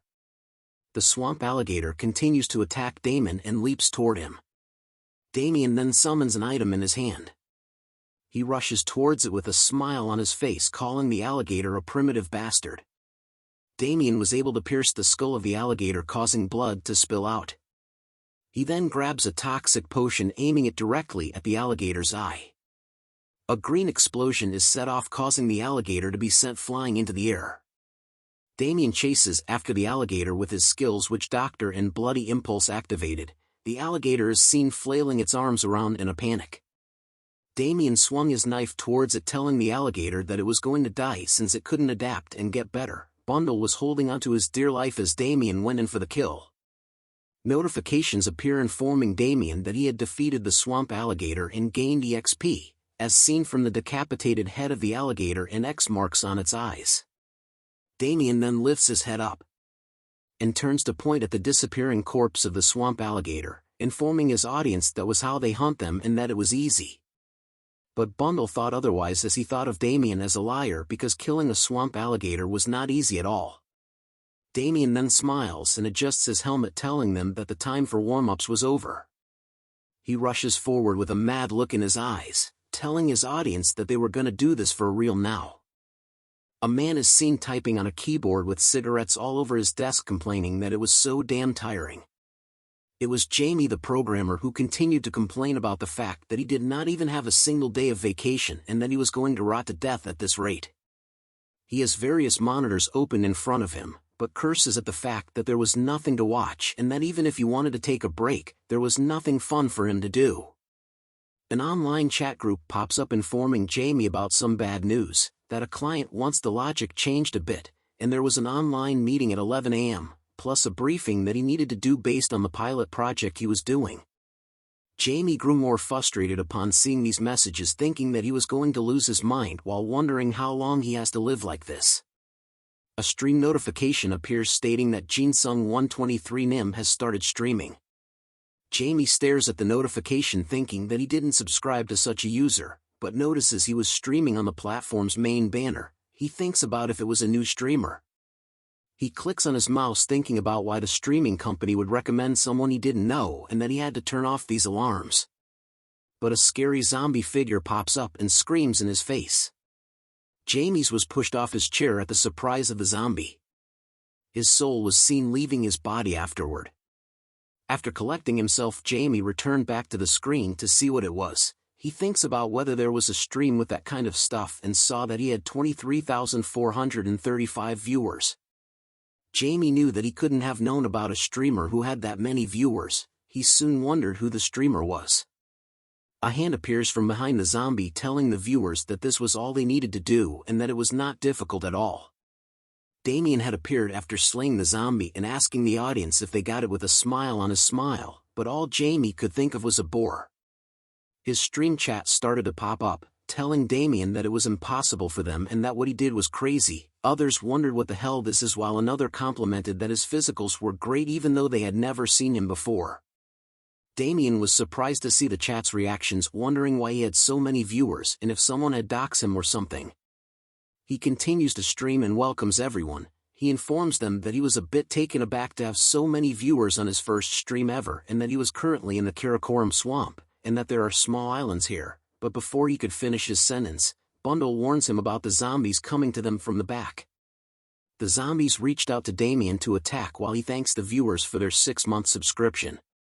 He once again takes out his sushi knife and easily cuts the zombies into halves with a single swing while looking like a crazy person. The chat goes wild at what they just witnessed. Notifications appear informing Damien that he had defeated the swamp zombie and gained EXP. He starts to think about how from level 30 onwards, the monsters would quickly get stronger, and considering the potion and equipment prices, it was not worth it. That's why it's hard to fight elite or named monsters with just items. But Damien could make up for that with his physicals. A GGG sound was heard loudly and caught both Damien and Bundle's attention. A horde of monsters consisting of zombies and skeletons appears behind the both of them.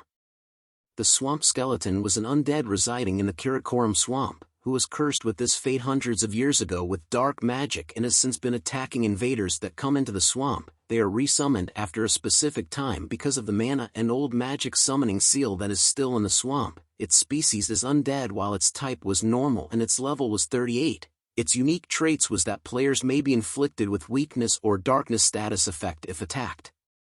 The swamp zombie was a zombie that appeared in the Karakoram swamp, a case in which humans that drown in the swamp turn into monsters because of deep resentment. They have lost their rationale because of the inability to move on to the afterlife. They tend to hunt the living. Its species is undead and its type is normal while its level is 36. Its unique traits is that it may inflict players with the overdose or bleeding status effect if attacked. A skeleton rushes towards Damien and Bundle, allowing Damien to tell his audience that he was going to start with them first. He tells them to dodge low and then hit its head right away. The zombies were alarmed to see the skeleton head drop beside them. Damien informs his audience that the undead don't get inflicted with status abnormalities other than burn. Damien then realizes that his sixth sense skill had improved quite a bit, as he could now easily see his opponent's weak spots. He thinks of the skill as being quite useful. He prepares his sushi knife before telling the audience that unless they were going to use divine spells, it is much better to just attack it physically, as he rams the knife into the skull of a zombie with ease. The zombie began to feel frightened upon seeing one of their own dead. Damien then ends his explanation on how to kill a swamp zombie. He then tells the audience that it was time for a mad movie to celebrate the subscriptions, and to like and subscribe as his eyes were filled with crazy. After a while, multiple notifications pop up informing Damien that he had gained EXP and reached level 40 while drinking a healing potion. Damien then throws the potion back into the swamp, telling the audience that's basically it for everything, about 200 to 300 per turn, as the corpses of the zombies and skeletons were scattered around the swamp. He then points to an area filled with a purple deadly aura, informing the audience that if they went back to that location, the monsters will be regenerated and that they just needed to hunt them again. There were other small islands, but alligators were present there, making it better for them to avoid those places. A zombie's hand soon pops up from the swamp waters. Zombies and skeletons were soon appearing one after the other. The chat was surprised by Damien's precision with time calculation, while another commented that it sounded like they needed quite a lot of attacks at their disposal in order to deal with all the regenerating monsters. Damien smiles while looking at his stream, noting that the reactions were pretty good, as he knew that most streamers were getting popular nowadays for figuring out monster patterns or for exploring new areas and item creations. He soon dashes forward with great speed, cutting down the zombies and skeletons into pieces while thinking if he keeps explaining about hunting spots and giving tips, he was bound to get more viewers, as he stood still after slicing the heads off the monsters. Jamie was shocked to see what Damien had just done. The viewers commented that it would be a loss to not subscribe and that Damien's control was insane. While wondering what time he will stream tomorrow, another viewer subscribes for 1 month. Damien was happy to see that more viewers were subscribing to him for 3 to 8 months. He returns his knife to his inventory, thinking that the swamp was a good place to show off his hunting performance, while Bundle calls out to him, wondering if he was done with his work yet. Bundle informs Damien that he had picked up some useful things with his siblings. Damien sees this and praises him for his good work. The chat goes wild over how cute Bundle was and wonders if they were all Damien's pets, as they wanted to see the pets closer. Damien then began to show off Bundle to his audience, thinking that having these chicks loose would raise efficiency because they bring back items faster, but they were also great for the chat, allowing Damien to kill 2 birds with 1 stone. He then notices that it was time for him to log out already. He opens his inventory to check his items, noting that time goes fast with this and that the item farming went great. He was glad that it was pretty good for his first stream. He waves his hand goodbye to the chat, telling them that was all for today and that time was up. He thanks everyone who watched and hopes to see them next time. The chat says goodbye to Damien as he continues to wave back to them while being surrounded by Bundle and his siblings. The chat stream ends and Damien lets out a sigh, saying he was wiped. He sits down at a nearby tree, thinking that the swamp was a good hunting spot, but the monsters were stronger than in other places, and that the monsters could regenerate in the mud. He then recalls the unique traits of the zombies and skeletons, noting that their default attacks could cause status abnormalities, meaning that he had to be more careful when using Bloody Impulse next time. While chilling on his shoulder, Bundle asks Damien if he was tired and why he didn't give him and his siblings any weapons. Damien explains to him that his attacks won't work on the zombies and skeletons and that there was no need to show everyone all of their skills, as it was a scary world where they needed to have a few aces up their sleeves. Damien continues to look through his inventory, thinking that he couldn't expose the fact that he has a hidden class as he might get betrayed like before his regression. Damien didn't expect these many items, but he had also leveled up twice and got a bunch of items. Damien had obtained swamp alligator leather, the dead's energy, and 38,154 gold. Damien laughs at the fact that these items and results were pretty good compared to the other dungeon. He then closes his inventory wondering how the expedition team that Hatsan mentioned died, as Damien could have hunted in this place alone if he just fulfilled a few conditions. A quest notification appears in regards to the Karakoram swamp, whose purpose is to head to the swamp and find out what happened there. Its difficulty was high and recommends players to form a party who will be helpful. Damien sees the quest and wonders if he was wrong since it was not a dungeon. He holds the token of heresy thinking that Kieran's warning and the token might not be related to the quest at all. He stares at the token deeply wondering if he came to the swamp for nothing, but wanted to check something else. Bundle was feeling afraid at the presence of the token, when suddenly a bunch of random characters started to feel the air. Damien looks up and sees spirits floating up in the air. He was shocked at the fact that he couldn't see them until now. He notes that the atmosphere of the place changed when he took out the token. He looks at the token of heresy releasing a deadly red aura, knowing that something was wrong, while Bundle hides behind his shoulder away from the token itself. The wraiths continue to scream out loud as they danced in the air above Damien. He stands still due to his surprise at the sudden appearance of the wraiths as he holds onto the token which was unleashing a demonic aura in his hands. He looks surprised as he continues to look at the wraiths wondering why they were here. Even Bundle was shocked to see them and asked Damien what those things were.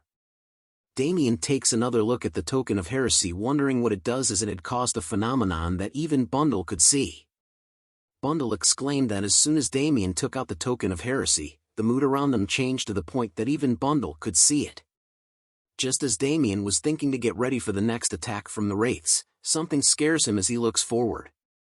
He sees the wraiths gathering and rushing toward him in a mad rush which shocks him.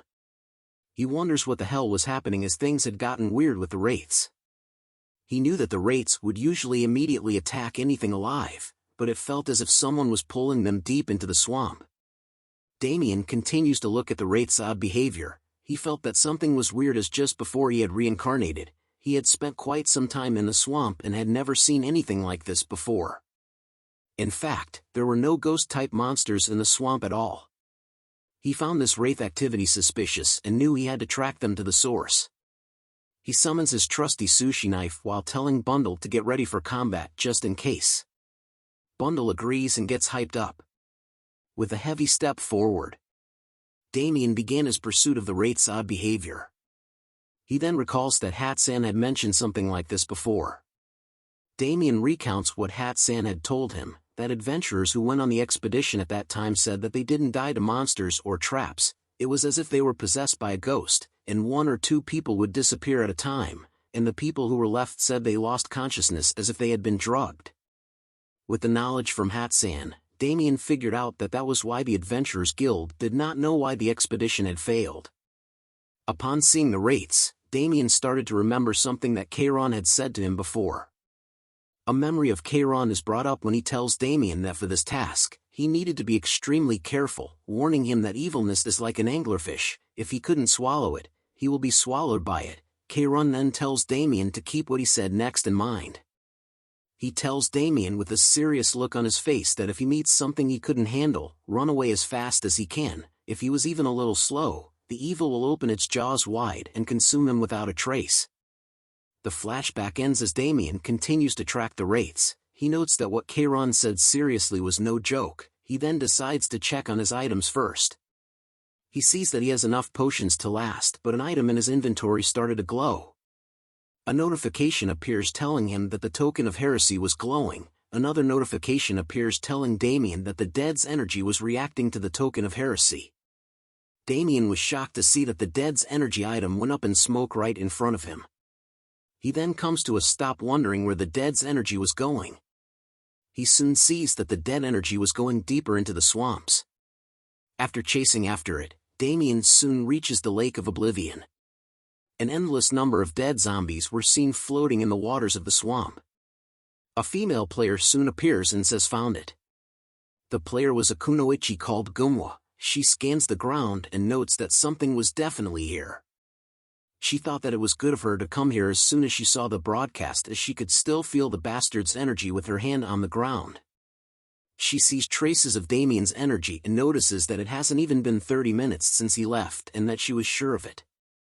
Her eyes open wide as she could definitely smell Damien's scent clearly. But fear took over her body as she recalled her memories with Damien.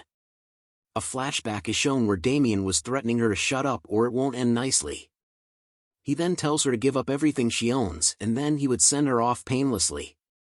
Gumwa became more furious over recalling those memories, cursing at Damien for daring to give her such humiliation, making her unable to forgive him at any cost.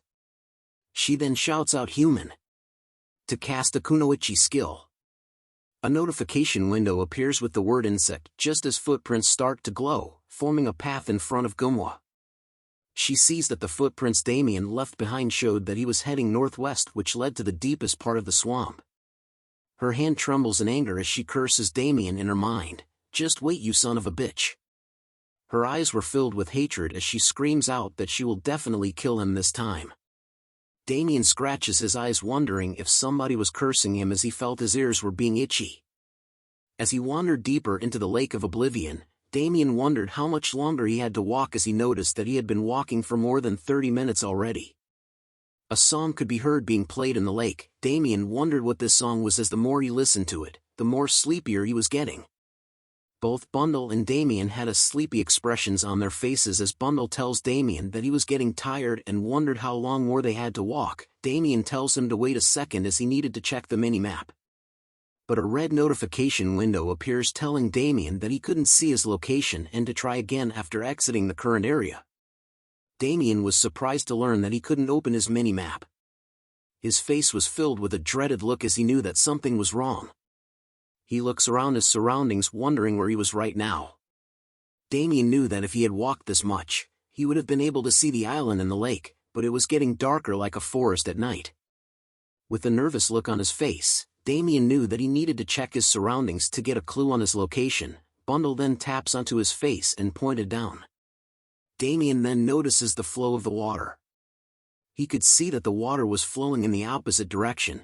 He notes that if this was the way to the Lake of Oblivion, then the water should be flowing inwards, not outwards.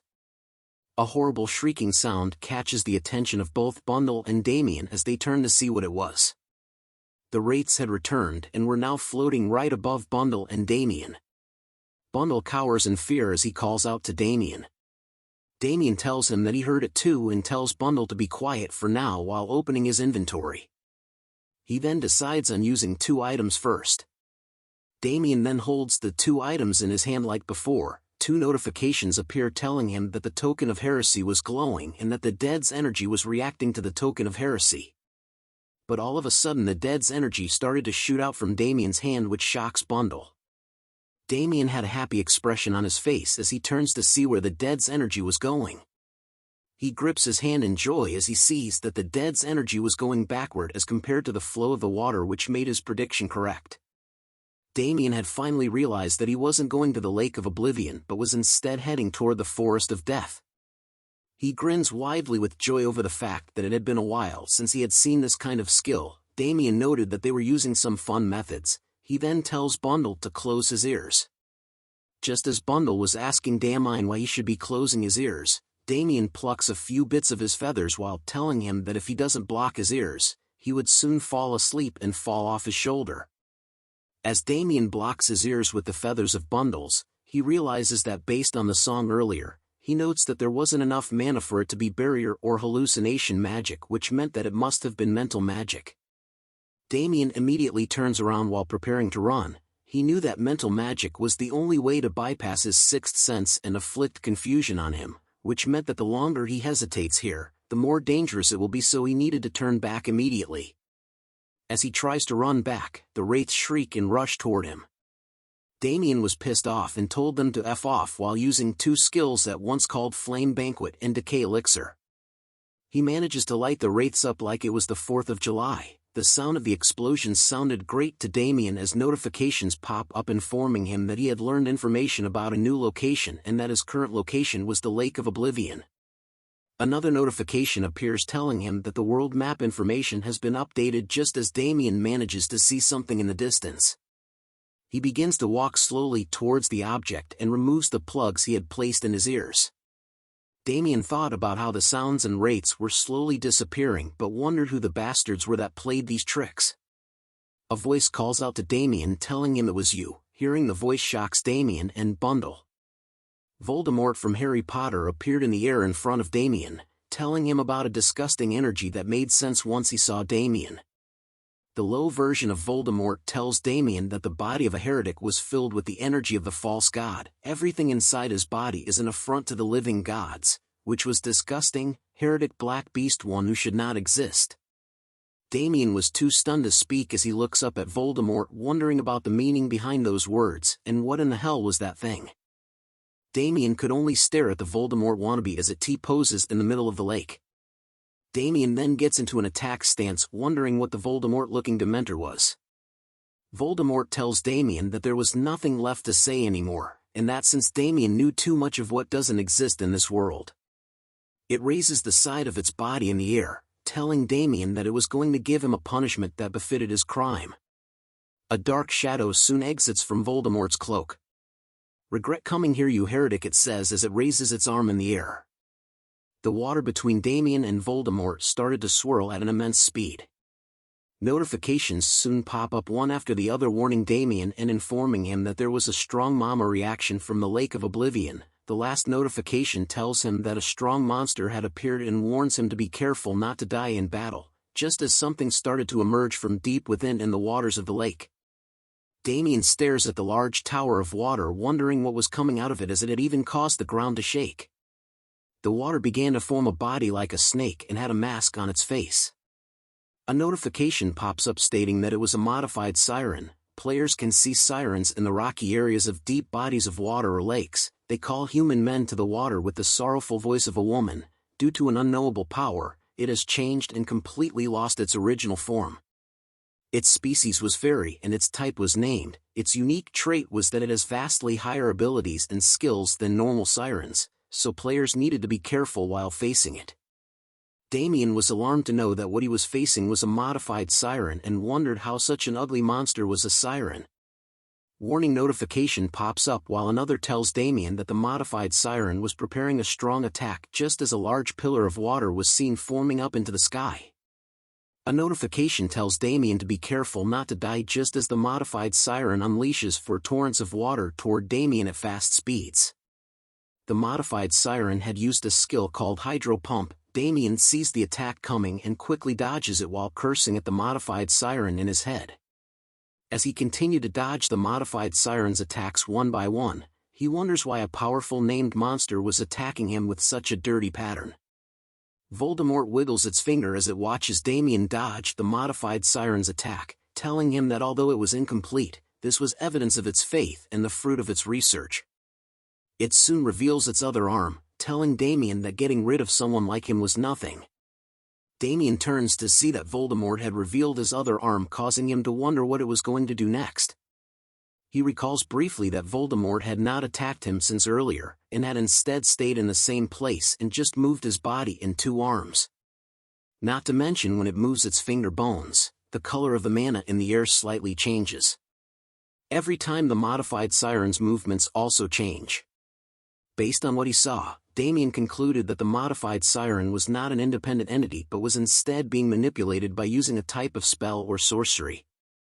Damien wonders if that was what it meant by being incomplete. He looks back at the modified siren thinking that even by knowing that information, it didn't mean that he could face a monster whose level could not be measured. However, its mana was getting stronger, which meant that Damien needed to do something. Damien decides to stop dodging and stood still, looking at the modified siren being manipulated, meaning that his only hope was to sever that. He bends over to activate his skills: Bloody Impulse, Decay Elixir, Dark Green Blessing, Flame Banquet. The modified siren unleashes another attack of the Hydro Pump toward Damien, which gave him an opportunity as he dodges the attack.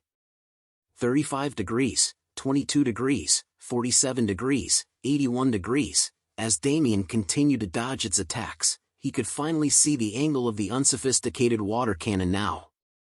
He smiles at the thrill of this fight, as the thrill of not knowing when he was going to die was the reason he couldn't stop playing. He then takes a heavy step onto the ground, lunging himself forward with great speed, telling the modified siren gotcha. Damien had managed to leap onto the modified siren's body and into the air, catching it off guard by surprise.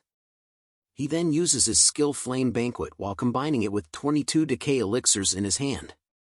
He throws it directly in the modified siren's face, which causes a large explosion in its face.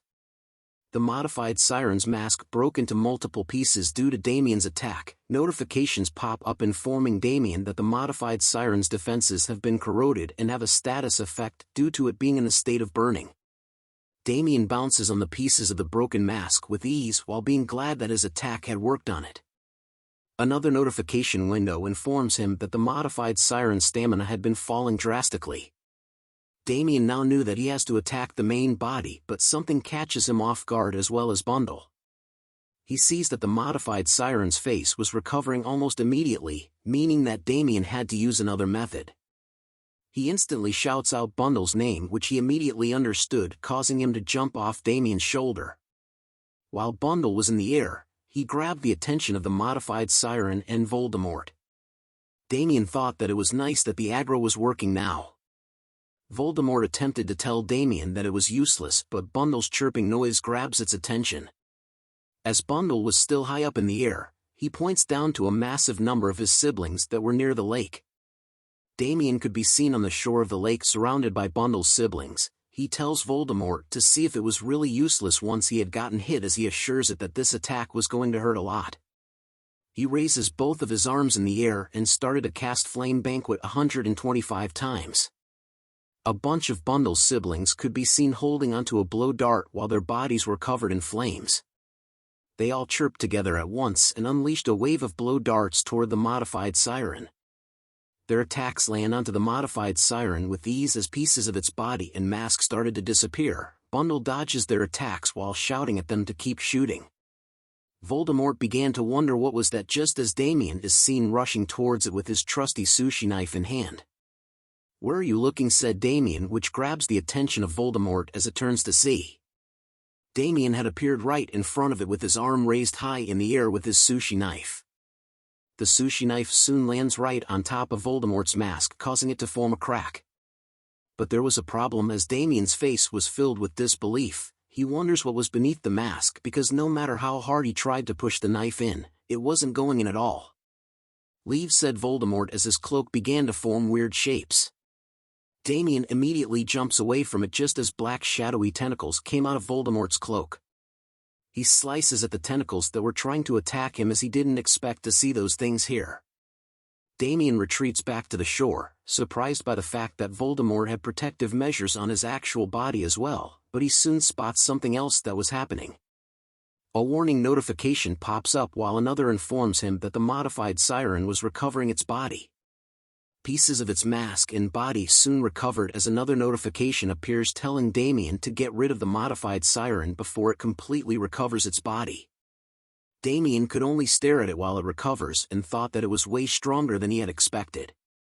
Looking at the flames being gone from his hand, Damien knew that he had used up all of his flame lizard bracelets, thinking that he was going to finish everything in one go, but without the flame lizard bracelet now Damien wondered how he was going to physically damage the modified siren. Voldemort soon reaches out towards Damien with its creepy claw hands, asking him if this was his last struggle. Voldemort and its pet modified siren were soon fully recovered as they stand face to face with Damien and Bundle's siblings. A blue aura began to spread all around as Damien stares at the modified siren, knowing that it was almost completely recovered and that based on the quantity of mana, it was enough to cover the entire lake. The modified siren soon opens its mouth, but instead of water coming out, it started to speak out loud, saying "ah." Seeing this reaction made Damien realize something. He quickly turns away from the modified siren with his hands covering his ears. He shouts at Bundle's sibling to quickly cover their ears. The siren's scream continues to pierce the skies as Damien and Bundle tried their best to protect their ears from it.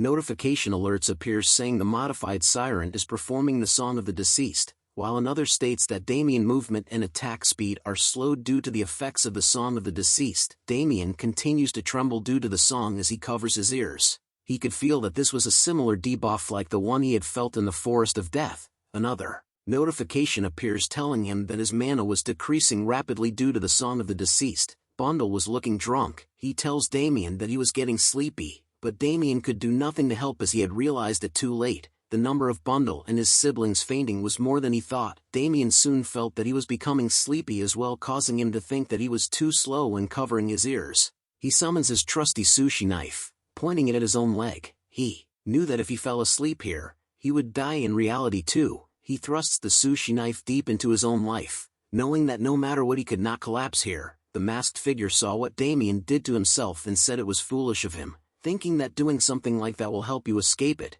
The masked figure continued to taunt Damien just as the siren began to moan louder. The loud shrieking noise catches Damien's attention as he turns to see what it was. He was wondering what kind of siren it was, but it was because it could drag the evil spirits from the swamp towards it. The masked figure continued to talk on. It explains that traditionally spirits are energies with the highest purity. If you forego your physical body, repent with your soul and worship the Messiah who will come again, even if it's a mere soul, you will receive salvation. On the day the world will end, we will defeat the false god, and the Messiah will open a new world and era. Damien could only think about how the evil spirits are going to the siren because it was using them as fuel. Although the song of the deceased is temporarily stopped, it keeps recovering, so how could Damien inflict physical damage on it? A smile crosses his face as he realizes that he could do that thing. The masked figure tells Damien to give up and accept his fate, even if he was a heretic. If Damien repents and offers his soul to the Messiah, Damien cuts its speech short by calling it bullshit. The masked figure was confused by what he said,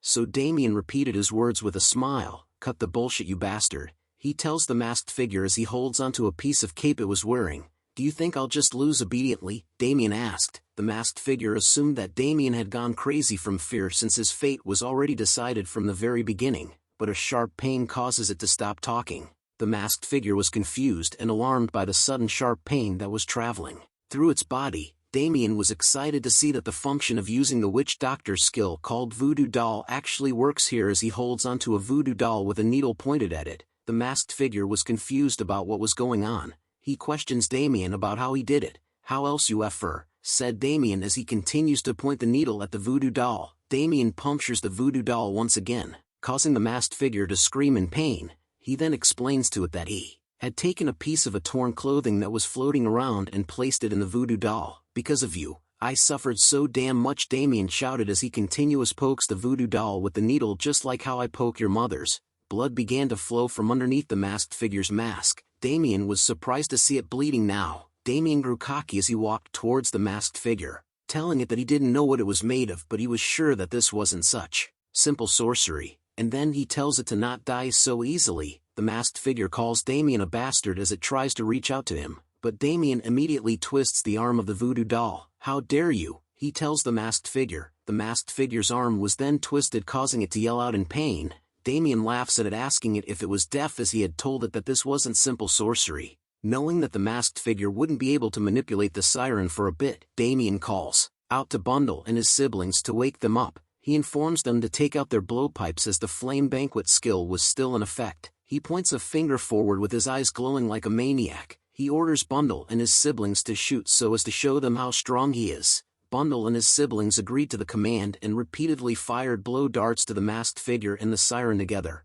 Back in the Forest of Death, the female ninja stalking our man could feel that she had definitely passed by here and knew that something was strange. She continues to look around, noticing the strange singing she has been hearing since earlier. This causes her to think that she was hallucinating. She couldn't believe that she had fallen for such shallow tricks since she was too focused on finding her Jigachad. She begins to cast a skill, knowing that this flimsy hallucinatory magic meant nothing to her. She had used the kunoichi skill called Grass Bug. The skill reveals multiple green glowing footprints set in the waters in front of her. After the footprints reveal themselves, she notices that the traces lead to the place where the strange singing came from. She decides to charge forward no matter what could happen to him. She activates the kunoichi skill called Shadow Walking. It causes her to move fast through the forest as if she was the shadows itself. Her eyes were filled with the determination to kill our main Chad.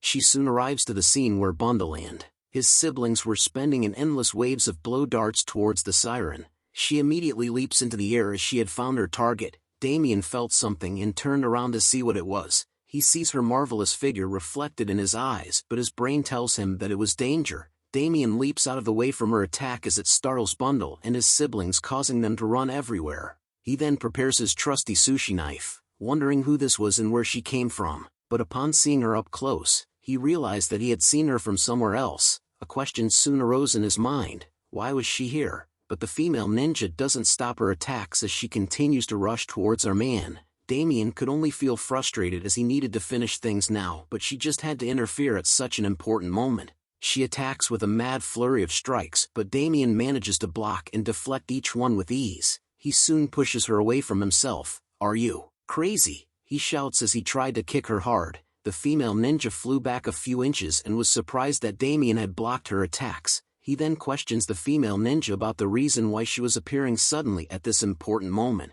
but she doesn't answer, only telling him that she had waited for this day and that Damien would die by her hands today. "What bullshit," said Damien as he turns to look away, thinking about how he was finally going to win, but an unexpected guest just had to appear. The masked figure had notifications appearing, telling Damien that it has recovered its defensive power and stamina. Damien was alarmed to see this and decides to quickly send away the female ninja before attacking the masked figure before it recovers. Damien then calls out to the female ninja, asking her if she sees that as he points to the masked figure. He tells her to F off as he was pretty busy in getting rid of them, and that if she didn't want to be screwed like them, she needed to leave now. But the female ninja didn't care about the masked figure or siren. Her only goal now was to kill Damien as she prepares her own sushi knife against him. She lunges straight at our boy, asking him if he understood. Damien prepares himself as he calls her a crazy bastard.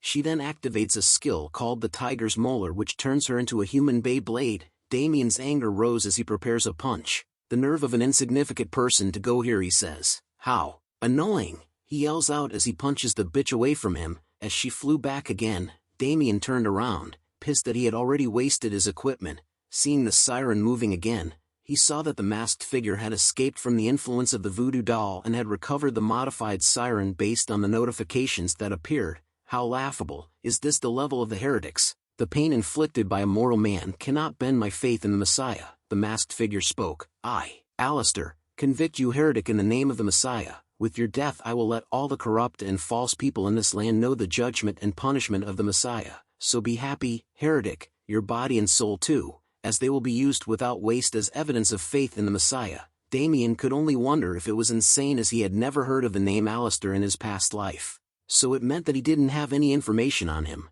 He had also used up all his attacks, making his chances of winning less than 10%. But Damien knew that he couldn't back down, as he needed to get rid of the curse placed upon his body. Even if the odds are low, even if he couldn't escape, Damien needed to risk it all. "I need to solve my problems all by myself," Damien thought as he prepares for the upcoming battle. He decides to use it all here. The modified siren, the Alistair and Damien continue to have a stare-off contest. He thinks about how he could beat those guys up, but a moaning sound catches his attention from the side. The female ninja was still pissed off. She points a finger at Damien, swearing that she will kill him at all costs. "La Dita," Damien tells her as he continues to ignore her for the moment. He started to think about the upcoming battle instead. He knew that Alistair was going to act up again, and at this rate, the modified siren's pattern will activate again, so he started to prepare first. He calls out to the crazy ninja lady and tells her that this wasn't the time for her to try and kill him. She replies to our boy with a glare and pissed-off expression on her face.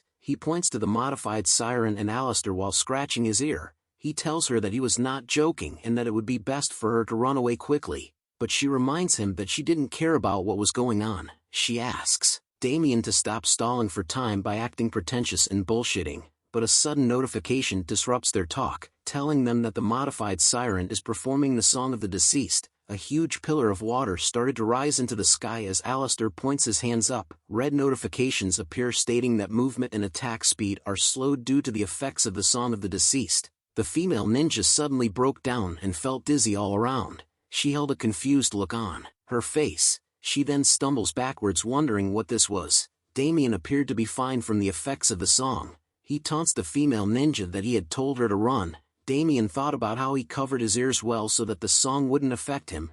Damien took a readied stance, thinking about how he should calculate how much mana he has and to get all the buffs he could, and to use as many items as he could. Damien moves fast and spots a knife on the ground. Damien realizes that the female ninja had some stuff he could take. He threatens her with his trusty sushi knife and takes even more stuff from her. The female ninja could do nothing but watched as Damien took everything she had. Damien was whistling with joy as he holds onto a scroll like the ones from Naruto. He thought about how she had a lot of useful things, including the time bomb, which was quite an expensive item. Even more was that it was in its roll form. Damien had struck it rich. It's time for Damien to get serious since he had completed his preparations. All he needed to do was to finish things as planned. Alistair questioned Damien about whether he had finally given up since he hid his weapon away, which pleases Alistair as he tells Damien to do as he pleased. The modified siren had appeared right above Damien and Bundle's sibling, who could be seen hugging the tree in fear. Poor little guy, but Damien remained unfazed by it. He continues to walk towards Alistair and the modified siren, asking them if they wanted to know something fun. A grin crept onto his face as he tells them that he had been building mana inside his body since earlier, meaning that the mana hole inside of him is puffed up to the point where it's about to explode. Usually if someone gathers this much mana, it's normal for the person's mana hole to explode and for the person to die from their body exploding. With a smile like the Joker on his face, Damien asks them a question: what if the mana hole is much bigger than other people's? What would happen? Alistair remained confused and asks Damien about what he was saying just as a red aura started to creep up on him. With a sudden heavy step onto the ground that destroys it in an instant, Damien had cast the Witch Doctor skill. 99 times he casted the skill Bloody Impulse together. A red aura filled the skies as Damien leaps towards the modified siren and Alistair, as if he was a comet that was tearing through space. Take this bomb, Damien says to the modified siren as he activates the Witch Doctor skill Decay Elixir 47 times. He flings the Decay Elixir straight into the modified siren's face. It screams out in pain as a green explosion of smoke appears. Its mask is cracked, which Damien spots as he slowly falls down. He noted that it was nice as the preparations were enough. Play the Naruto theme song as our boy appears with 2 kunais attached with 200 time bombs between his fingers. He dances in the air with somersaults, landing multiple bomb attacks onto the modified siren with ease all over its body. The time bombs had done quite a lot of damage as it dropped the modified siren's health bar to 2. The female ninja was alarmed to see that Damien could use the time bomb when he wasn't a practitioner of ninjutsu. This was shocking to her, as you could only use it if you're well versed in ninjutsu. You bastard, said Alistair as he watches Damien flip in the air like Spider-Man. It's useless, he screams as he reaches out with his clawed hands. Alistair had begun to control the modified siren back as more evil spirits began to appear, but Damien turns around with a smile as he tells Alistair that he knew that this would happen. He finally lands back onto the ground, instantly dashing to the back of Alistair while summoning his weapon. Alistair turns around in a hurry, calling Damien a bastard, but Damien already had his knife out. He stabs Alistair repeatedly all over his body, yelling at him about how he thought Damien wouldn't be able to understand such a simple mechanism. But red notifications appear telling Damien that the durability of the sashimi knife was decreasing from 11% to 8% left. Soon enough the blade of the sashimi knife broke, which Damien was alarmed to see. A red notification appears saying that the sashimi knife had been destroyed, but our boy doesn't stop in his attacks as he holds onto the pointed part of the sashimi knife, his hand covered in blood as he grips onto it tightly. He finally stabs it right into the forehead of Alistair's mask, causing a huge crack to appear. But our boy still doesn't stop his attacks. He continues on to use a kunoichi skill twice called Kurenai, which summons more knives into his hands. Frustration grew on his face as he realized how much Alistair wouldn't die. He continues to whack at Alistair. Die, die, you bastard, Damien shouted as he unleashes his fury upon him. Alistair could only ponder about Damien's force as he recalled having gotten rid of the shells of emotions, but he was started to feel a slight sense of fear and pure malice. As Damien was ready to attack one again, he could feel that he was at his limit since the mana he had gathered so much of in his body was about to explode. Veins appeared on his body and face as he tries his best to continue the attacks, but Alistair looks at him and tells Damien to die just as some blue stuff starts to pop out from him. Damien was shocked to see these black and blue tentacles appearing in front of him. He knew that he couldn't dodge it at this distance, so the tentacles pierced through multiple areas throughout Damien's body, including his iconic boar helmet. Alistair grins inside his mask, saying that he had finally done it. But Damien was still very much alive as he holds onto the black tentacles. Alistair was alarmed to see that Damien was still alive even after being pierced by his black tentacles. Damien lets out a deep sigh as he continues to hold onto the black tentacle, with a smile on his face and his eye glowing. "Checkmate," Damien says. Blood splatters in the air as the female ninja was shocked to see what just happened. She continues to watch from the sidelines as Damien and Alistair continue to battle it out. She commented that this was not something you could consider as a human's fight. This was a bloody battle between beasts. Alistair coughs as he continues to call Damien a bastard while using his tentacle skills. But Damien remained unfazed from the tentacle's attacks. His eyes glowed like a predator as he continues to charge in. He lands a heaving left hook punch like Mike Tyson directly into Aliastar's face. He asked him if he thought those attacks would work on him. Aliastar could only become a punching bag for our hero as he wonders how it was still possible for Damien to move even after taking the full blunt of his attacks. Who is this man? Alistair wonders. Anger and the devil itself started to arise from Damien as he readies his fist. He tells Alistair to clench his jaw tightly, cause Damien was going to crush him before he goes. Damien had entered into a new dimension of power as he holds onto Alistair's cloak with a smile on his face. Sounds of Damien's fist constantly hitting the bitch-ass Alistair's face could be heard throughout the forest of the dead. The female ninja continues to tremble in fear as she watches the clash of the titans. Damien continued to unleash his gigachat anger into Alistair's face, causing his mask to break into more pieces. It revealed an ugly side to him. It looked like Voldemort's head when he was attached to the professor's head. Damien continued to laugh off the pain as Alistair's tentacles continued to be stuck inside him. This is the painful version and not the hentai one, guys. As Alistair continued to be a punching bag to Damien, he wonders if this was really how he would go, but all of a sudden a red notification appears onto Damien's fist. It tells him that Alistair was attempting to self-detonate. Damien was alarmed to find this out as he looks at Alistair, who started to shoot out light beams from within his mask. Another red notification appears, telling Damien to please be careful not to die from the impact of the explosion. "This crazy," said Damien as he watched in horror as the bright light started to shine even brighter into his face. Alistair's mask began to have bubbles all over his mask as more light started to pour out. The entire area was lighted up as if fireworks from the 4th of July had started to appear.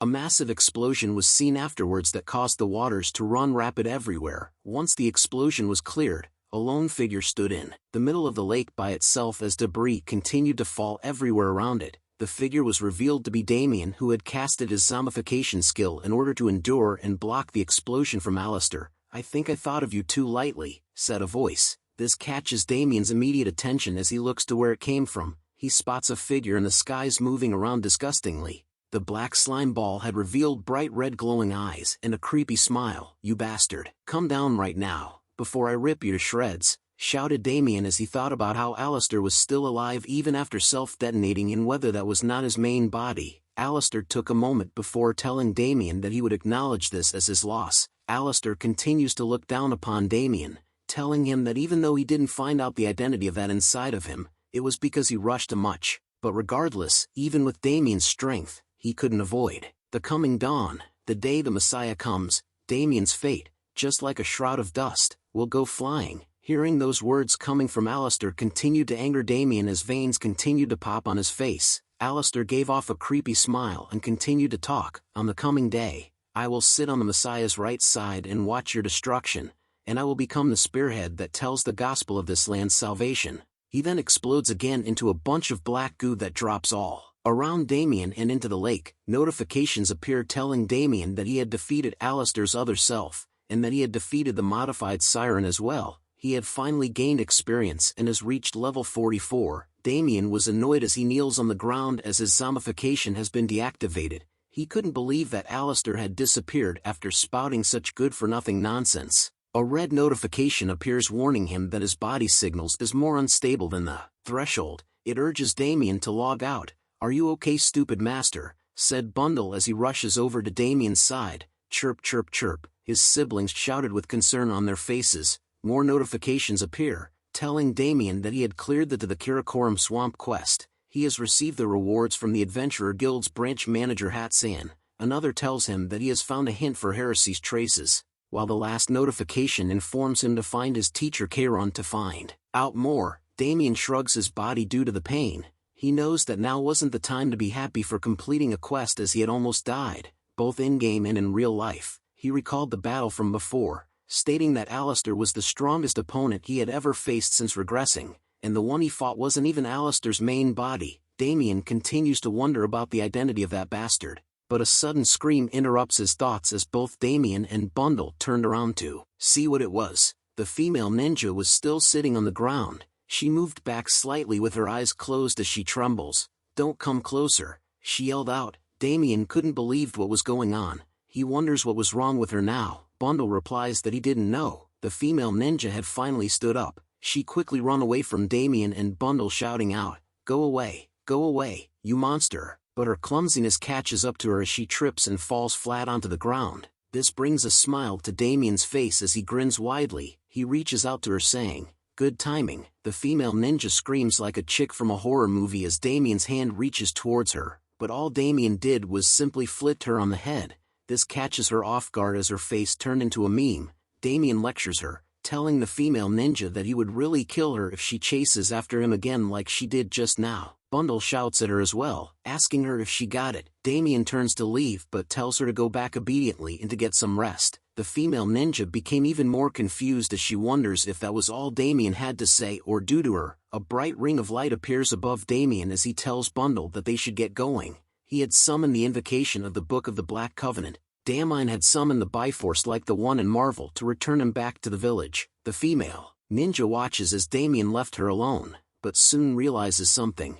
She yells out loud to Damien that he should have given her back her weapon. Back at the Golden Lark lodgings located in the Terra Kingdom, "You're here," said a voice. Damien appears at the doorway with a stunned expression on his face. He was surprised to see his master here, who was sitting down while radiating brightly. Damien asks him about why he had entered someone else's room without permission, but Kayron laughs it off, telling Damien that everything he had belongs to him as well. But Damien asks him why he was here. Kayron tells him that he came here because he had a reason to. Bundle appears beside Kayron annoyed. He tells him that he wanted food too and that if he eats all of it by himself, Bundle was going to cause trouble for the old man. Damien was relieved to see that Bundle and Kayron were getting along well. As Kayron finally gave Bundle some food, "Did you meet them?" asks Kayron. He points a finger towards the rune of domination that Damien was holding onto. A notification appears in front of his face as he holds out the rune of domination in his hand. He tells Kayron that he didn't just meet them,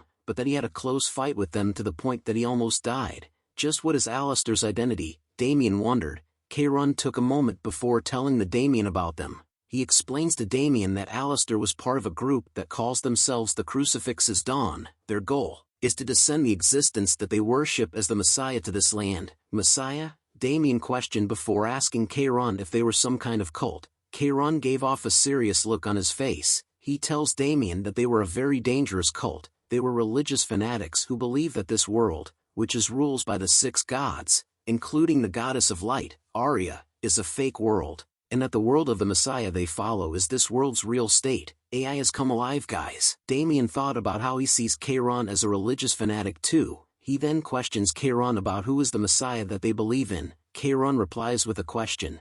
"Do you know about the evil god?" Damien drew a blank expression as he wonders what the evil god was. Kayron further explains that the evil god was a living embodiment of evil and a type of demon, the hidden monarch, the sinful saint, Big Fire, Six-Eyed Beast. He has a lot of names, but in the end, he is the first evil born. From the first evil born from the great god of darkness, Shaka. Balak was the demon's name. In ancient language, his name means, the one who annihilates, and he is an ancient evil who's been trapped on the other side of the world, unable to appear on this continent. Damien was taken back as he realized that shit had gotten real and that the scale suddenly got so much bigger. Damien thought deeply about the ancient evil, before realizing something shocking that came across his mind. He realized that all kinds of evil are rampant because of Shaka's absence, which meant that Kayron was saying that the source of that evil was Balak. Kayron nods his head in agreement and noted that his disciple wasn't that dumb. He also pointed out that the thing inside Damien and their origins are the same.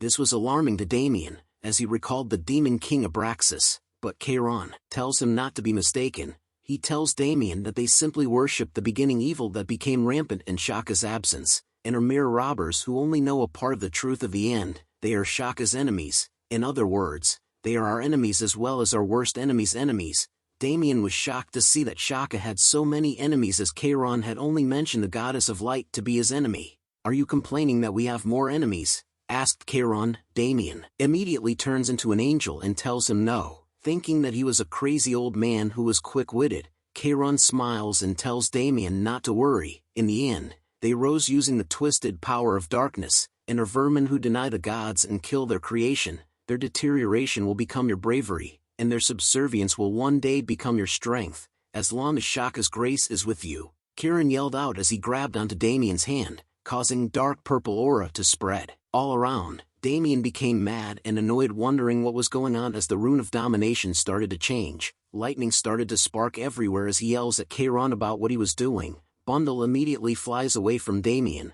A glitched-out notification appears calling for warnings. Another states that an unfamiliar feel has seized Damien. Damien's veins started to pop and reveal themselves as whatever Kairon did had taken an effect on him. An error report is seen on the notification window as most of its contents are blurred out. Damien thought about how he couldn't understand the feeling that was going through his body. "Focus," Kairon shouted. "As I said, in the end, that is also the same darkness as theirs. You need to swallow it whole and take it as your nourishment." Damien's face was filled with pain as he tried his best to get a handle on the excruciating feeling that was coming all over him. He curses at Kairon, calling him a crazy FING old man. Another glitched notification appears, telling him that a fragment of darkness is permeating inside of him. Damien shouts in pain even more as the core inside him started to unleash black lightning everywhere. The glitched notification informs him to focus on absorbing the fragment of darkness. The veins inside of his body had turned into a golden river. The notification finally gets back to normal, telling Damien that he had cleared the quest token of heresy. As the insides of his body began to change rapidly, another notification pops up, telling him that he had gained experience and reached level 45. The painful experience had finally come to an end. Damien kneels onto the ground, breathing deeply as his body was sweaty all over. Another notification appears, telling him that the items that were disabled due to his low level have been unlocked. More notifications appeared, stating that the Oracle and Rune page has been activated. Damien was surprised to learn this as he looks at the windows. His hand started to glow bright green as another notification informs him that he has gained the Rune of Greed Extorting Hand. Damien stares at his hand, all confused, wondering what this was. Was it a pattern, or is this a charm? More notifications appear. Even I'm getting sick of notifications. It tells Damien that the Rune page was opening. A book appears in the air in front of him. He looks at it in disbelief as it shined brightly. His eyes opened wide as he looks at what it was. He wonders if this was the Sephiroth's tree, but upon looking at it closer, he realized that it seemed a bit different. Kairon wonders what the Sephiroth was but tells Damien that it was not that. He informs him that its name was the 7 Deadly Sins. They are Balak's subordinates and are the 7 evils of the beginning. Unlike Balak, who is trapped on the other side of the world, the 7 Deadly Sins undoubtedly exist in this world, planning certain things through their disciples, to bring him back from the other side. Damien wonders if Alistair was one of those disciples. Kairon agrees and tells him that Alistair was one of the Crucifix's Dawn's 7 disciples, who received power from the 7 Deadly Sins. Damien thought about the name 7 Deadly Sins as he recalls having heard of that somewhere before. He finally recalls where he had heard the name 7 Deadly Sins. It was from Abraxas, the Lord of Abyss. Demon King Abraxas also had apostles named the 7 Demon Dukes. Damien wondered if this was all a mere coincidence. Kairon tells him that from now on, Damien needed to defeat them one by one and absorb their powers. Damien figures that the Goddess of Light is hard enough by herself and wondered how long it will take for him to catch them all. Like in Pokemon, Kairon tells him that complaining was useless, because if he doesn't want to catch them, they will come looking for him themselves. Both Damien and Bundle were surprised and shocked to learn this. Kairon continues to explain that to them. This incident was nothing. If anything, they're simply aware of his existence now. He further adds on that Alistair wasn't even in his main body, and that all Damien did was bring them back up to the surface. Damien rubs his head in frustration over the new information he had been told. He yells out at Kairon, asking him what would happen if he completes it. Kairon tells him that he would earn power to match the lore of the other side. He lets out an evil smile and laughs, telling Damien that he would need to be careful not to be eaten alive by the thing that was inside of him. Darkness naturally consumes and is consumed to gain power. He then turns to leave, but laughs out loud once more before telling Damien that he was going to have a difficult journey from now. Damien agrees with him, as it was thanks to a certain someone that kept throwing him onto death's doorstep. Keiron hears those words and tells Damien, "Your tongue is like that of a snake's. Are you saying that my methods are wrong?" Feeling the anger and murderous aura from Keiron forced Damien to take a prepared stance. Damien lets out his own aura to let the old man know that he wouldn't just stand by and suffer this time. But Keiron was smiling as he realized that Damien had changed a lot from when they first met. Before leaving, he tosses something into Damien's direction and tells him to take it. Damien grabs it and asks what it was. Keiron explains to him that it was an item that detects evil energy. If there is impure energy around him, it will respond, so he would know if they were approaching in advance with that. Damien smiles happily as Keiron had finally given him something quite useful for once. Damien questions whether Keiron was really giving it to him, but Keiron disappears from the window instantly. Damien watches as he leaps away. He continues to watch him jump around the city, calling him a weirdo. Damien finally rests on his bed, glad that Keiron was taking care of him since he was his teacher. He then takes a closer look at the item. It was called Tessa Ring. It had the rank hero. It senses evil energy and glows red. Damien was alarmed to see how rare this item was. He thought that Keiron was just a broke old man and questioned where he got such a precious item. Bundle asks him if the item was that expensive. Damien tells him that if he sells this item, he would be able to buy a sedan. Bundle questions him about what a sedan was, but Damien tells him not to worry about it. He then thought about how he had unlocked something else as well. He calls out for the rune page that appears right above him. A window appears about the rune of greed extorting hand. It states that when struck, a fixed amount of HP or MP is extorted. The rune page revealed black pages that contained writings and drawings of a hand in white. Damien was alarmed to see that the skill had changed from blood absorption to mana absorption. He was even shocked to see how OP his was and that it was only the first property. "Isn't being OP good, stupid master?" Bundle asked, but Damien wore a disturbed expression on his face. He knew that it was a problem since it was too good. He continued to think, if the first stage reward is such an OP ability, just how strong will the next opponent be? He looks down and wonders if he could really get them all by himself. But another window appears before him. It was a letter from Minjun, telling Damien that he had arrived at the main continent, and asked where he needed to go. "What?" shouted Damien as he arrived inside the city walls. "Did you say Jushin?" he asked Minjun, as Damien himself couldn't believe it. Minjun tells him that it was what his system window said as he looks at it with a nervous expression on his face. He also told him that the people he was around were walking around while wearing some old-fashioned clothes.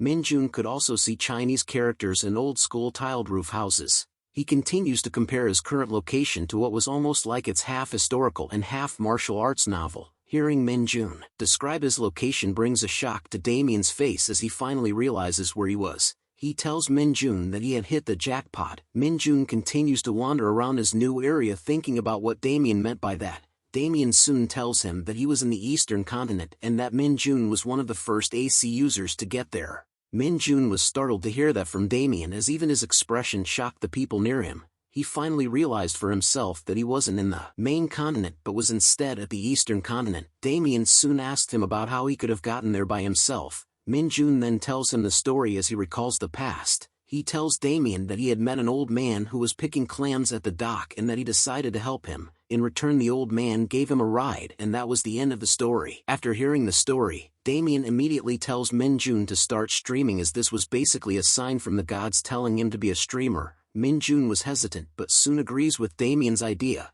Damien also told Minjun that if he was curious about anything he should feel free to ask him, as Damien was willing to set up his stream for him. Minjun was glad to hear that and decides to leave the streaming to Damien, but he soon scratches his head over the idea that he was the first AC user to reach the Eastern Continent, which is weird to him. But what weirder was the fact that Damien knew about the Eastern Continent. Damien could be seen laughing out loud. He couldn't believe that Minjun was actually the first person to reach the Eastern Continent, the nation where the sun rises from the east. Jushin. It was supposed to be a new continent discovered after a year. Damien soon recalls an image of an old man with lighting all around him. He noted that this man was Master Rising Thunder Sky, who was from Jushin too, and uses the Martial Supreme Rising Thunder Sky technique. Damien, who was an average hand-to-hand fighting class before regressing, was taught an outstanding internal energy arts and martial arts of incredible power by this NPC. His current knowledge of the Eastern Continent was also due to the old man. Thanks to the old man, Damien was able to defeat the original continent's rookies and received the title, but as Damien continued to stroll through the city, he thought about how it was all in the past and so was the glory that came along with it, but as he opened his status window, his face was filled with annoyance as he was now somebody who had to use these shitty witch doctor skills. He quoted a phrase, "Those who will succeed will do so regardless of what they do." Bundle appears with an angry look on his face. He scolds Damien for saying those words as it meant that he was insulting Bundle right now. Even Damien was caught off guard by the sudden appearance of Bundle. Bundle begins to attack Damien, telling him that he had heard everything he said.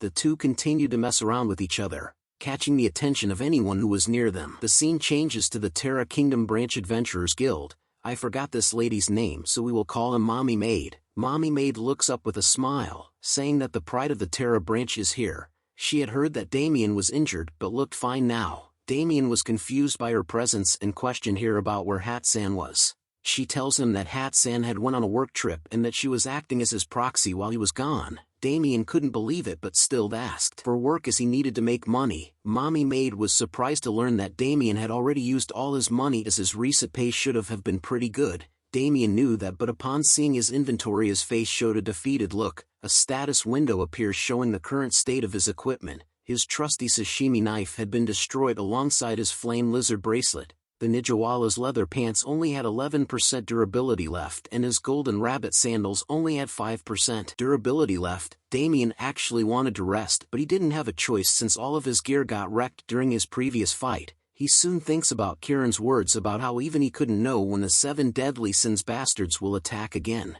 which was why Damien needed to recover his gear as soon as possible. He also thought about how he had the contract payment was entertainment gave him, but he didn't want to touch that if possible. He needed to use it for his father's hospital fees and for his mom and sister Jean-Hoon living expenses.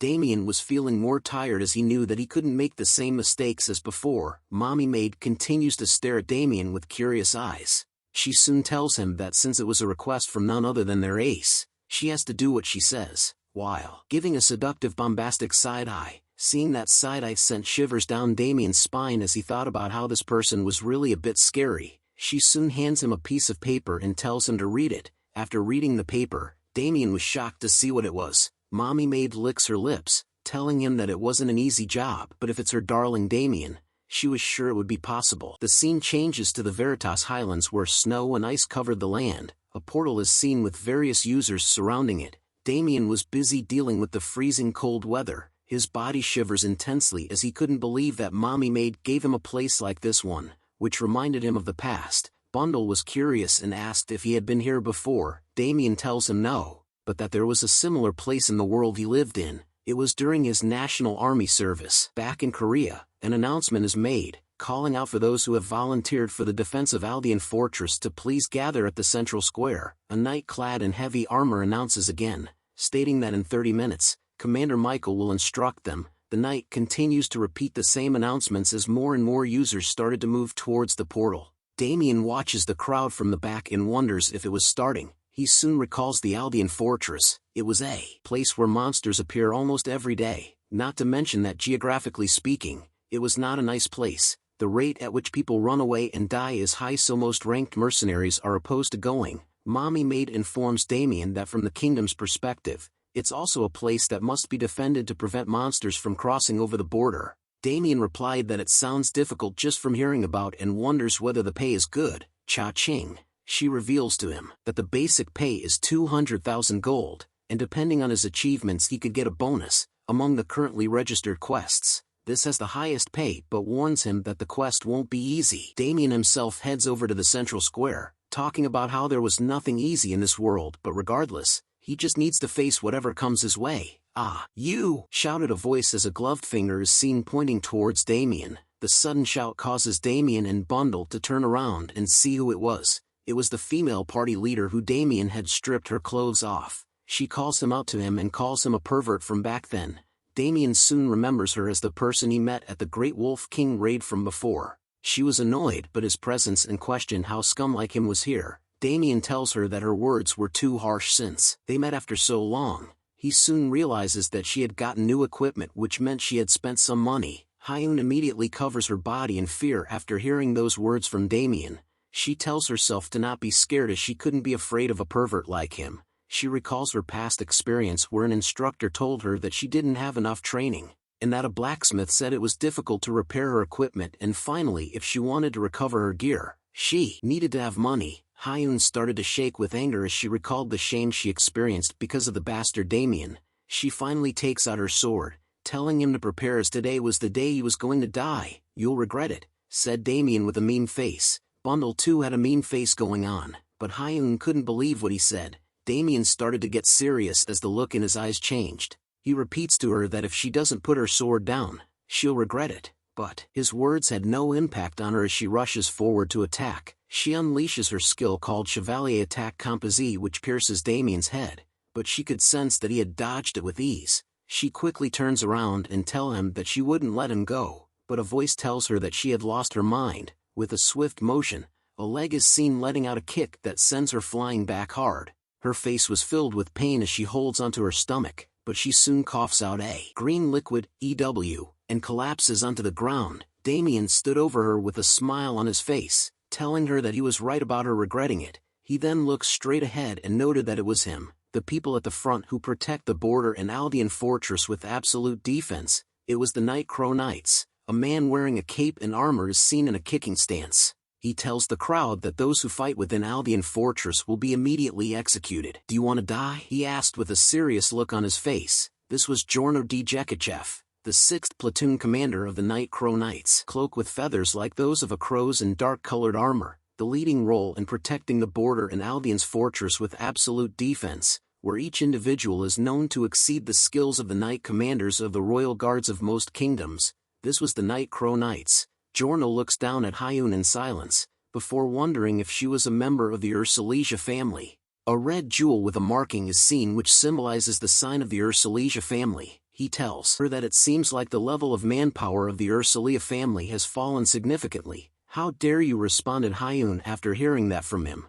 but Jorno turns to leave, telling her that since she was a member of one of the families that represent the Terra Kingdom, she needed to act accordingly, but if she wasn't a member of the Ursulija family, he would have killed her on the spot. She held a shocked expression after hearing that warning. Damien continues to taunt her, surprised to learn that she had quite a good backer and that he didn't know that the Night Crow Knights wouldn't take their swords out in a situation like this. He tells her to consider herself lucky since it looked like her class saved her life. But hearing those words coming from Damien made her even more angry. He continues to tease her after seeing her reaction, telling her that he knew she had feelings for him but that she should focus more on her job like the knight said. He reminded her that they weren't here on a vacation. Damien then smirks at her, telling her that she wouldn't have time to focus on him since she would be trying her best just to stay alive. He finally decides to leave and waves her goodbye and good luck. Hyun could only shout in the air about what was wrong with Damien, equipping a high-efficiency item enchanted with homeostasis magic to maintain body temperature as well as stamina recovery magic to combat long periods of reconnaissance or marches.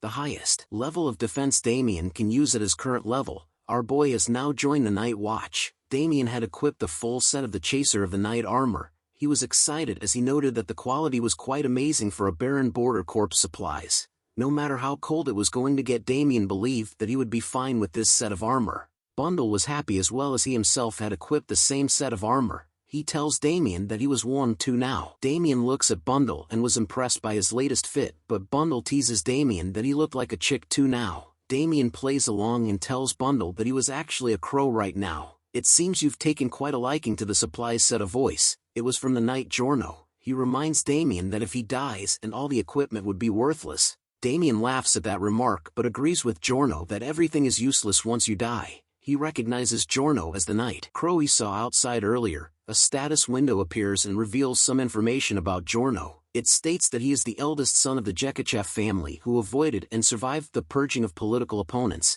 After losing everything, he devoted himself to Aldean Fortress. Now no one knows of his past. He uses the swordsmanship of the Night Crows and the swordsmanship of Jekachev. His level was 99 and held numerous titles. Jorno tells Damien that judging from his energy, he noted that he wasn't a rookie like the woman from earlier. But then he issues a reminder to Damien, telling him not to forget that this is a dangerous place where even experienced warriors die overnight. The only ones who will clean his body are monsters. Damien could only nervously agree to what Jorno said as he thought of him as being pretentious. Giorno then tells Damien to go outside as he was the last one and that soon the commander's instruction for the defense will begin.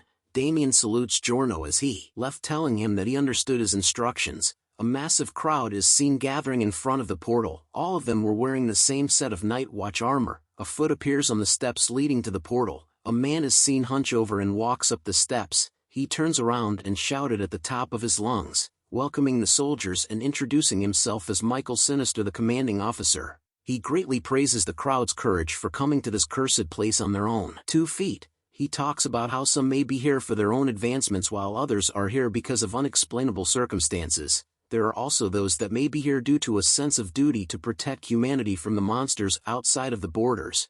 But he gives out a warning that this place is a cursed land where nothing they wanted exists. This is a place where you have to kill in order to not be killed. This is originally the land of the monsters. It was that way since before and it will continue to be that way. He announces that from today onwards, they will follow the fortress regulations and are to prepare for the coming day of the twin moons, and to carry out their duty to protect the border with absolute defense. Although it will only last for half a month, it will be a difficult battle. This time might be the last for the fortress. The crowd began to talk amongst themselves after hearing the message from the commander, but he continues to talk, telling them to not forget that all they have to protect is themselves. With a fierce look in his eye, he tells the crowd that after today, they will all be busy fighting, so if they had anything to ask now. Any questions? He yells at the crowd. A man raises his hand and asks the commander about what they needed to do from now on. The commander reveals to them that the Aldean fortress is at the edge of Veritas Highlands, and is located at the summit, which spreads out in the shape of a fan.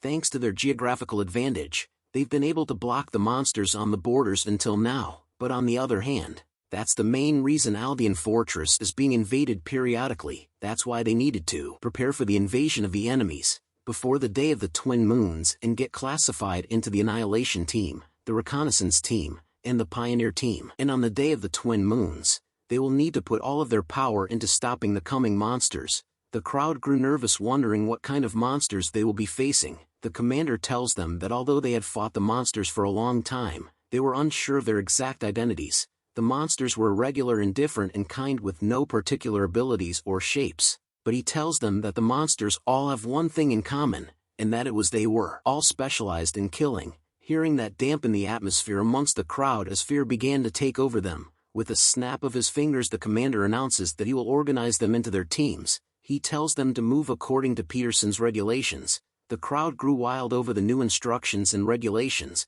Some were upset and stated that they were a gold-rank adventurer from the Adventurers Guild. But as they argued, a man suddenly enters the town square. One of the members of the crowd continues to complain to the commander, asking him if he thought that he came here just to clean up after the old men.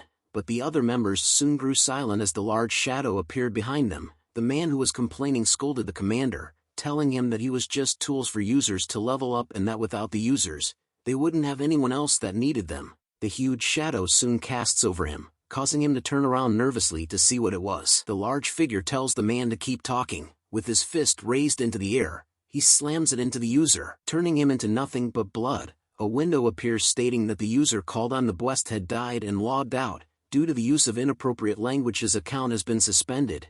The other members of the crowd were shocked to witness the sight of one of them being killed in a single blow by the large figure, with blood all over his face and armor. He warns the users that if they go against the commands, they will be executed, and that if they resist or tried escaping, they will be executed. He continues to warn them that all acts that go against Aldean Fortress will result in immediate execution. Reminds me of Oprah, you get an execution, you get an execution. He then tells the users that if they wanted to end their lives right now, it wasn't a bad decision to keep talking shit like the bastard who had just died, since it'll be less painful than getting ripped to shreds by the monsters outside the border. He says with murder in his eyes. After witnessing the scene of a user being murdered right in front of him, even Damien wondered if he and Bundle should just run away right now.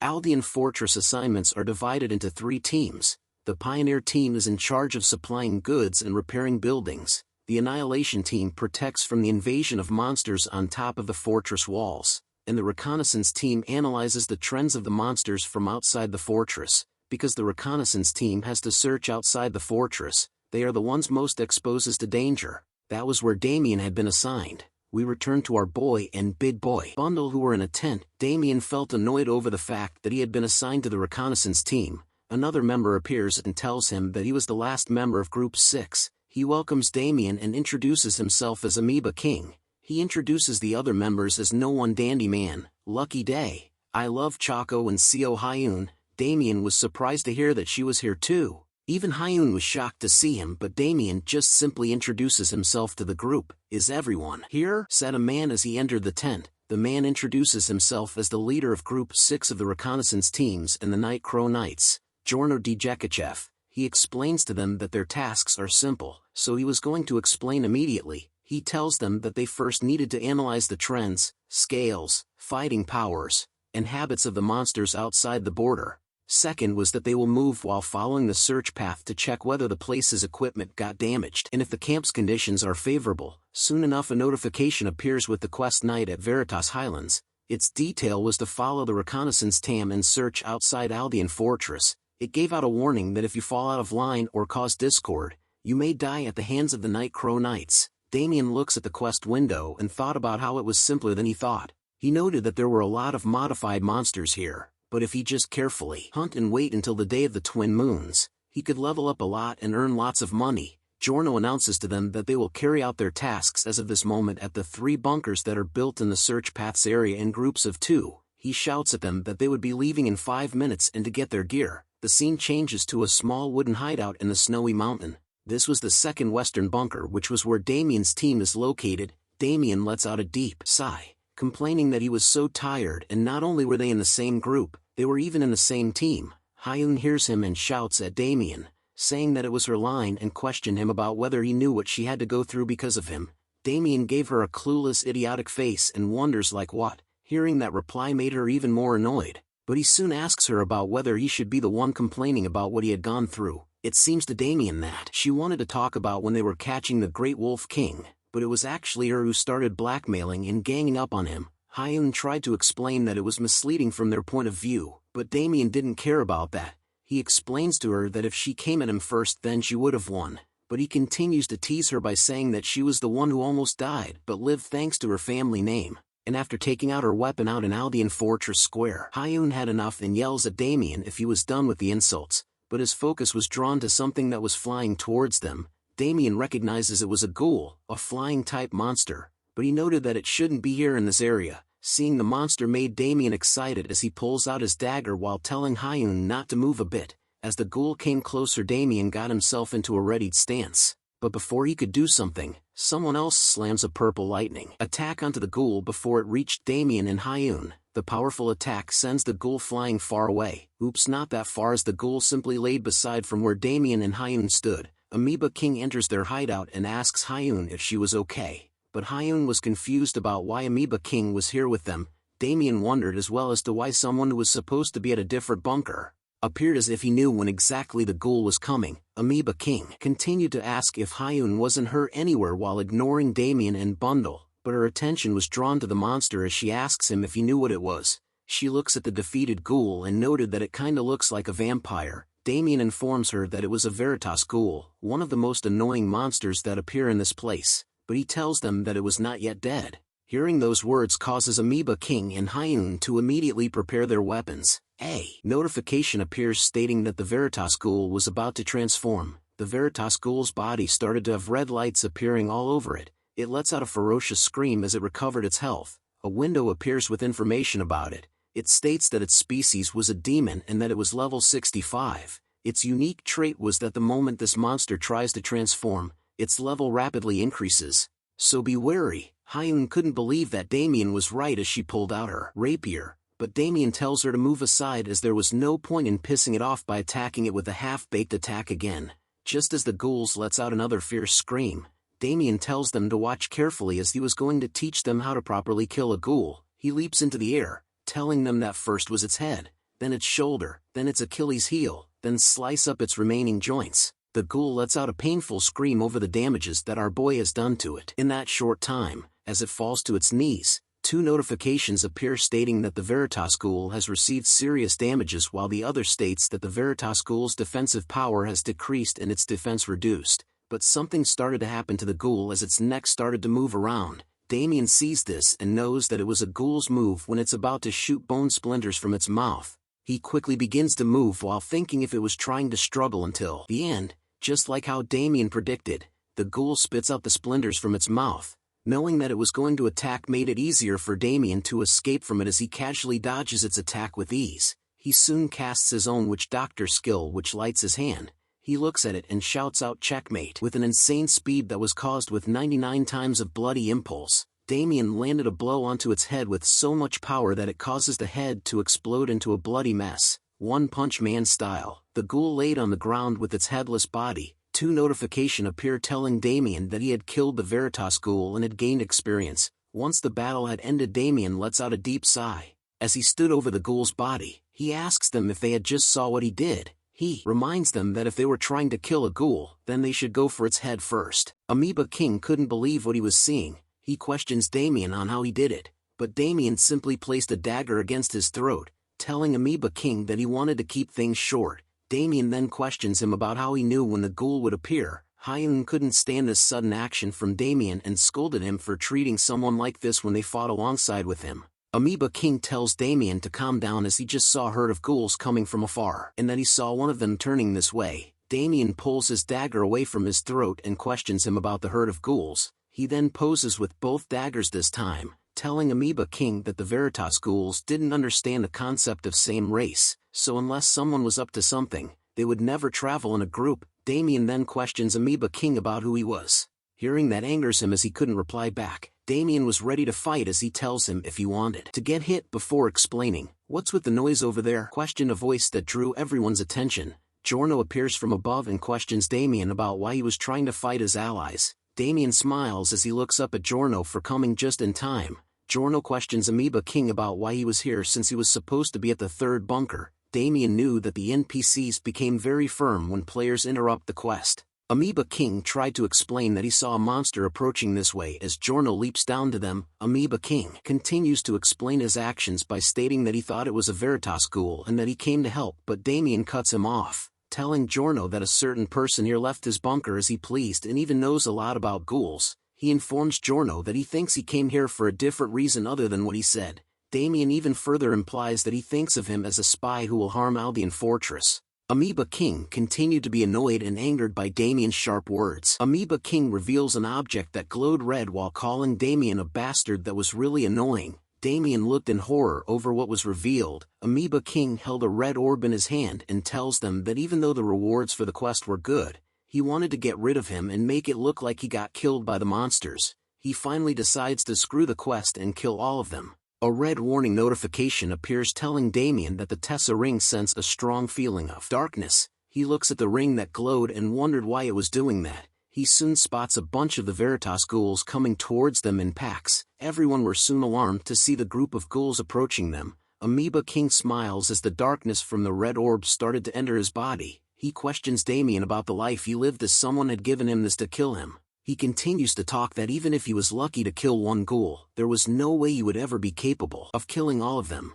But a quick bright flash appears around his neck as he spoke. Damien had sliced off the head of the traitor in front of everyone. The red orb drops out of his hand just as a notification appears stating that Amoeba King has logged out. Damien noted that Amoeba King sure does talk a lot while wondering how such an insignificant person dared to act out. But a red warning appears telling them that a group of Veritas ghouls were approaching and being pulled in by the energy of darkness. Giorno announces that the ghouls were coming and orders everyone to return to Aldean Fortress and assume battle formation. A new quest notification appears called the Mysterious Rage. It states that the monsters have absorbed an ominous power. If he wanted to live, he needed to escape the stronghold and return to the fortress. It gave out a warning that the level of monsters is quite high, so Damien needed to be careful not to die. Damien was annoyed to see the quest and figured out that the ball was attracting the ghouls. Giorno was the first one to run as he yells at them if they wanted to live. Run! Hyun and Damien soon followed right behind him as the ghouls closed in on them.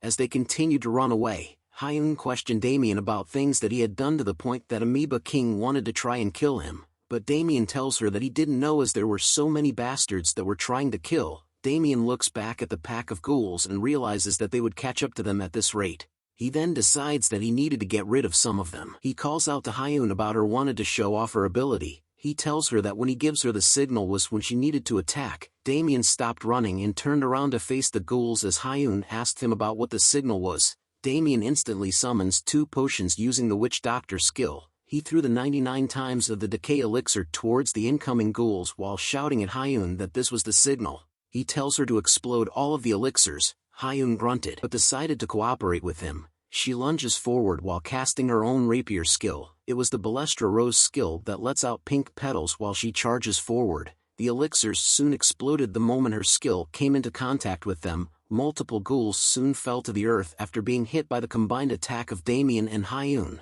with his hand holding onto hers. Damien held onto the side of the ledge with Hyun as he tells Giorno that he was leaving the rest to him. A change started to occur in Giorno as he casted the Night Crow skill. He uses the Shadow Sword skill that left multiple purple slashes across the various ghouls that were near him and had beheaded them all in one strike. Multiple notifications appear stating that they had defeated a Veritas ghoul and gained multiple experience points. Damien shouted nice as he and Hyun jumped down. He thought about how awesome it was to get a free level up at this timing. Hyun on the other hand started to fall for our boy's Riz as she imagined flowers surrounding them as they fell together. Giorno soon approaches them and noted that they were both talented. He then informs them that they needed to escape this place quickly before other monsters come. After hearing the noise, they soon reached a valley that laid before Aldean Fortress. The 3 of them continued to move at a fast pace to reach the safe haven, but a sudden explosion and appearance of another player catches their attention. Hyun called out to I Love Choco, the female wizard who had fallen to the ground due to the explosion.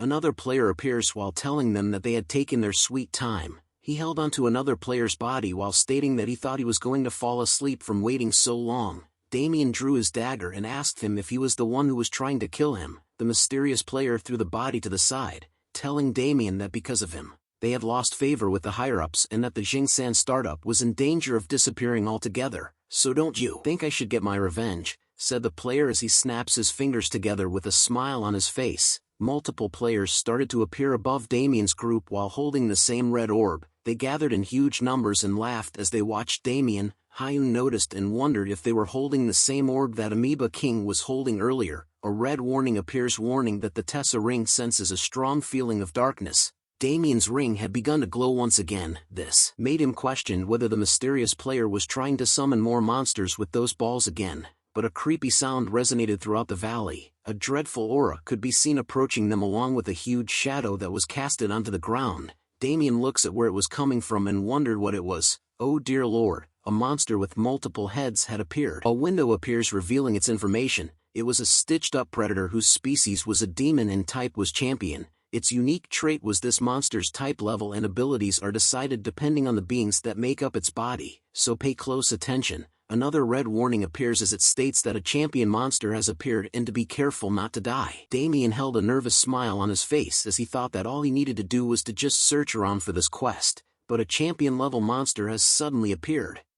The scene changes back to Aldean Fortress as a voice wonders why Giorno's reconnaissance group 6 hasn't returned yet. It was revealed to be Michael, the commanding officer. Thor appears by his side and informs him that based on the words of the other reconnaissance groups, the monsters did not show any special traits and that it was true that Giorno's Group 6 had not returned yet. Michael grew concerned over that news as he noted that it was strange for Giorno out of everyone to not return. As he continues to look at the map on the table, he soon asks Thor about how the preparations for the defense of the Day of the Twin Moons was going. Thor informs him that they were about 85% complete and that if they were to fight right now there wouldn't be a big issue. Michael then asks him if there was a possibility of the Day of the Twin Moons being moved forward.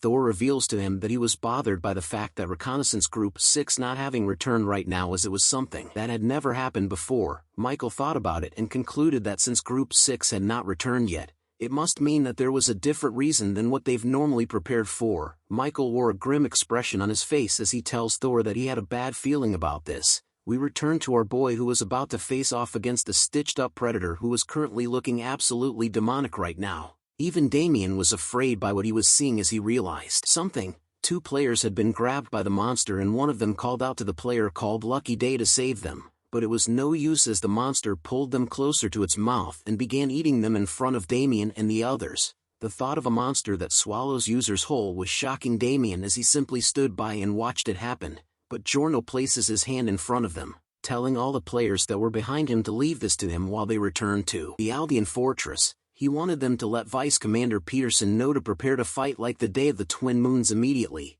But Damien knew in his mind that even Captain Giorno wouldn't be able to face those kinds of monsters alone. To top it off, the enemies that surrounded them were flanking them, which made escaping difficult. Damien then informs Giorno that even if they were to leave everything to him, he wasn't sure that everyone will be able to return back safely. He then suggested to Giorno that they should all try to fight them together, but the man who summoned the ugly monster stood in their way, as well as the monster appeared right behind him. He questions them about whether they still haven't grasped the situation yet and wonders if they still think that they were in a situation where they could run away. He introduces the red orb in his hand as the destruction orb and that he had brought it here to catch Damien with. He raises the destruction orb into the air and asks Damien to see if he could beat the nasty monster behind him. "Are you an idiot?" said Damien to the man who held the orb, which stuns him for a moment. Damien tells him that although he didn't know where he got such a cheat key item from, but it was obvious to him that it was an experimental weapon used with his lifeline. He then questions the enemies that surrounded him on whether they even know who the guys who gave that to them were, such as their names, affiliations, or goals.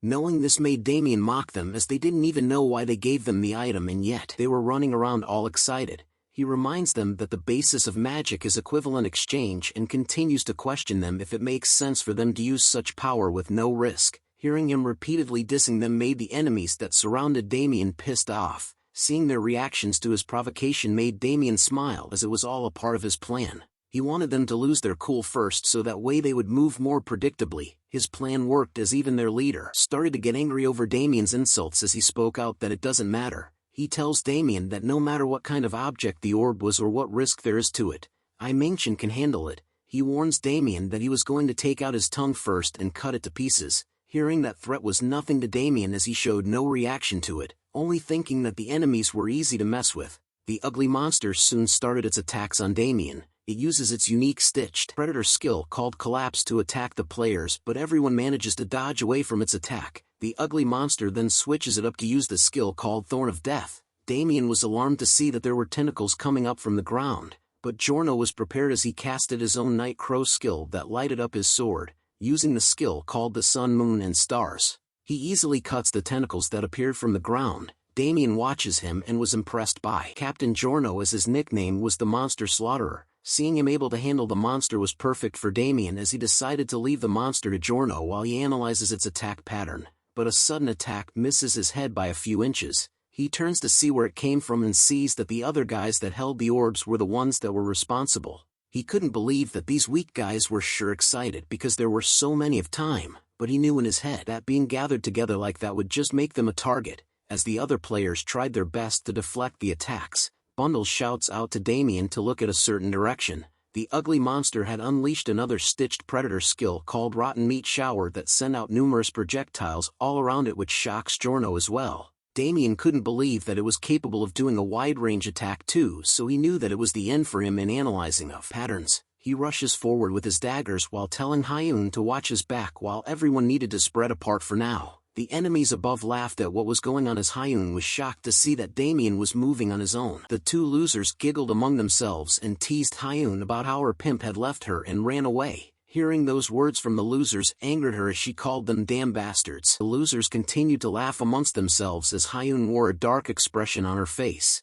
She then instantly leaps above the air from where they stood while being covered in her pink petals. One of the losers wore a mean-faced expression as he knows what's coming next. She scolds them by telling the losers that if they wanted to screw around with those mouths of theirs, she was going to help them with it. Using her skill called Chevalier, Hyun slices off the necks of one of the losers that had made fun of her. Her attack causes a huge pink explosion to occur. The other loser aimed his weapon at her in anger over his friend being killed, but Hyun uses another one of her skill called Balestra Rose to cut off his head as well in a single swing of her rapier. She then turns back to look at Damien and wondered if he actually had a plan in mind. She tells him that she would kill him if he fails as she watches him from above the cliffs. Damien could see that Hyun was able to succeed in disrupting those bastards on the cliff, as they were nothing when you fight them one-on-one. Soon enough, everyone on Damien's team soon stared at a notification window that appeared in front of them. Seeing that the other players have recovered somewhat and that the stitched predators patterns weren't increasing anymore, Damien decides that this was the moment that they should go for the win. He had summoned a different weapon this time. It was the Kurenai dagger that was rank rare. Damien then began to speak out loud to his teammates, asking them if they could hear him and if any one of them had caught a champion monster before. Seeing that no one responded to his question, Damien noted that he was the only one with experience in handling a champion mob raid and then proceeds to inform them that he was the one to take the lead. Damien then informs them that this was the moment he started the battle against Mingchen. Damien started the battle off by casting his witch doctor skill. He easily slices the back and a few pieces off the ugly monster by casting Bloody Impulse 99 times. Hyun and Giorno were both impressed by Damien's feat, as Giorno commented that they had no choice but to trust Damien. He then went straight to Mingchen and gave him a massive kick towards his stomach. He then quickly turns around once more. Seeing the ugly monster up close, Damien knew that the more they attack it, the more it changes crudely, and noted that the monster was not normal. He could also see that the orbs the Jingsan startup bastards are holding show that only one group would do something like this. The mastermind behind this must be the Crucifix's Dawn. Damien then advises all his teammates to keep attacking the champion monster, adding on that the more the champion monster uses its abilities, the harder it gets for the Jingsan bastards to control it, so they have to make it keep focusing on them. He then orders Hyun to help Captain Giorno and keep attacking. Damien knew that what was important right now was for him to return to his teammates and then find the mastermind afterwards. Captain Giorno went to work as he started by cutting at the champion's monster legs. Hyun supported him by leaping into the air to cast her own abilities. Damien then orders Bundle to shoot the monster as well. Bundle hears the command and waves a red flag. A bunch of his siblings appear and took cover behind the pieces of the champion monster that had been cut off. They soon chirped and fired from their blow darts. The champion monster began to lose control and started to attack the very same people who had summoned it. A player from the Jingsan side had been taken and eaten by the champion monster as a notification appeared to inform their leader that they had logged out.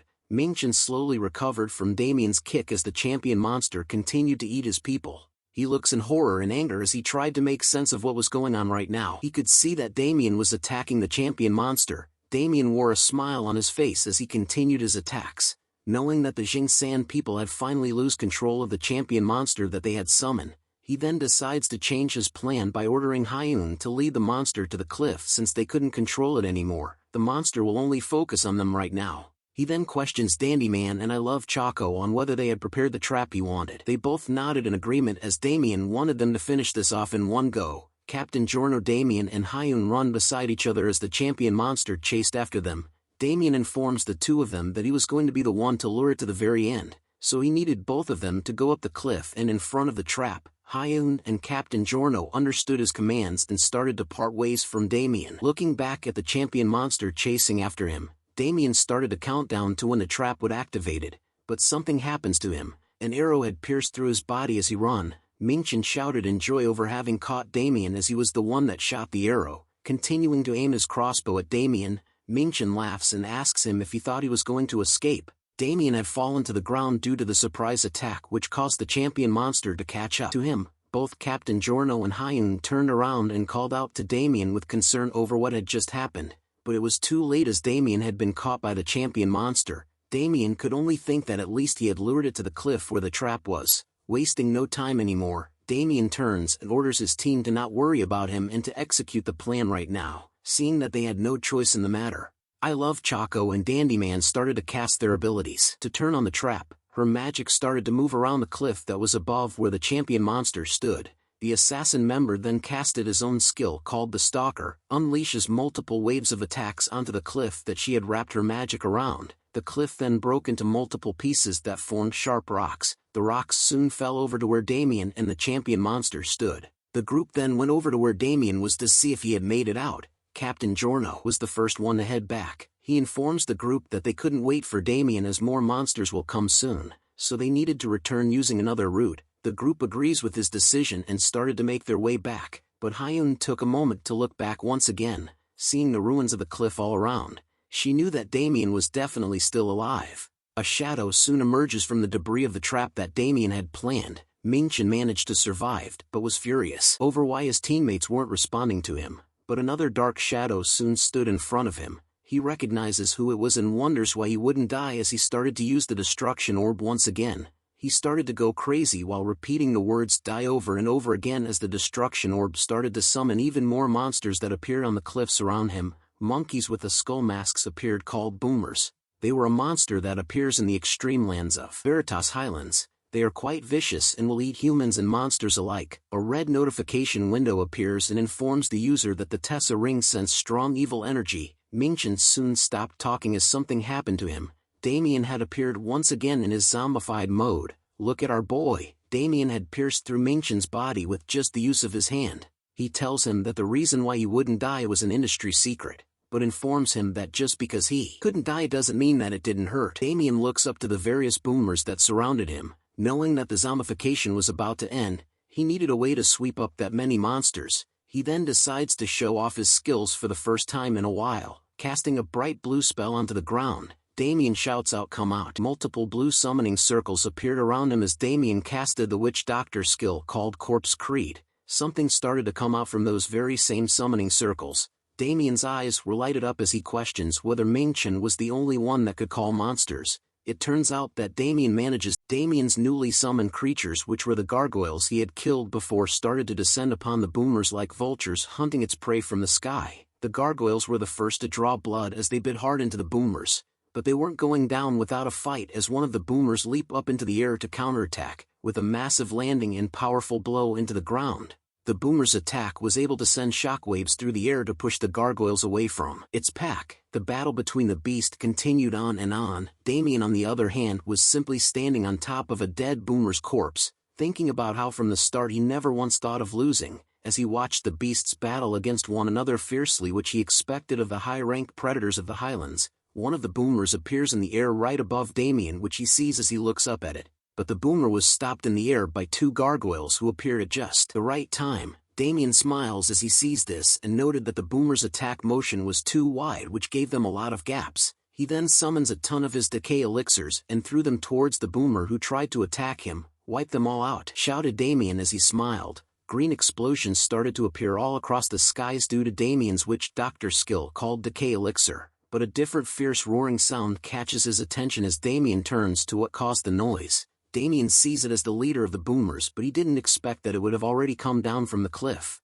Seeing the incoming boss made Damien immediately draw his knife as he intended to end their fight in one blow as he casted his witch doctor skill as well. Using Bloody Impulse, Damien stabs the leader of the boomers with his knife straight into its skull in one swing, but the knife decided to be weak and broke apart as Damien tried to pull it off its skull. Looking at the broken knife made him wonder if he had overdone himself, but it didn't matter to him as the attack worked and ended the leader's life easily. Notifications appear to inform Damien that he had defeated the named boomer and had gained EXP. Another notification appears to inform him that he had also obtained the obliterator's skull as a skull mask appears above his hand. Looking at the green aura that was exuding from his hand causes another notification to appear to tell Damien that the effect of the Rune of Greed Extorting Hand has been activated. He smiles upon seeing this effect and wonders if he should go recharge on blood and mana now. Our boy is now a vampire. Placing his hand on the dead leader boomer's body activates a notification to tell him that he was absorbing the HP and MP of the named boomer. As he drains the health and mana of the dead body, Damien looks up to see who was still alive. Seeing the Albion fortress ahead made Damien think that those who were alive were gathered there, so he needed to quickly chase after them. The scene changes to Giorno saluting and reporting to the High Commander that he had returned to Albion Fortress. Michael, the High Commander, commented that Giorno seems to have been looking for him upon his arrival, which made him question what he wanted. Giorno was ashamed by his conduct but still wanted something from the High Commander. Michael then questions him if he wanted their forces.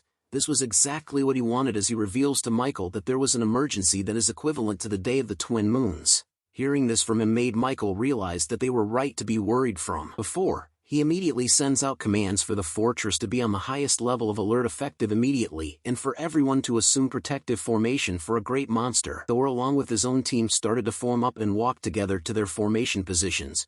Giorno heads out as well, and soon enough, the members of the fortress soon stood side by side on top of the fortress walls to be prepared for what was coming to them. "Whoa, so cool," commented another player who opens his stream to inform the audience watching that the defense of Albion Fortress, the event that they had been waiting for, has finally started. The viewers started to go crazy over the numerous members that were participating in the defense event as an endless wave of players could be seen forming up in their defensive positions. Thor continues to give out commands to everyone, ordering them to go to their positions and to prepare to go into combat as the monsters will soon invade them. The mage I Love Choco tilted her hat down and noted that it was a shame as Damien should have been here to see this sight along with them. Hyun was still suffering from our boy's attack as her face blushes while telling the mage that Damien had probably logged out and is watching through the stream. One of the watchmen soon spotted something in the far distance and alerted everyone that the monsters were approaching them. An endless horde of different monsters were soon spotted from a close distance to Aldean Fortress. Some members of the fortress were terrified to witness this sight while the others simply wore a smile on their faces as though they wanted to fight the monsters for fun. But a familiar fierce roar is soon heard throughout the skies as its loudness was enough to cause the ground and monsters to shiver in fear over it. The leader of the boomers soon appeared on the cliff above the horde of monsters with its sickening aura spreading all around it. A mage from the fortress immediately casts the Night Crow skill called Scan, which gave out a green light. The mage reported to the others that the monster army at the front line was around 798 meters away and that they were slowly closing into the fortress. The war hears this and informs them that the special strike force of the Night Crow Knights should descend first. When the monsters are within 500 meters, they are to break through the battle line. Members of the fortress began to position near the walls as Thor tells them to prepare for the descent. Looking like Game of Thrones. "Wait!" shouted the mage who had scanned the area. He informs them that there was something approaching the fortress at speed. It was closing in on them from 650 meters to 580 meters within seconds.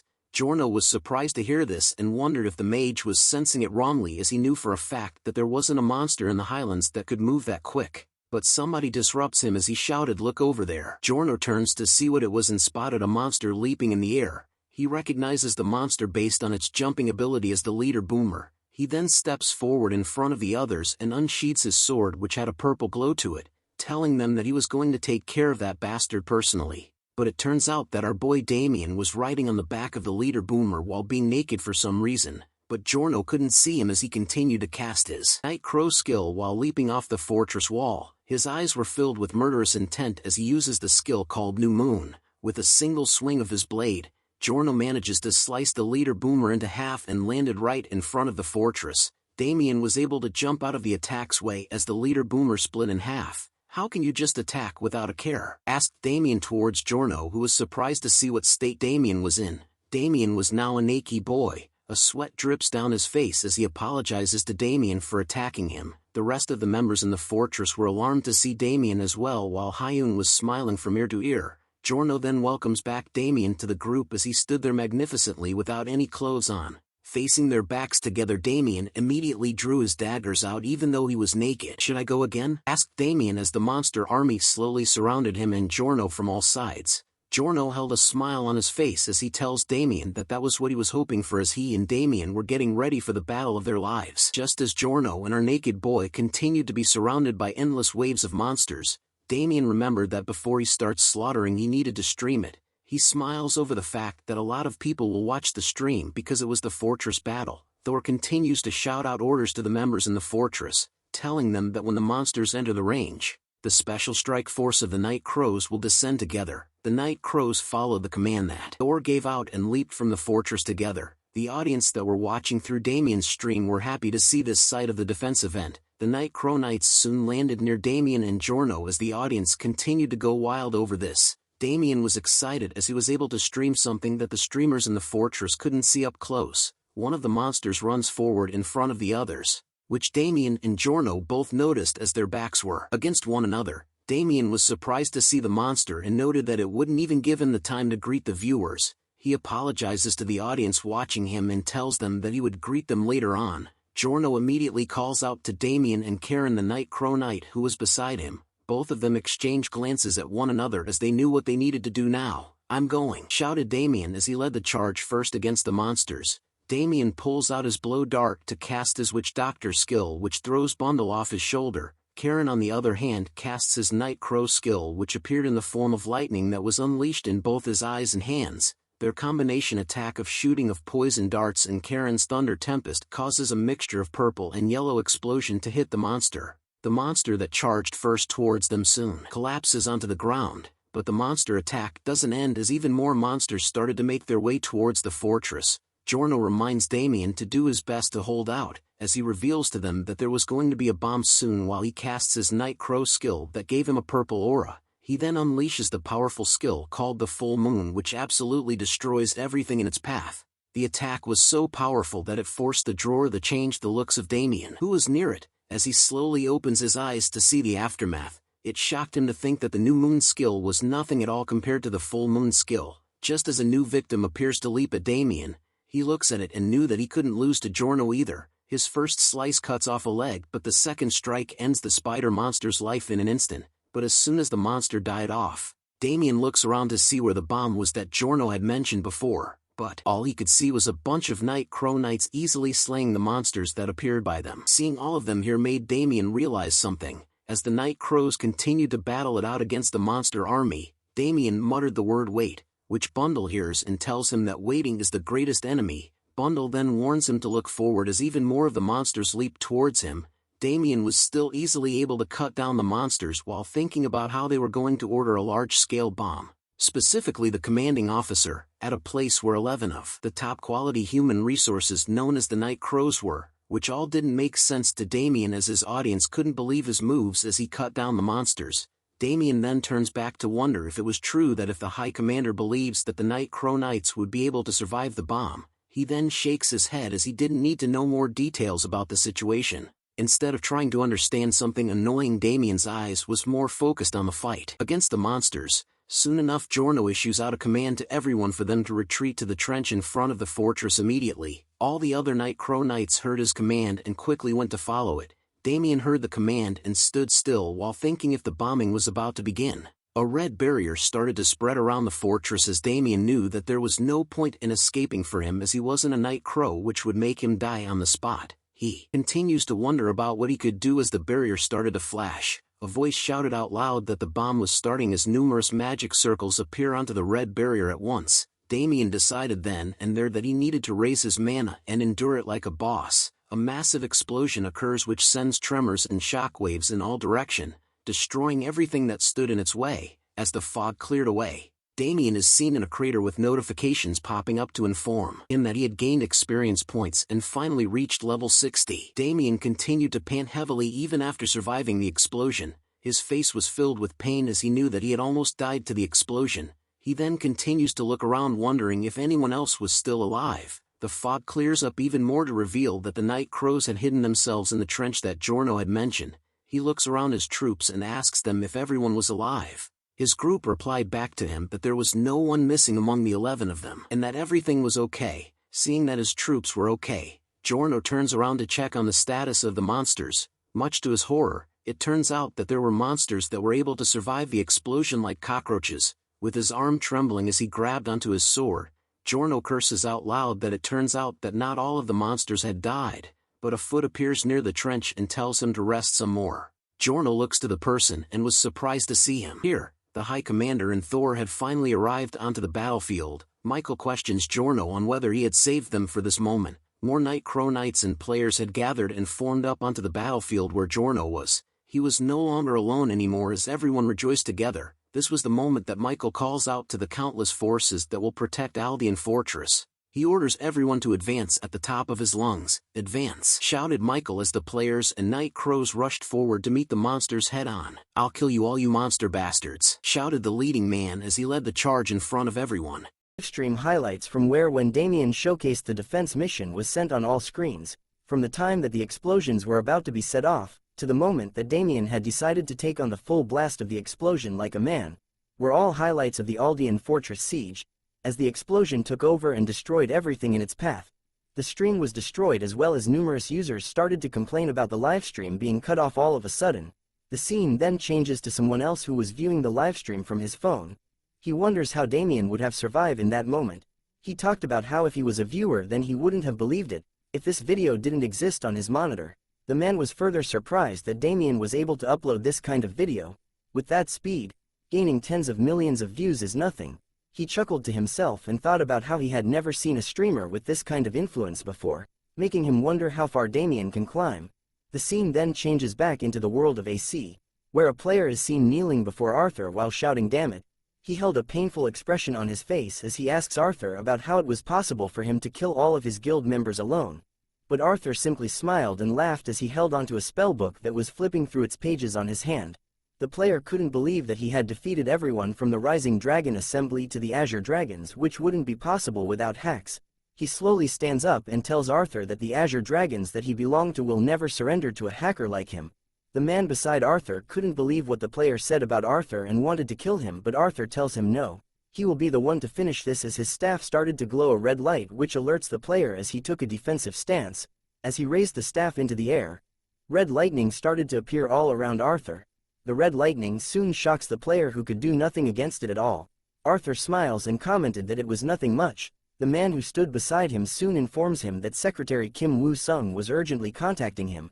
Hearing that made Arthur end his game, as he soon returns to his real-life body. Secretary Woo-sung appeared beside him as he awakens from the game, handing a tablet over to Arthur as he apologizes for interrupting him, as he had something to report to him in regards to the AC community that he had mentioned before. Arthur takes the table and wonders what it was about. The tablet, 2 clips that challenged Arthur to Damien. The users online were commenting over which one of them would win if they fought one another. Secretary Woo-sung informs Arthur that Damien was the rookie and streamer receiving the most attention these days, and that Wiz Entertainment Korea has been supporting him with unusual marketing. Seeing and hearing all this information about Damien made Arthur comment that he was much more interesting than he expected, which made he felt that they would meet someday. The scene then changes to Damien, who was working out.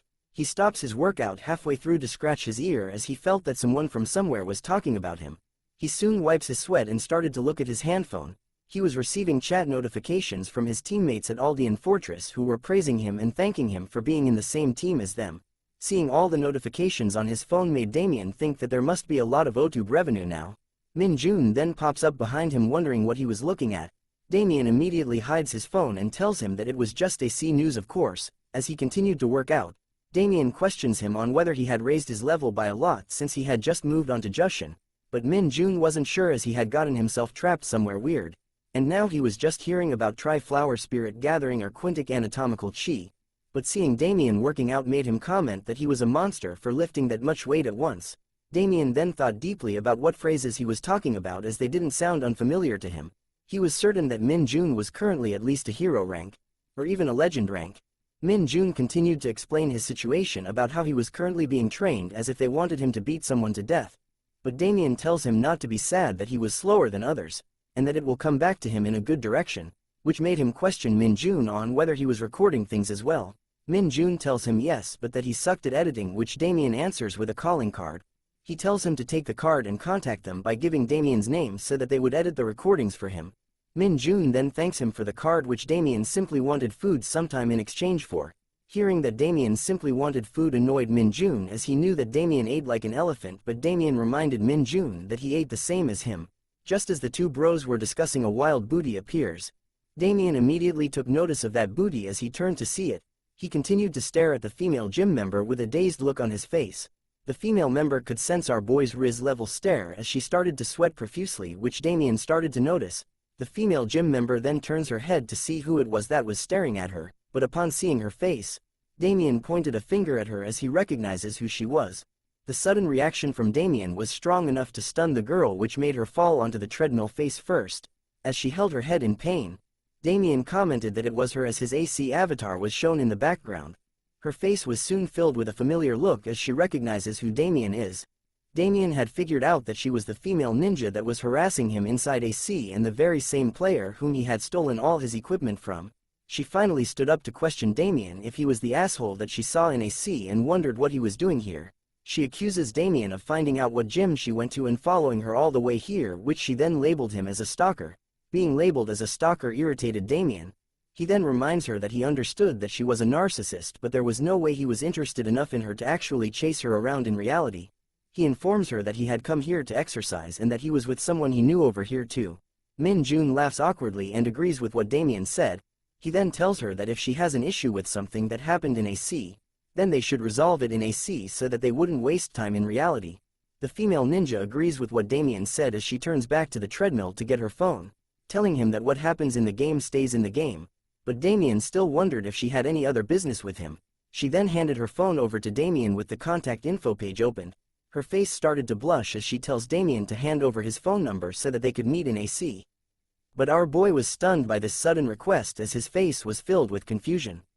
The scene then changes to show that Damien was wandering along the streets after leaving the gym and female ninja behind. but his face was shown with an annoyed expression as he commented out loud that he was seeing all kinds of things today.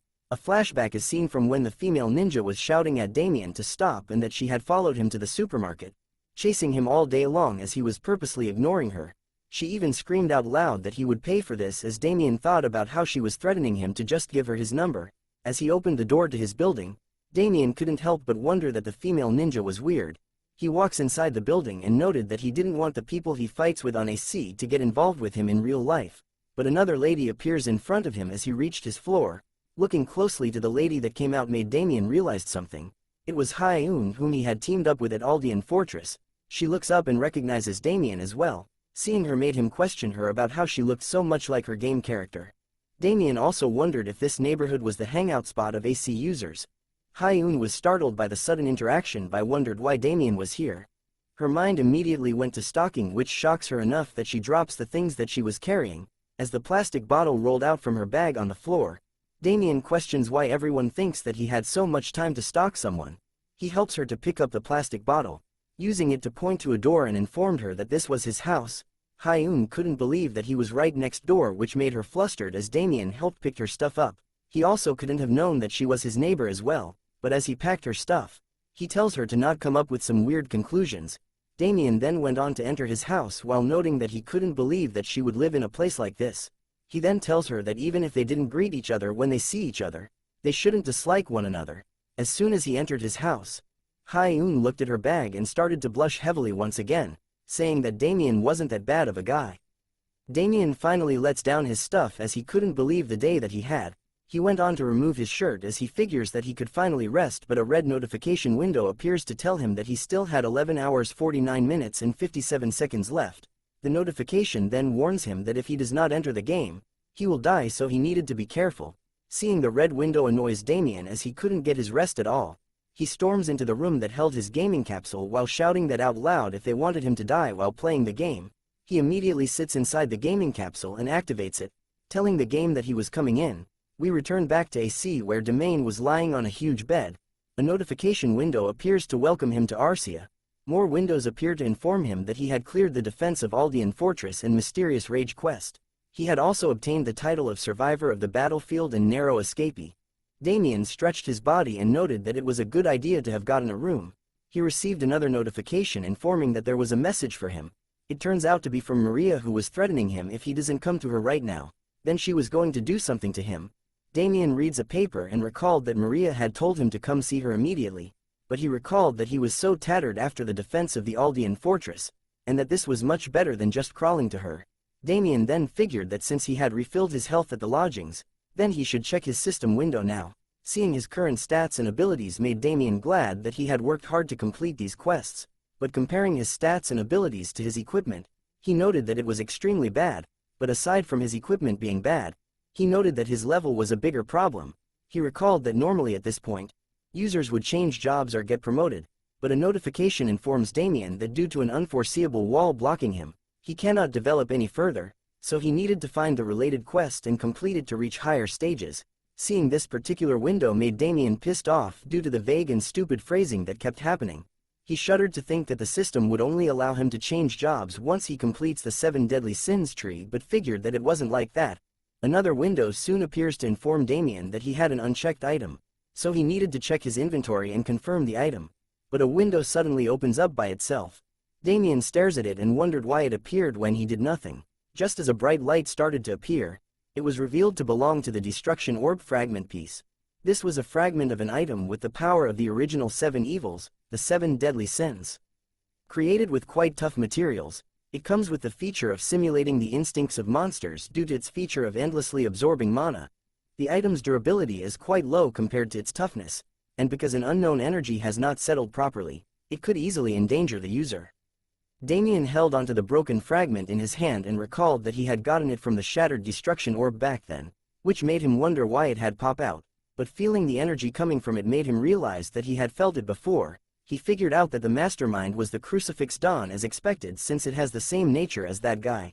Notifications began to appear once again to inform Damien that the Apocalypse Invocation, the Book of the Black Covenant, is emitting a strange light and that the Oracle is being activated. The system then asks him if he would like to activate the Oracle. Damien stares at the book in shock and wondered what it was as the book itself appeared to be lighted up. Even Bundle was alarmed by what was going on as he questions Damien about why it was coming out.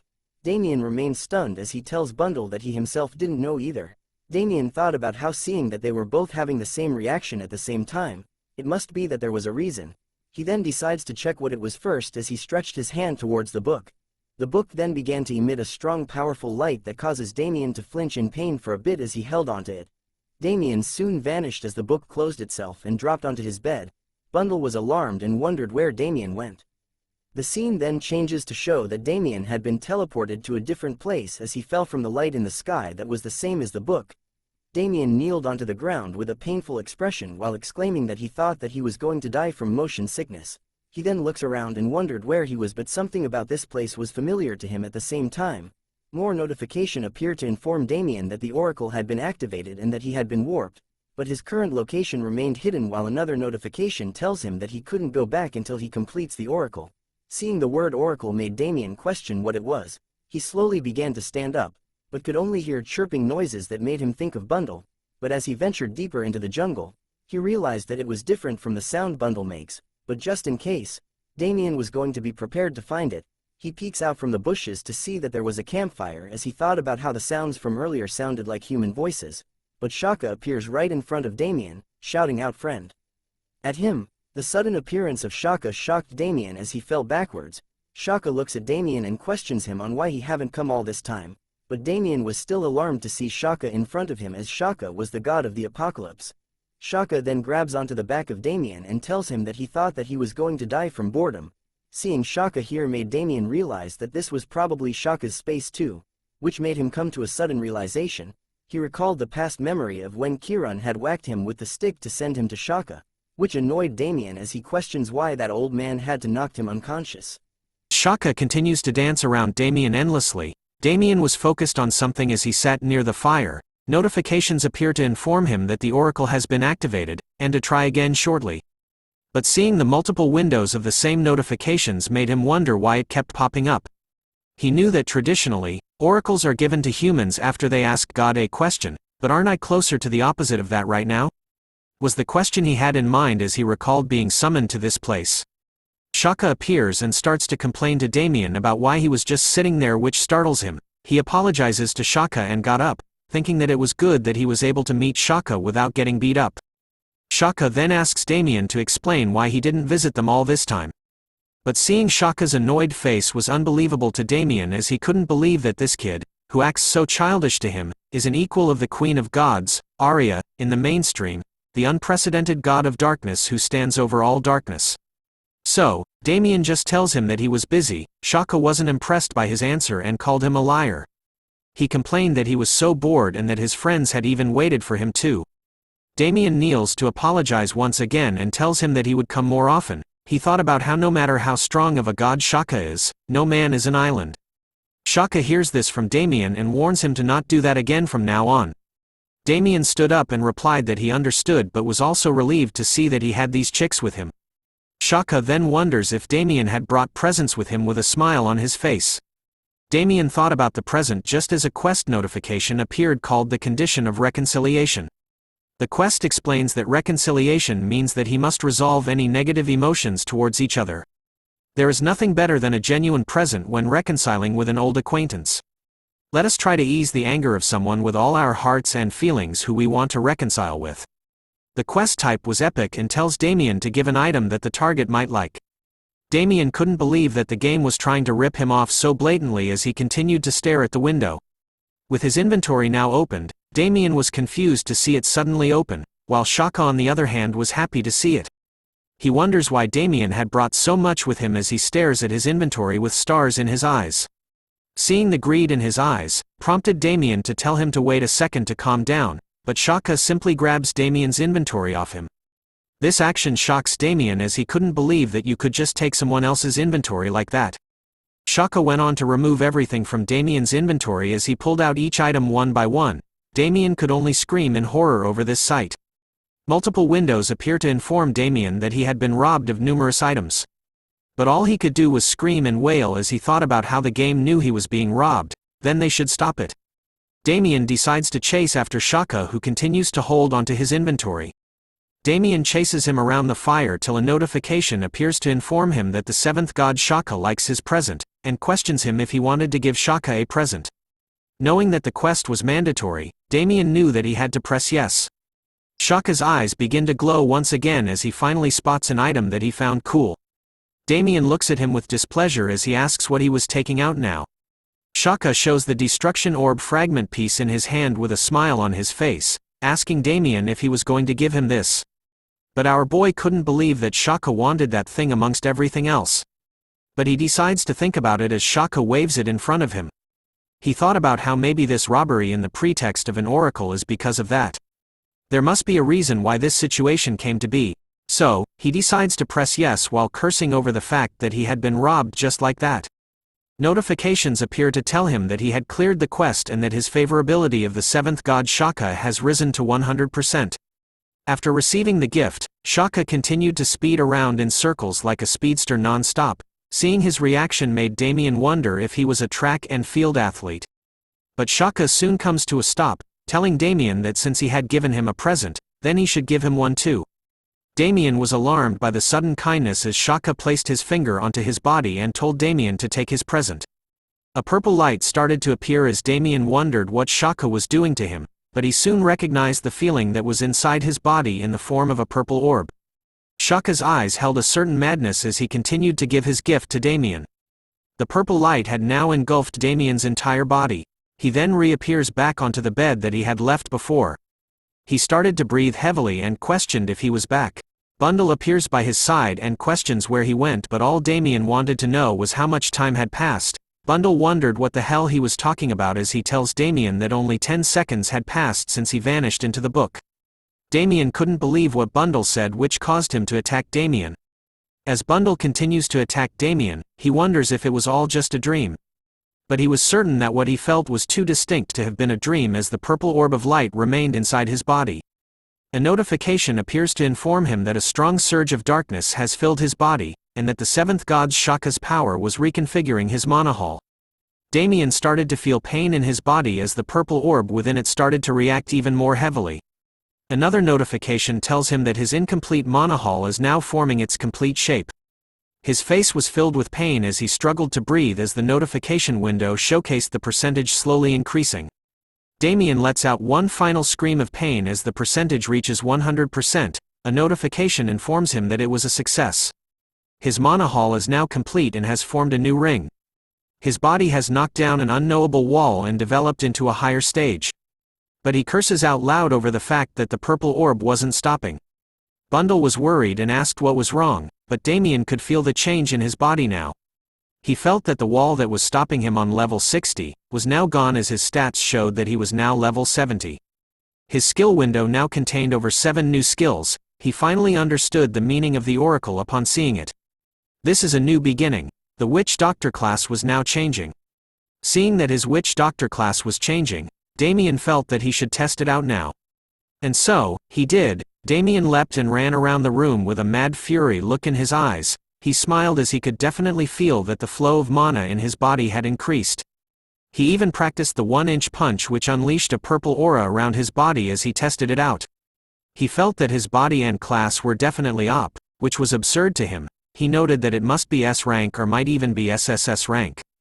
Damien had basically formed a new circle. If his sixth sense activates here, he might be able to raise his senses like from his devoted days.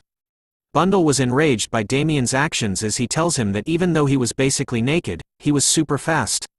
Damien was pleased to hear that and replied that his body was indeed awesome. As he laid down on the bed, Damien thought about how he needed to get some gear right now, while Bundle was furious at him for taking all the space, which made it hard for him to lay down as well. But a pigeon with a letter tied around its neck started to peck against the window of Damien's room. He hears the noise and goes on to open the window. Picking the letter from its neck made him wonder what it was. It was written from Maria Jones, who tells him if he doesn't come immediately, she would kill him so that others couldn't even find his corpse. This message sends chills down Damien and Bundle's body as they read it themselves, as Damien had totally forgotten about it. The scene changes to a beautiful city called the Holy Theocracy Orinus's capital Upatel. A divine estate with glowing waters is seen where someone sat in the middle of it on a throne. It turns out to be Arya, the goddess of light. Mamma mia, her eyes remain closed as she stares up, but she slowly opens them after some time has passed. She could see that there was a black star in the sky, the star of darkness that swallowed everything is brewing. She wonders how something that had already died once is reappearing once again now. But the black star started to crack and reveal a red aura inside of it which she sees. Staring at it held no more purpose as she closed her eyes once again. Tens of millions of years ago, she definitely dropped that star, and yet it was still emitting such a strong energy. Arya then decided she needed to make preparations. She casts the spell called Light Aura to call her family. Calling forth her own version of a book just like Damien's, it was called the White Pledge Book that calls the creation of the world. We now return to the Adventurers Guild, where Damien excitedly opens the door to a room, but is greeted with a sharp pen thrown at a high speed towards him. Damien manages to spot it and bends his neck backwards enough to dodge it while a voice speaks out that she missed. Upon closer inspection of the pen, Damien could see that it was the fountain pen of an employee of the Adventurers Guild. Hatsun looks at Maria, who understood what he meant. She looks at Damien with a fearsome look on her face, asking him if he finally came. But Damien was still suffering from the shock of the sudden attack, asking Hatsun if he could do anything, but he simply gives a thumbs up and tells Damien to figure it out himself, as even he didn't know what was going on. Maria then grabs onto Damien's face and tells him to focus on her since it had been a long time since they had seen one another. Damien had no choice but to reply with "Yes, mommy." Maria was upset that Damien managed to come back alive but didn't even contact her, which made her think he was dead. Damien replied back that he was sorry and tried to contact her immediately. Damien asks her if she waited long, as he thought about how Maria was the one who sent him to Aldean Fortress, which made him feel bad about this. Maria noted that she wasn't very patient but couldn't believe that she was worried over someone she had an eye on. But her anger soon subsides as she tells him to not do that next time. She then tells him that they should deal with balancing the mission accounts. They proceed to head somewhere else. They walk down a few stairs which were lit with torches. Damien was quick to notice that the place they were headed to was somewhere that wouldn't be an exaggeration to say is the most important place and is the core of the Adventurers Guild. It prides itself on having better defense than most kingdoms, the heart of the Adventurers Guild, the safe. Maria asked him if it was the first time he was here. He replied yes, as it was his first time since regressing. Normally, it's called a vault, and it's the place where each department's mission rewards and commodities are managed. It's only open for mercenaries who are receiving an amount higher than the fixed amount. Damien's face was filled with shock as Maria led him to somewhere else. She introduces him to vault number 1492, which was his. Seeing his vault made him recall the version of himself when he was a devoted before regressing. Maria soon questions Damien about what he did, which he was unaware of, till Maria continues to question him about what he had to do for the fussy nerds at Aldean Fortress to favor him. Hearing the word nerds made Damien slowly realize who she meant by that. She then tells him that if he was curious, then he needed to hurry and place his hand here on the magic circle, as once the vault opens, he would understand what she meant. The moment Damien placed his hand on the vault magic circle, a notification informed him that his mana was resonating with the safe's magic technique. Another notification informs him that it was a success. He can now use the safe's vault function as the vault door opens. A bright light was casted which causes Damien to cover his eyes from its blinding light. Seeing the amount of gold and equipment made Damien think that he could swim in here. Damien questioned Bundle on whether this was a dream, as he couldn't believe that all this gold was his. Seeing the disgusting look on Damien's face made Bundle slap him repeatedly as he tells Damien to get a grip. Maria informs him that she was going to quickly explain the rewards he received. Fast forwarding at lightspeed, she ended the rewards list by telling Damien he had received a total of 7 million gold excluding the commander's special reward. Maria was impressed by her skills on having an eye for people, while Damien was super happy about the rewards. He immediately translated the 7 million gold as being around $60,000. As he swam in the gold coins, he couldn't believe that he was getting paid this well. But he soon takes notice of the equipment laid out in the corner of the room. He notices that there was a letter in its belt and proceeds to read it. The letter wrote, "To Damien, it was an honor to be able to fight together on the battlefield, soldier." It turns out that the equipment and letter were both from Giorno. Damien couldn't believe this and felt kind of touched by his act of grace. Maria then claps her hands to inform Damien that there was one last thing. She presented him a golden case and noted that this was probably the best gift. Damien took it from her and slowly opened it up. "Holy moly," shouted Damien as he finally saw what it was, a platinum badge. Maria congratulates him for entering the top 20% of mercenaries. Damien was now a platinum-tiered mercenary. Damien sat at the town's fountain, still shocked over the fact that he was now a platinum-tier mercenary. He continues to stare at the badge in his hand. He noted that although the difficulty level of the missions will get higher, what he can do as a mercenary will diversify. But this wasn't all that he got. A window appears with the title of Survivor of the Battlefield, a title given to someone who survives a fierce battle that was not possible to survive in. It seems to contain a strong will that does not come from normal people. He had also received another title called Narrow Escape, a title given to one who has repeatedly escaped death's strong grip. It is as if the user is able to survive from any hopeless situation. Seeing that he has these two titles, Damien thought that this might be enough while Bundle questioned him about what he was saying about being enough. As he rubs Bundle's face, Damien tells him that it would be okay to slowly leave this place, but Bundle was curious about what he meant by that. He explains that he had done everything he could do here, and before he knew it, Damien had reached level 70. Staring at the window, Damien knew that for normal classes, this level would mean the third occupation change. He places a dot on a map, stating that farming there would be limited. Nothing good will come out from staying in one place for a long time. So he decides that they should go to the central part now. But he questions himself on whether they should reset the items for now. Bundle tells him that they should. Damien started to look through his inventory for any good items just as a group of golden armor players started to walk past him. One of the members started to trip over a piece of broken pavement and fell head first in front of Damien. The player curses out loud before asking Damien about where he was looking. He shouts at our boy, asking him if didn't see him passing by. But both of them knew that the broken piece of pavement was the reason why he tripped. The player didn't want to admit it, so he continued to taunt Damien while another member of the group went to ask him about what happened. The player tells him and points to Damien that he was the one responsible for tripping him. Damien could only look at them and figure that they were a group. Judging from the fancy insignia on their chest, Damien figured that they must be quite a famous brotherhood.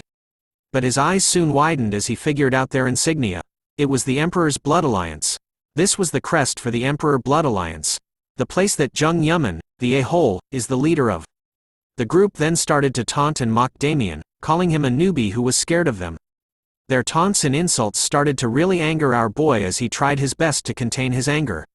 But he soon explodes and grabs onto his hand, telling and warning the player to keep going their way. He continues to twist the player's arm into an awkward position, causing him pain as Damien continues to warn him to not start a fight with the wrong person. He continues to hold back his anger, knowing full well that this a-hole belonged to the Emperor's Blood Alliance, which made him want to tear him to shreds. But Damien held back, taking in a deep breath. He knew that he didn't have the equipment yet, so he needed to hold back. As he slowly lets go of the player's hand, he tells him that he must have misunderstood, and that he had tripped over the jagged stone himself. The player was acting like an NPC, as he shoves Damien's arm away and told him to let go, "You bastard." Seeing his reaction to Damien made his other members amazed at what he did. Damien then reminded them to keep going on their pretty way, but the player still decided to pick a fight with our boy as he tried to pull out his sword. But the guards of the city soon appeared and shouted at him. They warned the player that using weapons in the square is forbidden. The other members of the squad hears this and tell him that they shouldn't make a scene else they get marked by the troops. Hearing the word troops made Damien realize that this group were only common knights. As he understood that the Lord held the highest, Vice Lord the second, Escort Knights the third, Troop Knights the fourth, and the bottom dwellers were the common knight and apprentice knights. This made him wonder if the group were afraid of their higher-ups, but his thoughts were cut short as the player yelled at Damien to follow him to the hall. Damien was annoyed with this lil bitch but figured that there was no use in bluffing anymore, so he decided to follow the group of players who were walking to their deaths. As he walked, Damien knew that because of the war with the Azure Dragons, there's been more attention to the Emperor Blood Alliance, so there are quite a lot of onlookers as seen from the crowd that were talking amongst themselves. Damien tells the player that he didn't want to make this embarrassing, so he figured that they should end things quickly as he was busy. But the player continues to scold Damien, telling him that if he wanted to get destroyed, then he should keep talking. But a member of his group tells him to calm down, and advises him that if he wants to do something, he should do it at the gate. The player then turns to Damien to tell him to follow him as he would be dead today. Seeing his face filled with anger made Damien figure out more or less about what kind of bastard he is now. He noted that the player was like a high school bully. It was unsightly how drunk he was on attention. His face looks like he believes that he has become the protagonist of a movie. As they neared the gate, he turned around once again to tell Damien that he couldn't run now. Damien then heads into the gate first, much to the surprise of the player. He had been wrapped to the Fighter Street Endless Hall, where a tower so tall that it was covered by the clouds stood. Seeing the tower gave Damien a sense of nostalgia, as this was a neutral zone that adventurers can enter through the gate. And a ferocious battlefield where adventurers are ranked by battle. A scene out of Gladiator is shown as players fought one another while the crowd cheers and bets on whomever would win. This was a place where the strongest person owns the highest place of the tower. This was the place that made Damien a devoted in his last life. The player soon arrives as well and proceeds to shout at Damien, calling him a mannerless asshole for going in first without a reply. But his shouts and taunts meant nothing to Damien as he made his way towards the massive doors of the tower. A notification appears to welcome him to the Endless Hall. Damien knew that although there are a lot of people who want to test their own abilities, there were also a lot of bastards who would use this to legally destroy others. They soon arrive at a stand holding up a blue orb, with a notification asking Damien that if he agrees with the clauses, please reach your hand out to the sign. The player, being impatient, shouts at Damien to follow what the notification stated. The player turns out to be called Koharu, who invites Damien to free mode. Damien tells him that he talks too much and has a foul mouth, which irritates Koharu even more. Damien stretches out his hand to agree as he knew that he had no reason to reject. Both of them were soon teleported to the Field of Honor, a place that looks like an arena where gladiators fought one another like in ancient Rome. As Damien equipped the Night Crow equipment, he looked out his window and wondered if it was working. Koharu saw this and shouted at him about what he was doing right now. Damien informs him that he was filming their battle so he wouldn't go back on his words later on, but Koharu simply replied that he was an insane bastard. Damien went on to ask him, as a member of the Peerless Emperor Blood Alliance, was scared that he would lose to a newbie. Hearing those words made Koharu even more angry as he continued to shout out loud. He then warns Damien that he should do what he wants and just get ready to be destroyed. But our boy tells him that that was something he should do instead. The moment Koharu placed his hand on the handle of his sword, Damien disappeared in an instant. Koharu then felt something behind him in that same moment and turned around to see what it was. Damien appears with his fist raised high and tells him hi. With a mighty hit that causes an explosion, Damien's fist meets the a-hole dead-on. As he makes his way towards Koharu, who appears to be knocked out from a single blow, Damien tells him to get up. Stop exaggerating, member of the Peerless the Emperor Blood Alliance. Koharu couldn't believe what just happened to him as he faced the ground with shock written all over his face. He couldn't even see Damien move at all. But our boy shows no mercy as he continues to land another blow onto him. He warns Koharu that if he doesn't block, he will lose. The punch lands onto the a-hole's face as Koharu wonders what class Damien had. Seeing Damien's stance made him conclude that he was a pure strength-based physical class. He sees a chance to leap out of harm's way and looks at Damien with murder in his eyes, telling him that he was going to kill him. Koharu pulls out two blades to reveal his dual blader skill. Casting a tornado-like skill called Fatal Storm, Koharu rushes back to counterattack Damien with a dual blader's innate skill. Damien easily sees the attack coming and knew that blocking it was crazy, so he needed to dodge it, which he does easily as he reappears beside Koharu, taunting him about how slow he was even though he was probably an assassin class. Koharu could only give Damien the bombastic side eye as he questions him on how he dodged the skill. Opening his window in the middle of the fight, Damien knew that after changing jobs, his skills changed into something new, which made him wonder if he should try using them. He looked through the skill list and came upon something that was good for the moment. Damien had selected the Blood's Craving skill. Koharu could see that Damien was smiling for some unknown reason to him and shouts at him while rushing to stab our boy. As he rushed over to Damien, Koharu splits himself into three other clones, shadow clones, the ninja way. The crowd watched with shock over this new skill and figured that Koharu was serious about this fight now. Damien knew that the clones were simply mirror images, unlike the Kunoichi class shadow clone technique, where the clones are substantial. Koharu warns Damien that he was screwed now, but Damien wore a smile on his face, wanting to know who was the one that was actually screwed. Just as the mirror images reached Damien, he used the witch doctor skill called Blood's Craving. He disappeared and reappeared with punches as gifts to all of Koharu's mirror images. His attack sends him flying with a huge explosion as Koharu coughs blood while thinking that it made no sense. A blood shield started to form around Damien just as he was thinking of ending the fight right now. Koharu on the other hand started to panic as he breathed heavily, knowing that he was definitely going to die. The crowd watches on and couldn't believe that a member of the Emperor Blood Alliance couldn't even beat a normal adventurer. A member of his group started to scold Koharu, shouting at him to get up, and that losing would make them all look like fools. But a member of the crowd soon recognizes the equipment that Damien was wearing. They realized that Damien was the player from the defense of Aldean Fortress. The streamers in the crowd started to announce the news that one of the members of the Emperor Blood Alliance was fighting Teacher Da from the defense of Aldean Fortress and is getting crushed. They also commented that it was insane that Damien was also a Platinum tier adventurer. A member of Koharu's group scolded the streamers and ordered them to end their streams right now. We return to the moment where Damien was about to bitch slap the poop out of Koharu's face as he stood there in silence. As Damien gives each bitch slap across Koharu's face, he tells him to respond when he talks to him.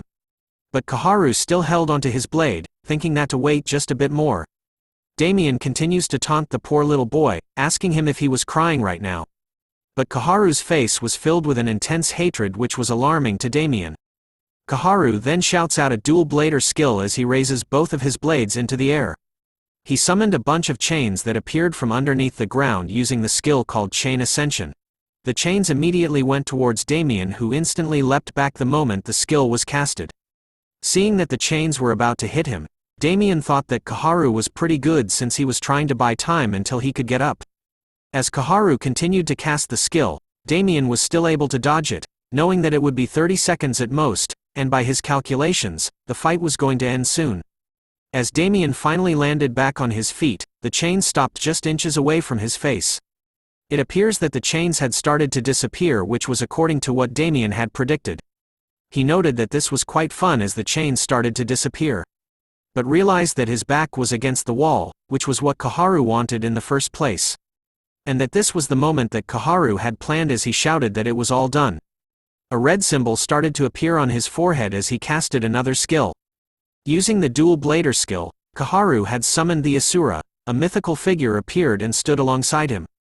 Damien sees his skill and calls him a psycho. He knew that Koharu was burning his own mana, so that he could increase his physical abilities. An extreme continuous dealing move where the blades won't stop until one side dies. The moment Koharu disappears from where he stood, Damien was able to see where he was going as he turned his head. With more arms and blades on his back, Koharu lets out a battle cry as he attempts to land a hit on our boy. His face was filled with nothing but the Asura marking on his forehead. Damien decides to meet his attack head-on. Knowing that this was Koharu's lethal move. But it wasn't going to work on Damien as he simply uppercuts the poop out of Koharu's face. But his attack didn't stop Koharu as his attacks continued on. Damien speculated that this was because of the Asura mode. Damien could feel that Koharu's arms and legs were moving separately, as if someone else was controlling him. Damien then tells him that he was confident in his speed too, just as he saw it earlier on. "Is your final struggle over now?" questioned Damien as he faced Koharu head-on with a smile on his face. Koharu too decides to fight head-on in response. The two titans continued to battle it out with one another. Thanks for watching the latest part from the voice of Manhwa. Subscribe for more content and don't forget to comment below what you want to see in the future. Like and share for more.